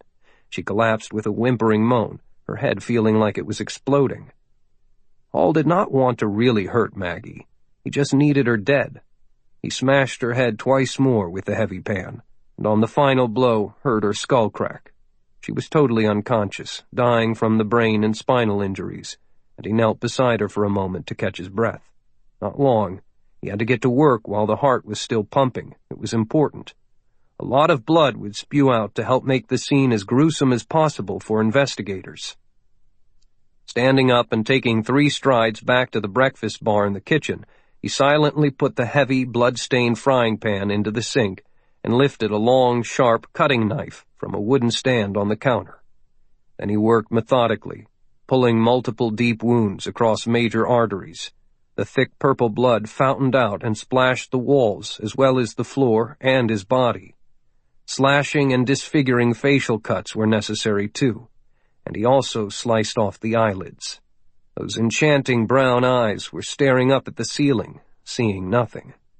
Changing to a cleaver, he chopped off her little finger. With a dishcloth dunked in her blood, he wrote on one of the white walls, following with a huge exclamation point, "CIA spy." When the work was done, he went to the bathroom, closed the door, and took a scalding hot shower, because he had been working out there naked, except for an oversized gray sweatshirt he'd found in her closet. The steam wrapped him comfortably, and he soaped and washed carefully, particularly under the nails and in every bodily crevice, shampooing twice. Jim Hall dressed quickly. The frigid air conditioning was to keep her body chilled, and prevent quick decay. But damn, it was cold. He laid the envelope addressed to the CIA station chief on the living room table, gave Sapphire a final rub, and left the apartment, locking the door behind him. 32. Washington, D.C. White House Chief of Staff Bobby Patterson felt like he was juggling live hand grenades. Everything involved in the mess in Pakistan seemed to trail right back to his desk. President Russell, his friend of many years, had just chewed him out and threatened to fire him for using poor judgment and overstepping his authority. "Put a lid on this thing, Bobby," the president had ordered. Patterson summoned a town car to go out to the CIA and talk it over with Director Bart Janine, whom he counted as an ally in the political battle. On the way there, Patterson remained silent, ignoring the monuments and lines of trees beyond the tinted windows, as he considered options and political risks. If he did not exert strong control, things could spin even further out of hand, and that would mean his job. The black car wound smoothly off the beltway and into the woods outside Langley, and once he was through the extraordinary security apparatus at the front gate, a sense of privacy and secrecy seemed to drift upon him like a silent blanket of snow. It felt good. The car proceeded along a shaded lane, past the parking lots, and right up to the front entrance of shining glass and polished marble. He was met by an escort who gave him a VIP visitor's clip-on tag, then led the way through the inner courtyard. Patterson, lost in his own puzzles, ignored the statue to the codebreakers of World War II, the famed Crypto's sculptured fountain that contained its own enigmatic 865-character cipher. The two men entered the holiest of holy places for secrecy. Embedded along one wall was a galaxy of bright stars, each representing a fallen operative. The stars bore no names, for the anonymity of the agents lived on beyond their lives, truly unsung heroes. If one's name became known, enemy intelligence services would pounce on everyone who ever had anything to do with the exposed agent. These men and women carried their secrets beyond their graves. Patterson's confidence grew with every step. With all of the professionals on this big campus and the billions of dollars of support, he felt fresh wind pushing his sails. He had given the job to the right people. All things would be set right. His decision to let the CIA be the lead dog in investigating the devastating terrorist attack in Pakistan was a good one. The agency could not afford to fail any more than Patterson. Then, instead of going to the office of Director Janine, the escort veered into a basement conference room, a drab place, in which pastel colors did nothing to dispel its blandness. "Underground at the CIA? How about this for security?" Waiting for him was Mel Langdon, the director of operations, who motioned the chief of staff to a chair beside a worn oblong wood table that bore circular stains left by coffee cups and water glasses. A bulletin board and a white grease board were filled with documents and writing, and scraps of loose paper littered the dreary carpet. "Work is done in this place," Patterson thought, "and Langdon is the officer who handles the hard decisions." "I hope you brought along your thinking cap, Mr. Patterson. We have a few problems." Bobby Patterson closed his eyes and sighed. "Now what? Where's the director?" "Unavailable." Langdon's response was curt and to the point. "Our principals should not be directly involved with this, so they can maintain deniability. That's why you and I are relegated to this room in the basement. A couple of high-level flunkies doing the devil's deeds, far out of sight." Not meeting with the director came as a direct slap in the face for Patterson. "Has word already leaked that I'm in trouble?" Bobby Patterson shrugged his shoulders, adjusted his suit coat, and covered his embarrassment at the impolite response. "Let's go from the top. What's up?" "Do you remember our shooter who was killed in the Pakistan strike, Jim Hall?" Patterson did. FBI identified the corpse, right? No, they never actually saw the body. They worked from a print from a severed finger and DNA from bloodstains, all supplied by the Pakis, and came up with a positive identity. "Well, he's dead. So what?" He's not dead, and he's gone rogue. Langdon worked a panel of buttons, and a viewing screen unrolled from a hidden reel in the ceiling. The room lights dimmed, and a series of PowerPoint slides began. The butchered body of a woman in a pool of blood, the words CIA spy scrawled on a white wall above her. My God! Who's that? Her name is Margaret Dunstan, and she was one of ours. She worked in Dubai for Baker Harrison Associates, a company that we set up to maintain surveillance and exert some control in the oil industry, and a pretty expensive piece of work with a lot of years of development invested. This is Jim Hall's way of telling us that he's blown the entire Baker Harris show, a whole network. The picture is now changed to a dirt courtyard in some unidentified barren place. Close-ups of the bruised and broken faces of two men standing against a wall, then the camera pulling back to show a line of other men facing them, holding AK-47s at the ready. The next picture was of the rifles being fired, and the last, the victims, slumped over dead. 2 more of our agents, local talent this time, who had infiltrated the Taliban in the northwest frontier. Hall claims to have sold them out to an old friend of his, Mohammed Walid. The Taliban warlord in Waziristan? The same, said Langdon. He left a letter at the scene of the murder of the woman in Dubai, confessing everything. He wants a deal. We can't deal with a man like that, Patterson said. He's a terrorist himself. Langdon turned the lights back up, and the gruesome pictures vanished, but the screen stayed down.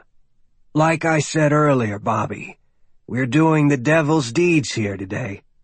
We're backed into a corner, and pretty much have to give him what he wants. The man is a walking encyclopedia of agency secrets. He could cripple us. Then what does he want? A pardon? Langdon replied, He wants very little. He's stolen a few $1 million from a covert account, and plans to go find somewhere quiet to retire in leisure. We wipe that from the books. He instructs that we pay him off with another $1 million a year for the next 10 years through covert channels, petty cash. Mostly he does not want to be looking over his shoulder for a CIA-paid hit squad. In return, Jim Hall proposes that if we leave him alone, just keep pretending that he really is dead, then he will leave us alone, and our other networks and agents remain operational and safe. Patterson rubbed his hands together. Are you willing to do that? Well, it actually is a small price. Yes, we can send somebody out to get him in a few years, but it might be better just to cut him loose rather than take the chance of failure. My recommendation would be to back off and let him go. After all, as he mentions, he also supplied us with 2 patsies to take the fall for Pakistan. Jim Hall was a very thorough agent. Bobby Patterson was absorbing the troubling information and admitted that it made a weird kind of sense.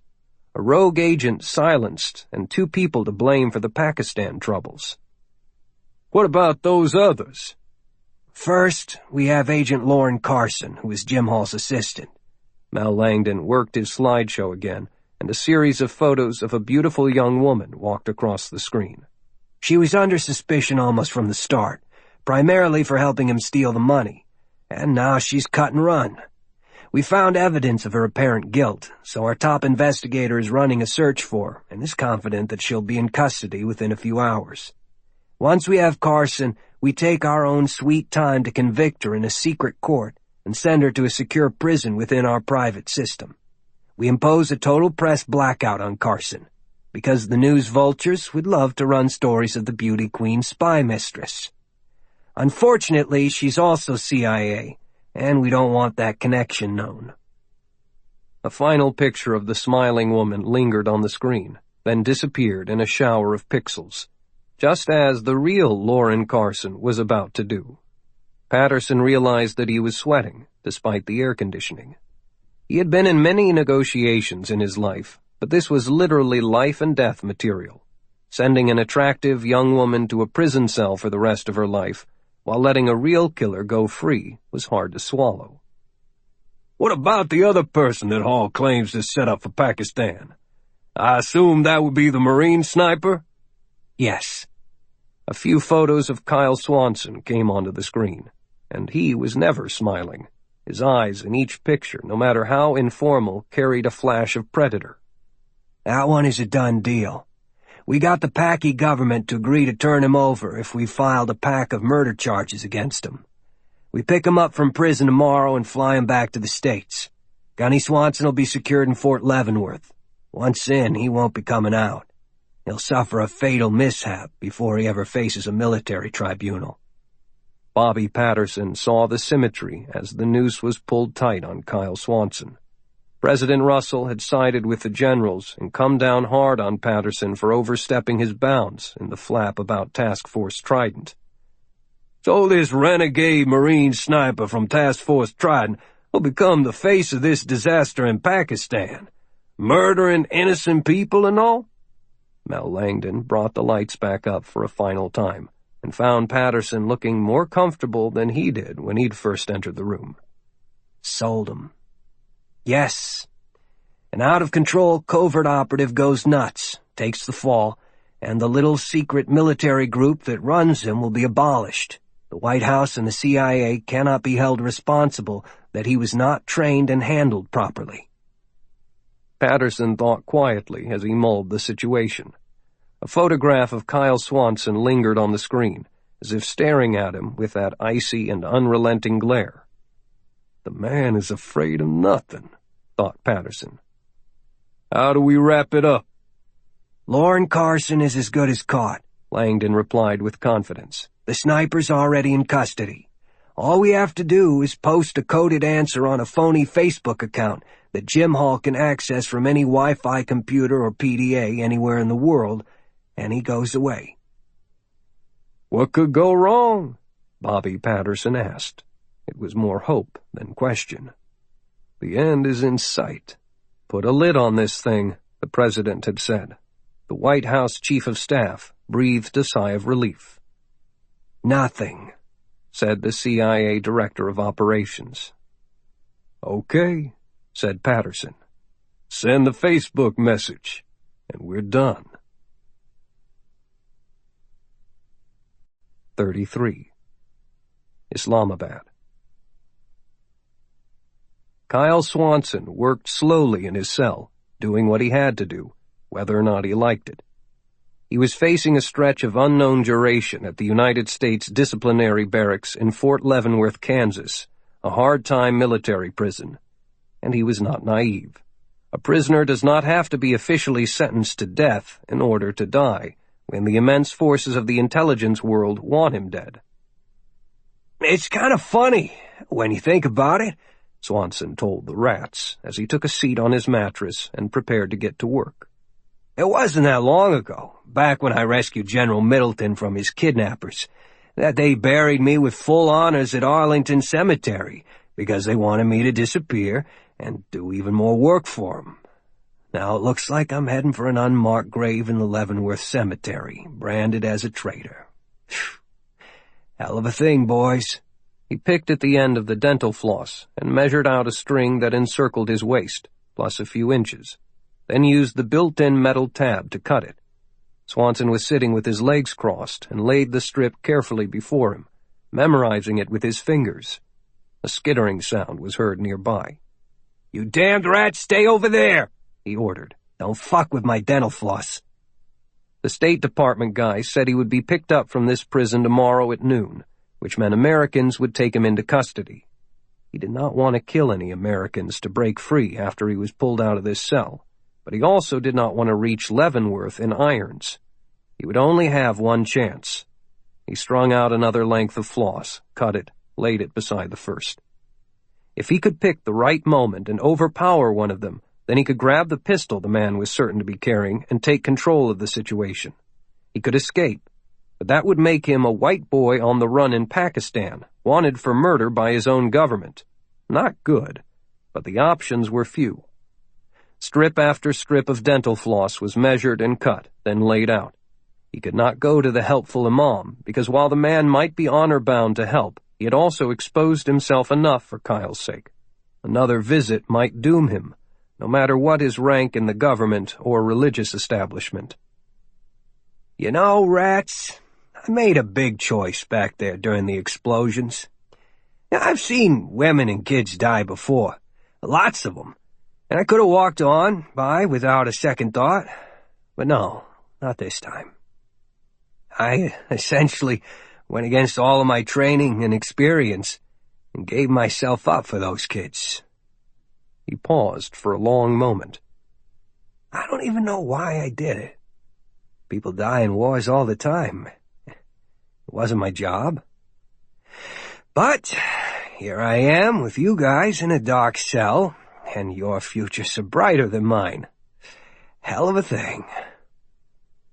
When the roll of floss was emptied, Kyle flipped the plastic holder to a back corner of the cell. Leaning forward at the waist, he pressed his palms against the multiple strands and began to slowly roll them back and forth on the floor a few times to tangle the thread, then tied knots in one end to stabilize it, put it back on the floor, and rolled it some more. Satisfied at last, he tied off the other end. A single strand of dental floss was useless, but 20 strips woven together made a perfectly satisfactory garrote.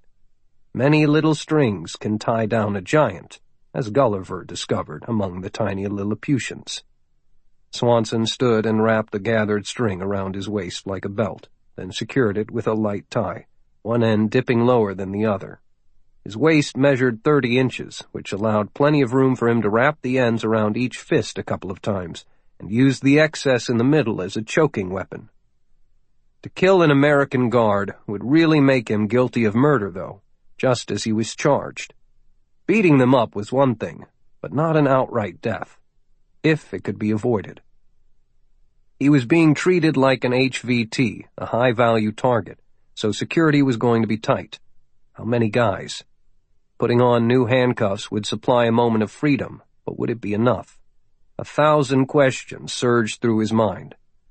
Swanson used both hands to snap the twin-blade top off the plastic razor.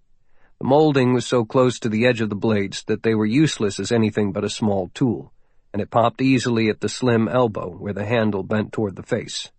Now he had a piece of plastic about 5 inches long, not even as big around as his middle finger. Still, possible. Jesus, I don't want to kill anybody tomorrow. I don't want to have to kill anybody. He made the decision on the spot, an internal choice. He could resist, fight, try to immobilize the guards, and push it right up to the edge. However, if it came to deadly force, Swanson decided that this time he would take that punishment himself, rather than kill other Americans who had done him no harm. Life is simpler behind a trigger in a sniper hide, he told the rats. This humanity stuff is complex. Actually, it kinda sucks. Holding the lower part of the handle firmly, he placed his index finger against the broken edge, positioned it at an angle on the rough concrete floor, and gently bore down on it, careful not to break the thick part. In slow, persistent strokes, Swanson began sanding away the plastic edge, stopping after every dozen strokes to feel the result. The concrete peeled away the plastic like rough sandpaper. Within a half hour, he had sharpened the lightweight handle into a jail-type shiv, a makeshift stabbing knife that could be deadly if he had to use it. He then tied it on the longer string hanging from the garrote knot and hid it beneath his trousers. Since he had been in prison for days, it was doubtful that he would be searched. 58, 59, 60. His internal clock told him that another hour had passed. He made another rip in the shirt, then settled back against the wall and tried not to think too much, because he was not happy with the conclusions that kept coming back, like little nightmares. The same thing over and over. He would do what he had to do. Leavenworth was not an acceptable option. Maybe death was the more viable possibility. 34. Islamabad. There was movement in the corridor, and Kyle Swanson detected it, felt the certainty, before he heard any boots. A subtle shift in air pressure, the cessation of the rhythmic movement by the rats, or just an overall alertness. Something. He snapped awake. It was too early. His fingers counted the recent tears. It was only about 6 o'clock, around dawn in the outside world. He checked his weapons, then stood, spread his arms, and yawned. By the time the guard detail arrived at his door and he heard the rattle of the keys, Swanson was stretching his muscles and calming his mind. He had no real plan for escape, other than being determined never to set foot in Fort Leavenworth's military prison.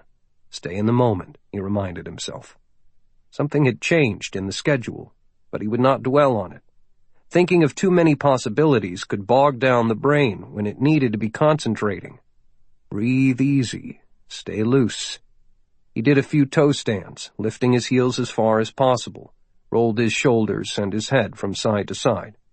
The familiar pre-battle calmness settled on his nerves, and in the darkness Swanson's world slowed down and his senses sharpened. Looking into a corner to protect his eyes, Kyle could actually see a few rats. They were crouched, fearful, mystified. The door creaked open, and he closed his eyes tight, then slowly opened them again in a squint. The light from the hallway blazed in, creating silhouettes of the 4-man guard detail. Kyle extended his wrists, and 2 turnkeys clapped on the cuffs and ankle restraints, while the other 2 protected them with rifles. Since he was leaving, they really expected no trouble from him, and he did not plan to give them any, unless he had to. "Bye, rats," Swanson said, and moved his left foot the length of the chain, then his right. The guard took each elbow, partially carrying him. Working together, it took only a few minutes for Swanson and his caravan of prison guards to climb the stairs and get into the office of the warden. It was bathed in the muted golden glow of the new morning, allowing Swanson to confirm this transfer was about 6 hours ahead of schedule. The dark-haired warden gave him a hateful look, rose from behind his desk, and silently herded his guards from the room through one of its 2 doors, leaving with them and closing the door behind him. He said not a word. 2 lithe men with fair skin and short haircuts were standing casually beside the other office door. Kyle recognized the military bearing immediately, and his heart sank. They radiated confidence and ability, and would not be easily surprised or overcome. The embassy had sent professionals. At a nod from the leader, his companion took 3 quick strides and stood in between the 2 closed doors, facing them at a 45-degree angle to each. He unbuttoned his coat to expose a large pistol, pulled the weapon free, and took up a combat stance. The other man sauntered toward Kyle, smiling as he approached. "Good day, mate," he said. "That big bloke over there is Sergeant Jimmy Todd, and I'm Sergeant Colin Moore of the Australian SIS. Sir Geoffrey Cornwell sends his compliments and requests the pleasure of your company." "Jeff?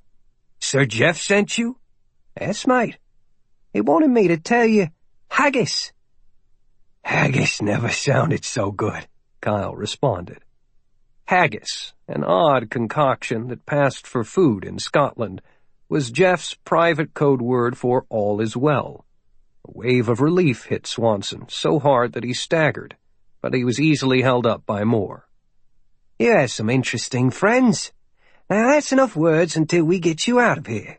Be still while I get rid of the restraints. Got to put some of our own cuffs on you for a little while, just for show, in case anybody sneaks a peek." Moore was already working with a set of keys, and the handcuffs fell free. In 10 more seconds, the leg irons were off. Moore popped open a set of shiny cuffs and looped them softly around Kyle's wrists, but did not lock them. From an ankle holster, Moore removed a small .38 caliber revolver and handed it to Kyle. "Cross your hands and hold those cuffs so they don't slip off, and put that weapon where you can reach it," he said. Swanson stuffed the little pistol into his waistband and covered it with a ragged shirt. Moore then opened his sports coat wide enough to rest his right hand on the butt of his Walter 7.65mm PPK in a belt holster at his hip. "We're ready to move here, Jimmy." "Very well." The voice was soft, emotionless. "I'll follow you too." The large room outside was empty when they left the warden's office, although there were cups on some of the desks. A smoking cigarette balanced on the rim of an ashtray. No one barred their way. In a 24-hour prison that never closes, not a guard was in sight. Colin Moore walked in front, moving with the smoothness of a cat, while his gaze swept every desk, chair, window, closet, and corner. After days of incarceration, Kyle's muscles would not respond to the quick pace, and even the dim light was like staring into bright headlights. He could not see worth a damn with eyes long tuned to complete darkness. He heard the skip-slide footsteps of Jimmy Todd behind him, moving forward while facing the rear. The door of the elevator stood open at the end of the room, a chair blocking it from closing. Moore threw it aside and guided Swanson in, leaning him against a wall. Todd backed in, still with his gun pointed at the vacant space. Moore punched a button, and the door hissed closed. He removed his own weapon as the descent began. "Down to the loading area, mate. Hang in there." "That place'll be swarming with cops," Kyle said, drawing air down deep into his lungs. "If they're gonna jump us, this'll be the perfect ambush spot." "No worries. I think they're all on a tea break for a few minutes." With a jolt, the elevator stopped moving, and as the door began to open, both SAS commandos had their guns at the ready, with Kyle leaning against one wall. No one was there to stop them. They went out, moving faster. Moore and Todd flanked the stumbling Swanson. A large white SUV was parked beside the loading dock, with its motor running. As they piled in, Kyle saw a small Uzi submachine gun waiting on the back seat. He grabbed it. "Go!" Colin Moore barked when the doors were closed, his voice loud in the confined space. The SUV lurched into motion and headed away from the prison, soon to be lost in the morning traffic. Kyle dropped the handcuffs. "Thanks, guys. I buy the next round," he said, and passed out, totally spent. "No worries," said Moore, taking away the Uzi. At a window on the top floor of a nearby building, General Nawaz Zaman of the Pakistani Intelligence Service inhaled a long draft from his cigarette as he watched the white van merge into the growing traffic and fade from view around a corner. "He's gone, without a shot being fired," he said. "Good." "The Americans are going to be furious," said the tall warden, sitting in a folding chair, legs and arms crossed. Zaman shook his head, and his jowls moved with the motion of a broad smile. "It makes no difference. Somehow the prisoner, a very clever and highly trained assassin, escaped during the night. The breakfast tray was slid into his cell as usual, and was discovered to be untouched when the guards went to fetch him at noon. I shall pretend outrage and invite the FBI to assist in the investigation." "You should have let my men beat the prisoner as punishment before we turned him loose." The warden's lean face was in a pout. His comment was directed to the third man in the room, the helpful imam whose family had been saved by Kyle Swanson. The religious leader said, "Warden, this was a matter of my personal honor.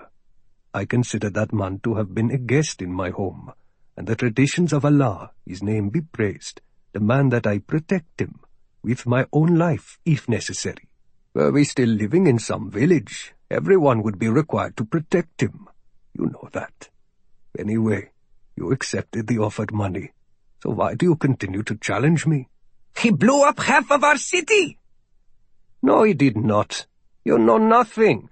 All that man did was shoot a worthless Taliban, and then get snared in a web of fate," said General Nawaz Zaman, focusing on the warden, the geniality gone. "Why do you speak at all? These things are beyond your understanding. If you utter so much as a whisper about this matter, even in your sleep, you will take his place in the prison." The general then flicked his cigarette through the open window. Dawn was giving over to a beautifully bright day. 35. Monte Carlo, Monaco. Only when Jim Hall received the anonymous Facebook message, as he had demanded from the Central Intelligence Agency, did he realize that his plan had actually worked. He had beaten the system. He had blackmailed the CIA and had gotten away with a forever get-out-of-jail-free card. He went down to the hotel bar and ordered a solitary, celebratory drink, feeling a long-sought sense of transformation, and without a second thought about selling out Kyle Swanson and Lauren Carson. He played with the ice cubes and picked his teeth with the little plastic sword that speared 2 olives in the martini. New clothes were a must. He could buy whatever he wanted in the exclusive shops in Dubai. But why bother? It would be more fun, a better experience, to go to the source for his threads. Hand-sewn shoes from a British craftsman, custom-made suits from the best tailors of Europe, fitted shirts in Italy, with money no object. Jim Hall liked that idea. The message had arrived during the night, and Hall left Dubai the following day, bound for Charles de Gaulle Airport in Paris, with a first-class seat aboard Qatar Airways. He used a backup passport that allowed him to use another name for customs and legal paperwork, but he did not worry about fingerprints or facial recognition software or retina scans. It did not matter if the authorities tracked him, because there would always be an asterisk on his file that would guarantee that he would not be molested. They would do nothing and eventually give up. In Paris, he rested, had a nice lunch, and then purchased a tuxedo from a designer's studio shop, along with matching black dress shoes, polished to a bright sheen. A stylish haircut at a salon set him back $250. The following day, a high-speed train whisked him south to the Principality of Monaco, the money-soaked independent state snuggled between the mountains and the Mediterranean on the French Riviera. A memory of the beautiful Princess Grace and her fairy tale romance flitted through his thoughts. Like Grace, he was going to be living the dream. That evening, the dream would feature Jim Hall as James Bond, and he believed he fit the part better than some of the movie stars who had played the role. Not as good as Sean Connery, but better than most of the others. After all, he was a real spy. He strolled that night along the golden square that led to Le Grand Casino de Monte Carlo, where master craftsmen had created an ornate castle on the outside and a perfection of polished stonework within. He caught a glimpse of himself in his tux and thought he looked good. He moved with ease through the corridors, ignoring the Salle des Amériques, where rich rubes from the States came to play familiar Las Vegas games such as craps. Smiling at the genteel segregation of the Americans from the more cosmopolitan European casino atmosphere, Hall decided to speak only French that night. At a gilded private room for serious gamblers, he paid an additional entry fee and stepped inside. A waiter in a short white jacket and dark trousers appeared at Hall's shoulder as he sat down at the roulette table, and Jim ordered a double martini on the rocks with olives. A thick slab of $100 bills from his new wallet was exchanged for chips. He let play continue while he tasted his drink and made himself comfortable. The women were gorgeous in colorful gowns with diamonds at their ears and throats, and the men wore upscale suits, dinner jackets, or tuxedos. A slender brunette with long hair over her bare shoulders and a low-neck gown, the rich purple color of ripe plums, was checking him out from the far end of the table. Hall smiled at her. Hall placed his bet, $10,000, on red for a single spin of the wheel. He did so because he had always wanted to do that once in his life. He did so because he could. It did not matter whether he won or lost. It was just fulfilling a whim, and automatically earned him the respect of everyone at the table. He was a player. Hall watched the little ball clatter around the spinning wheel until it slowed and finally caught in a slot. Red. The goddess of gambling was showing him respect. He had won. The $10,000 became $20,000, and he let it ride for another spin. When he won again, and the money became $40,000. That was enough showing off. He stacked the beautiful chips into small towers of colorful plastic and settled down to play for only $1,000 per spin for a while. Win some, lose some. And the brunette had taken the seat next to him and placed warm fingertips along his thigh. Jim Hall knew it was going to go on being this way. He would enjoy his new life in Europe, travel the high roads in Asia and South America, and never have to return to those sandy and hot wastes in the Middle East. A final favor had to be repaid, but that would not happen in Pakistan. Then, out. Pakistan. The father and the son were sharing a small meal, eating quietly until they were done, and the women left them alone. It was not very hot outside, and there was already fresh snow on the highest ridges. For mountain dwellers, it was time to be certain they had acquired everything they needed before the passes were clogged by snow and ice so thick that even a mule could not traverse a path. Muhammad Walid, the strongest warlord in the Taliban Badlands, was proud of Salim. The attack in Islamabad had brought a horrendous toll of death and destruction, and it was all being blamed on an American Marine assassin who had now escaped from custody. You have accomplished an important task, my son, and you did so brilliantly. Thank you, Father. I felt the hand of the Prophet upon me during the entire operation. All praise be unto him. The older man adjusted his robes. The weather had been hot only a few days before, but now there was a faint chill in the early afternoon air. How do you read the government situation at this point? Salim gave his father a frank look. I admit that I was surprised that they did not crumble after the Islamabad incident. The president did not impose martial law, which I had anticipated. Perhaps he held back because of all of the foreign presence in the city. The diplomats would have reported back to their capitals that he had panicked. He would not want that. Yes, agreed Salim. Well, no matter. Confidence in his administration was already being shaken by the riots elsewhere. And now, as I read it, the president is hanging on by no more than a slender thread. The generals may not follow his call for any harsh crackdown on the people, and the secret police continue to play their own game. The Taliban leader laughed. Ah, our old friend General Nawaz Zaman. That fox even keeps secret from himself. He will not intervene in our plans if the price is correct, and he is left in power when we take over. He has been useful, Salim replied. When the bribe offer was made by the British billionaire for the escape of the Marine, Zaman arranged everything and kept me informed. As a prisoner, the Marine represented nothing but diplomatic and media problems in the future. It is best that he is gone. We have all washed our hands of him. Let Kyle Swanson be a problem elsewhere. Here, he was a distraction that we did not need at this important time. And the condition of our political arm, the Bright Path Party? Salim's dark eyes almost glowed. Strong and ready. That is why I have come. It is almost time, Father. You must leave this place very soon and prepare to step into public view. I think it is still too early, my son. There was a hint of warning in the statement.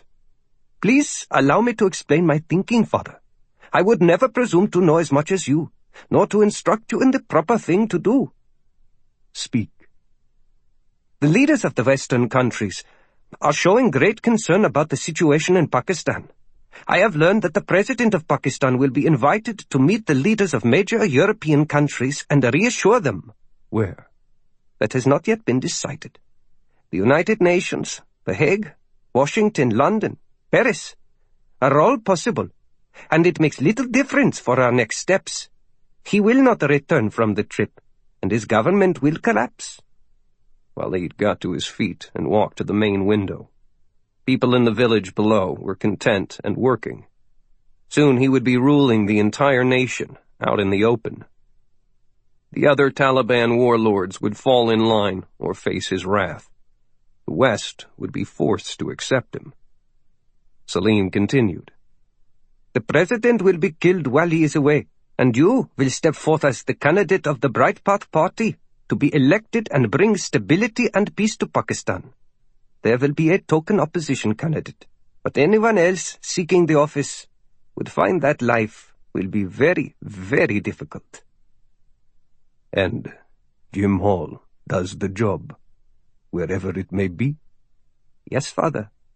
I have already set him in motion.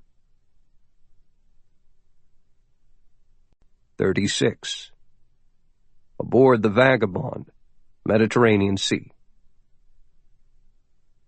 Commander Stacy Thomas, captain of HMS Iron Duke, led the boarding party himself, somewhat chagrined at having been ordered to stop and search the sparkling yacht of Sir Geoffrey Cornwell.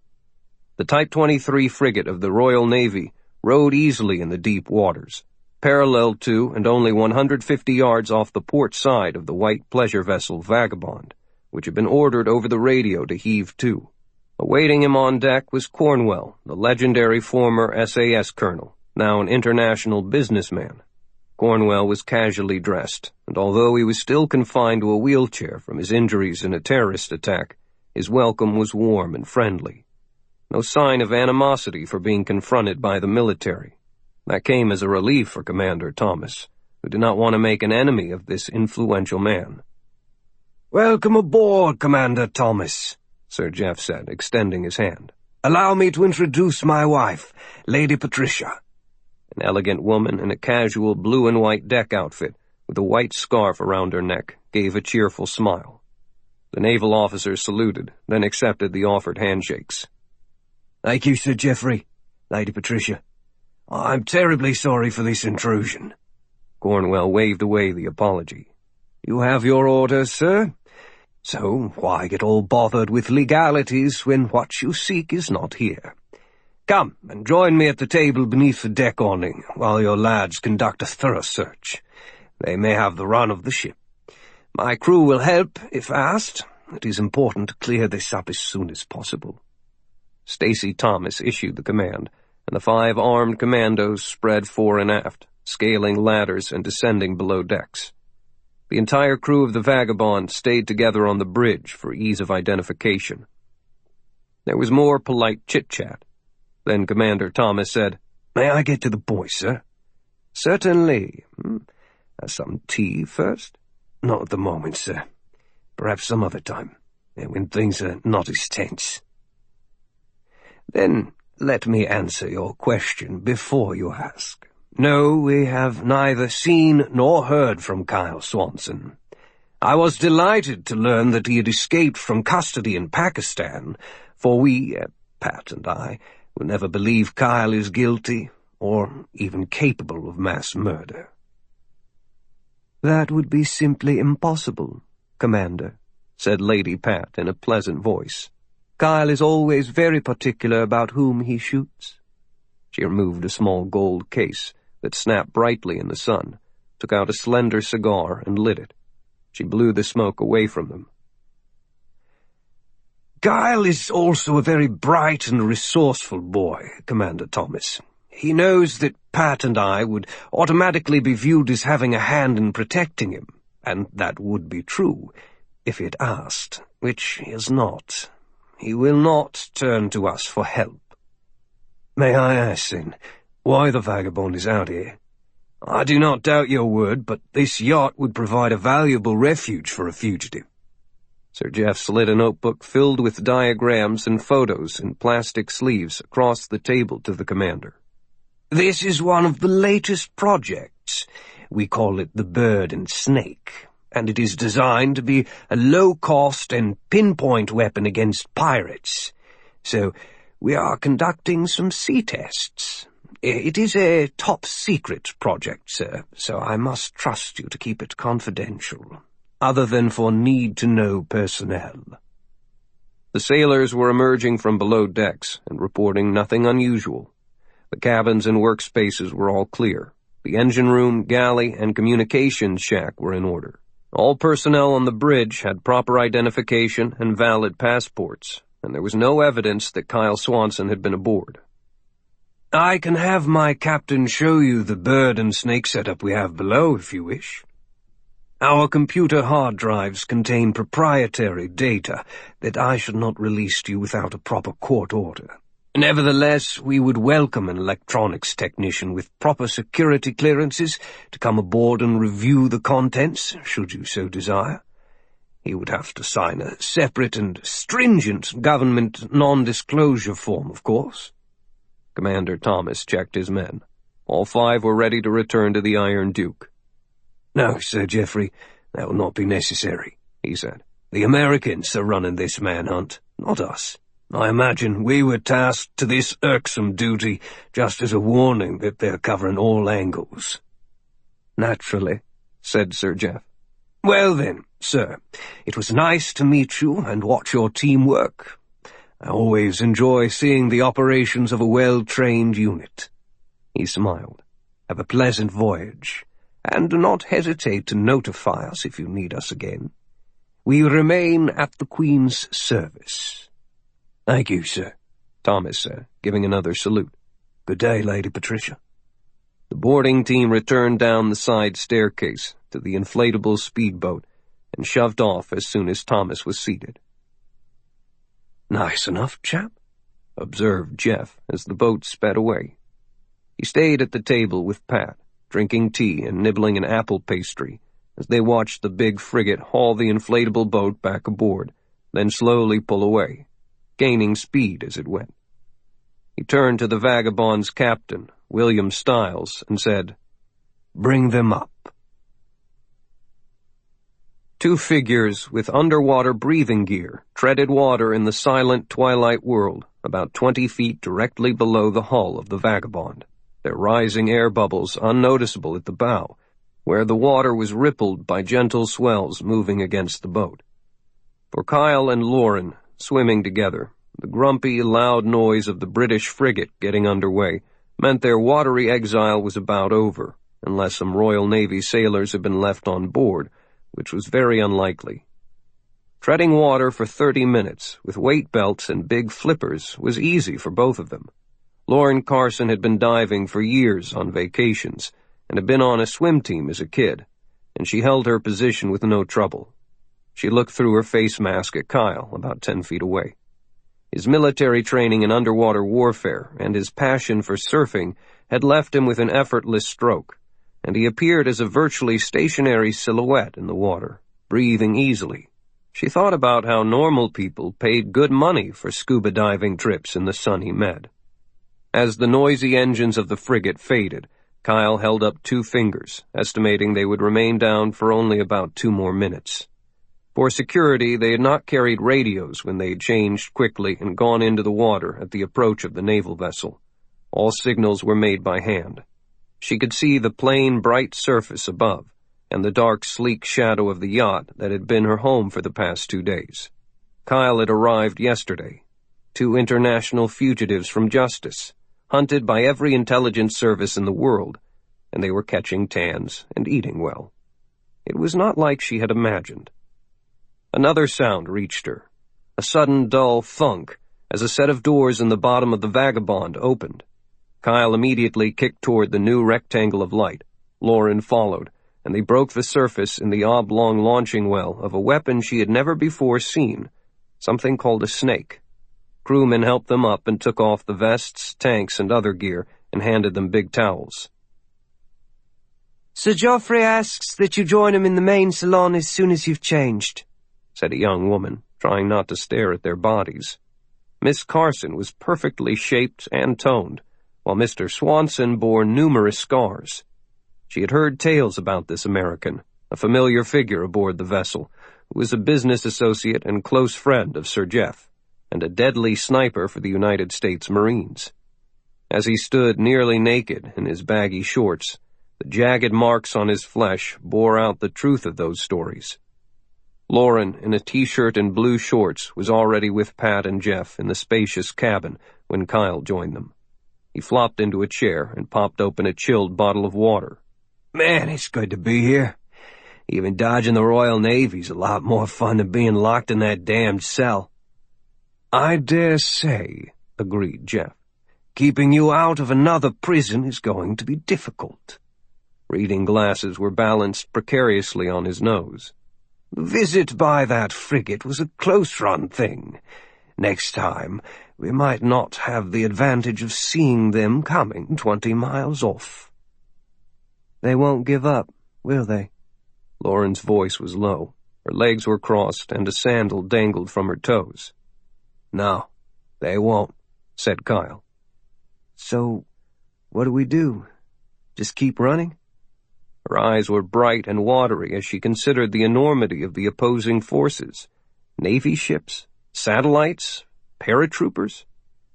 Lady Pat went to the bar, poured a stiff dose of whiskey, and handed her the glass. "Drink up, Lauren. It'll steady you a bit. It is understandable for you to be nervous." Lauren tasted the amber liquid and then drank deeply.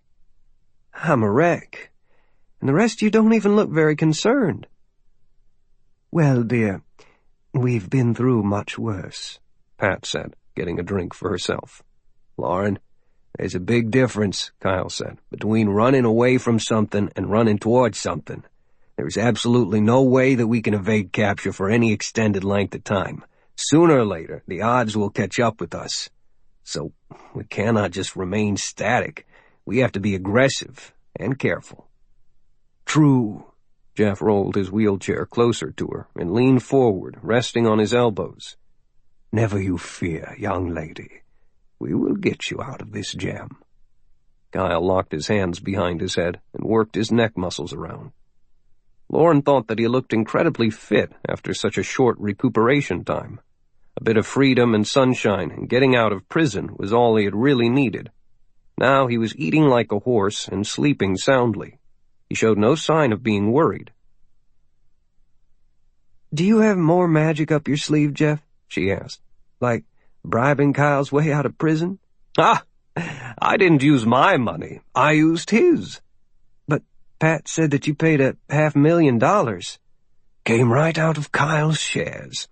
A little accounting sleight of hand, but any trace will indicate that he arranged the deal himself." "You have that kind of money?" Lauren stared at Kyle. "I guess. Never use it." "So we aren't totally broke when we have to run?" "No," said Pat. "He's a major shareholder, and will be a part owner of our entire business someday when he leaves the Marines. Meanwhile, his earnings are secured away in trust accounts and other financial vehicles. But quite a bit of it has been made liquid and available at the moment." Jeff rolled over and tossed some loose papers into Kyle's lap. "The CIA is being clumsy with their internal communications. Lieutenant Commander Friedman in Trident is keeping tabs on them. First, he discovered that Jim Hall is still alive, and now he can confirm that Hall is making a very strange deal. The agency will leave him alone, and he will leave them alone. Slaughtered a poor woman in Dubai, and took down an important network there, and yet they have agreed." Lauren stood abruptly and crossed her arms as she stalked to the long side window and looked out. "They give him a free pass, but are coming after us? That's not fair." "Fairness has nothing to do with it, dear girl." "And they still haven't figured out how much money he's stolen over the years. They don't know the half of it." "We will let them know at the appropriate time," said Jeff. "But let's deal with the here and now." He turned to Kyle. "You cannot stay aboard the Vagabond much longer. They will have our communications strictly monitored and will keep the yacht under surveillance. It's too dangerous." Kyle nodded. "Yeah, I agree. We need to get off the boat if we want to find Jim and take him down. That'll make all of the troubles go away." Lauren turned toward them, and this time tears were on her cheeks. "How? Jim knows what he's doing, and he was a great field agent." Kyle rose and walked over to her, putting a strong hand on each of her arms and locking onto her eyes. "We're partners in this, Lauren. Putting the two of us together was Jim's first mistake, and probably his biggest. No offense meant, but you were once his mistress. I was once his student and his friend. Between us, we know this guy in every way possible, both personally and professionally." Lauren opened her arms and put them around Kyle, hugging him close, with her face against his chest. There was warmth there, and safety. "What are you going to do?" "I'm going to kick his ass and put him in the grave," Kyle said, returning the embrace and rocking her back and forth. 37. Washington, D.C. The CIA did not have the only computer in town, and many experts considered the system rather primitive. Lieutenant Commander Benton Friedman of Task Force Trident thought the agency's Directorate of Intelligence was about 5 years behind the curve on hardware alone and losing ground. They were barely in the game on software development. Technology was constantly evolving, but the agency was always slow to adapt. It was not unusual for public sector companies to ramp up new programs and tweak techniques faster than the agency could follow. The CIA believed in keeping secrets, while the rest of the computerized world was dedicated to sharing as much knowledge as possible, as fast as possible. Just a routine task like moving an email from an unclassified computer system over to a classified channel was tantamount to hard labor for a CIA worker. Swapping vital information with other government agencies did not work smoothly, and the entire World Wide Web was never really embraced at the Langley headquarters, because it could not be controlled. Other intel agencies were doing only slightly better and stumbling around the secrecy problem. Anything put into a computer became prey for some dedicated hacker, and Friedman was a shadowy god to hackers everywhere. They were aware of his prowess, but never discovered his identity. Bolstered by top-secret clearances, the super hacker known as the Lizard trolled with ease through the CIA's internal system. "What do you have, Liz?" asked General Brad Middleton when Friedman tapped on the open door of his Pentagon office. Middleton respected Friedman's electronic prowess, but sometimes needed a translator when the Lizard lapsed into rapid-fire geek. "Sir, you told me to follow the money, and I did." The brows behind the thick eyeglasses arched. "And?" "I can now prove, for a fact, that former Agent Hall is a thief." "That is excellent work, Lieutenant Commander Friedman. However, no one gives a healthy crap that he stole some money. We want to find him because he's a treacherous bastard, and he set up Kyle Swanson to take a mass murder rap." "He stole quite a bit, sir. Thought you'd like to know." Middleton felt his eyes beginning to cross as the Lizard ignored his comments and took a chair, uninvited, then opened his notebook. "You're going to tell me anyway, aren't you?" "Why, yes, sir. Of course." "I'm a general. I have rights." "Sir, you are the very model of a modern major general with information, vegetable, animal, and mineral." "Don't go there." If Friedman launched into the Pirates of Penzance, he might never shut up. "Stick with the money." "Sir." Agent Carson, in her debrief before she left, gave me a list of former Agent Hall's secret bank accounts that she had memorized. She has a remarkable ability of recall, and, on instructions from Agent Hall, had not written them down anywhere. He believed that he alone had the codes, but she did too. As I say, she is remarkable, and quite beautiful. Did you know that she was in the Miss America— "Back to the money, Liz." "Sir, this is information that the CIA does not possess. The agency still thinks the single account set up for the Pakistan operation was the only one Agent Hall looted, and he took the $5 million that was left in it. That isn't even close." "How much?" "In total, sir? Or in each individual account?" "I have a pistol in my desk drawer, Lizard. I'm going to take it out and shoot you in the head." $103 million and change, sir. Total. That's just rounding it off to the nearest million." He gave the general a printout with the names of the banks, the account numbers, and the amounts currently in each. Middleton blew a low whistle as he studied the numbers. Coaxed the Lizard a little bit, and eventually he would say something worthwhile. "Can you track all of these?" "Oh, yes, certainly, sir. Money goes in, money goes out, and it's all routed through other banks. Former Agent Hall cannot let it all just sit there, but false names on the accounts won't matter, just the numbers. For instance, his last electric bill at his apartment in Georgetown was for $138.26. It is now overdue. That is how we'll get him, sir." "The electric company will send out a bill collector to find a CIA assassin?"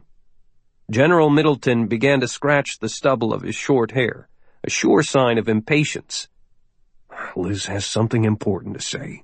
He would not be in here otherwise." Friedman looked puzzled for a moment. "I don't think that would work very well." The general threw him a stern look. "Get back on track, please. Back on track and stay there." Yes, sir.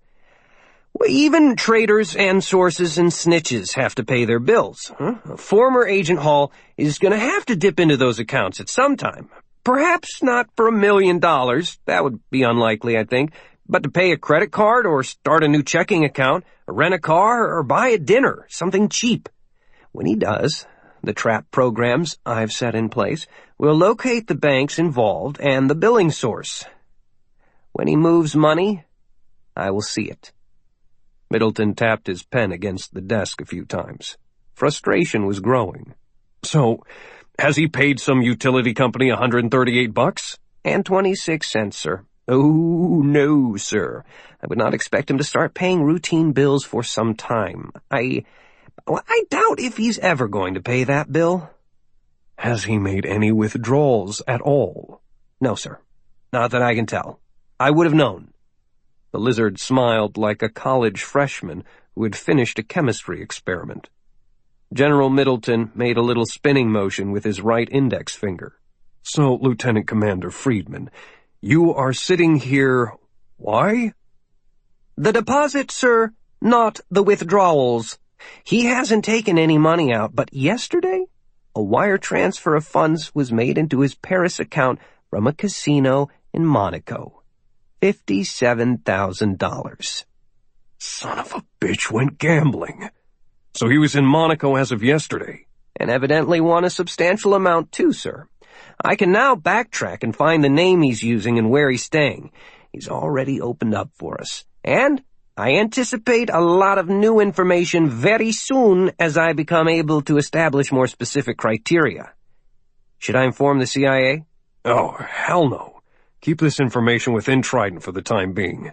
We're only a day behind him. Good job, Liz. Now get out of my office and go back to work. At the age of 4, in his home in Groton, Connecticut, Friedman stuck his right index finger into an empty light socket, and the electrical jolt threw him across the room. His nanny was listening to rock music on tape and never heard his cries. It stung. It burned. Eventually, the pain eased, and the fright was replaced by curiosity. Benton Friedman had discovered electricity, and his world would never be the same. At dinner that night, proudly wearing a Band-Aid on his injured finger, the little boy discussed the incident with his father, who took apart the offending lamp to show the boy how it worked. For months afterward, Benton roamed the 2-story house with a screwdriver and needle-nosed pliers, disassembling toys, light switches on the walls, plugs at the ends of cords, and anything that remotely looked as if it ran on electricity. Within 2 years, he was devising simple programs on a basic Apple computer. Friedman's father was an engineer who helped build submarines for the U.S. Navy, and he took Benton aboard one of the huge boats for a 7th birthday present.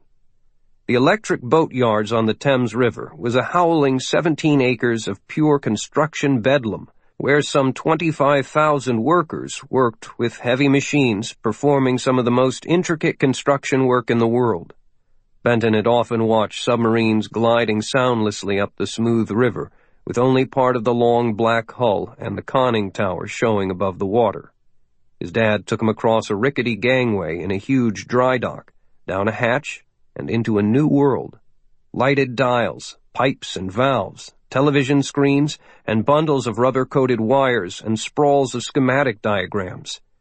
He was given a blue baseball cap with the sub's name woven in gold thread, and a birthday donut in the galley. His father then showed him the most special part of the boat, the space where a nuclear reactor was being installed to power this war beast. Benton quickly grasped the techniques, and the experience spurred his academic interest in science. He graduated from high school at 15 and took an associate's degree in mathematics at a state college, while waiting to grow into the age limit for admittance to the U.S. Naval Academy. He was known among his classmates there as the Wizard, graduated with honors, and went into the boats. 2 undersea tours won him the coveted Gold Dolphins badge of a submarine officer.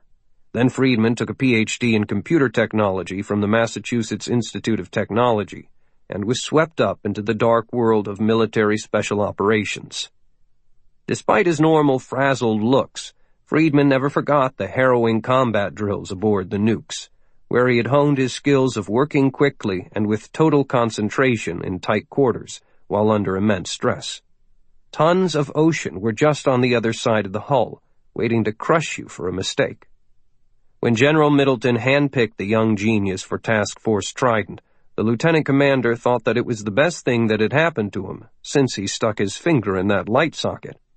Although the Trident Marines changed his nickname to the Lizard, he tolerated the teasing because the organization's ultra clearances were the keys to the toy box, allowing him to draw from resources throughout the government to build a complex computer network that was secure, fast, and efficient. For the present, his work was narrowed to supporting Kyle Swanson and Agent Lauren Carson and trying to track the renegade Jim Hall. With the financial sniffing programs in place on the secret accounts, the Lizard could spend more time patrolling the internal communications network of the CIA with his computer sweeps. The FBI was the prime agency hunting Kyle Swanson. The Lizard had plenty of access there, too. There was also quite a bit on the Carson hunt, and much of the traffic seemed to be coming from the desk of a man named Jack Pathurst in the CIA security office. It was clear from the messages that her current whereabouts were unknown. That was as it should be, thought the Lizard, since he had worked with Major Summers to spirit the beautiful agent out of the country undetected and rendezvous with Sir Geoffrey Cornwell. Canadian passport, a wig of long dark hair, a clean history, and presto, she was gone. Kyle was vectored in from another direction through Sir Geoffrey's extensive arrangements. Now Friedman would build a protective information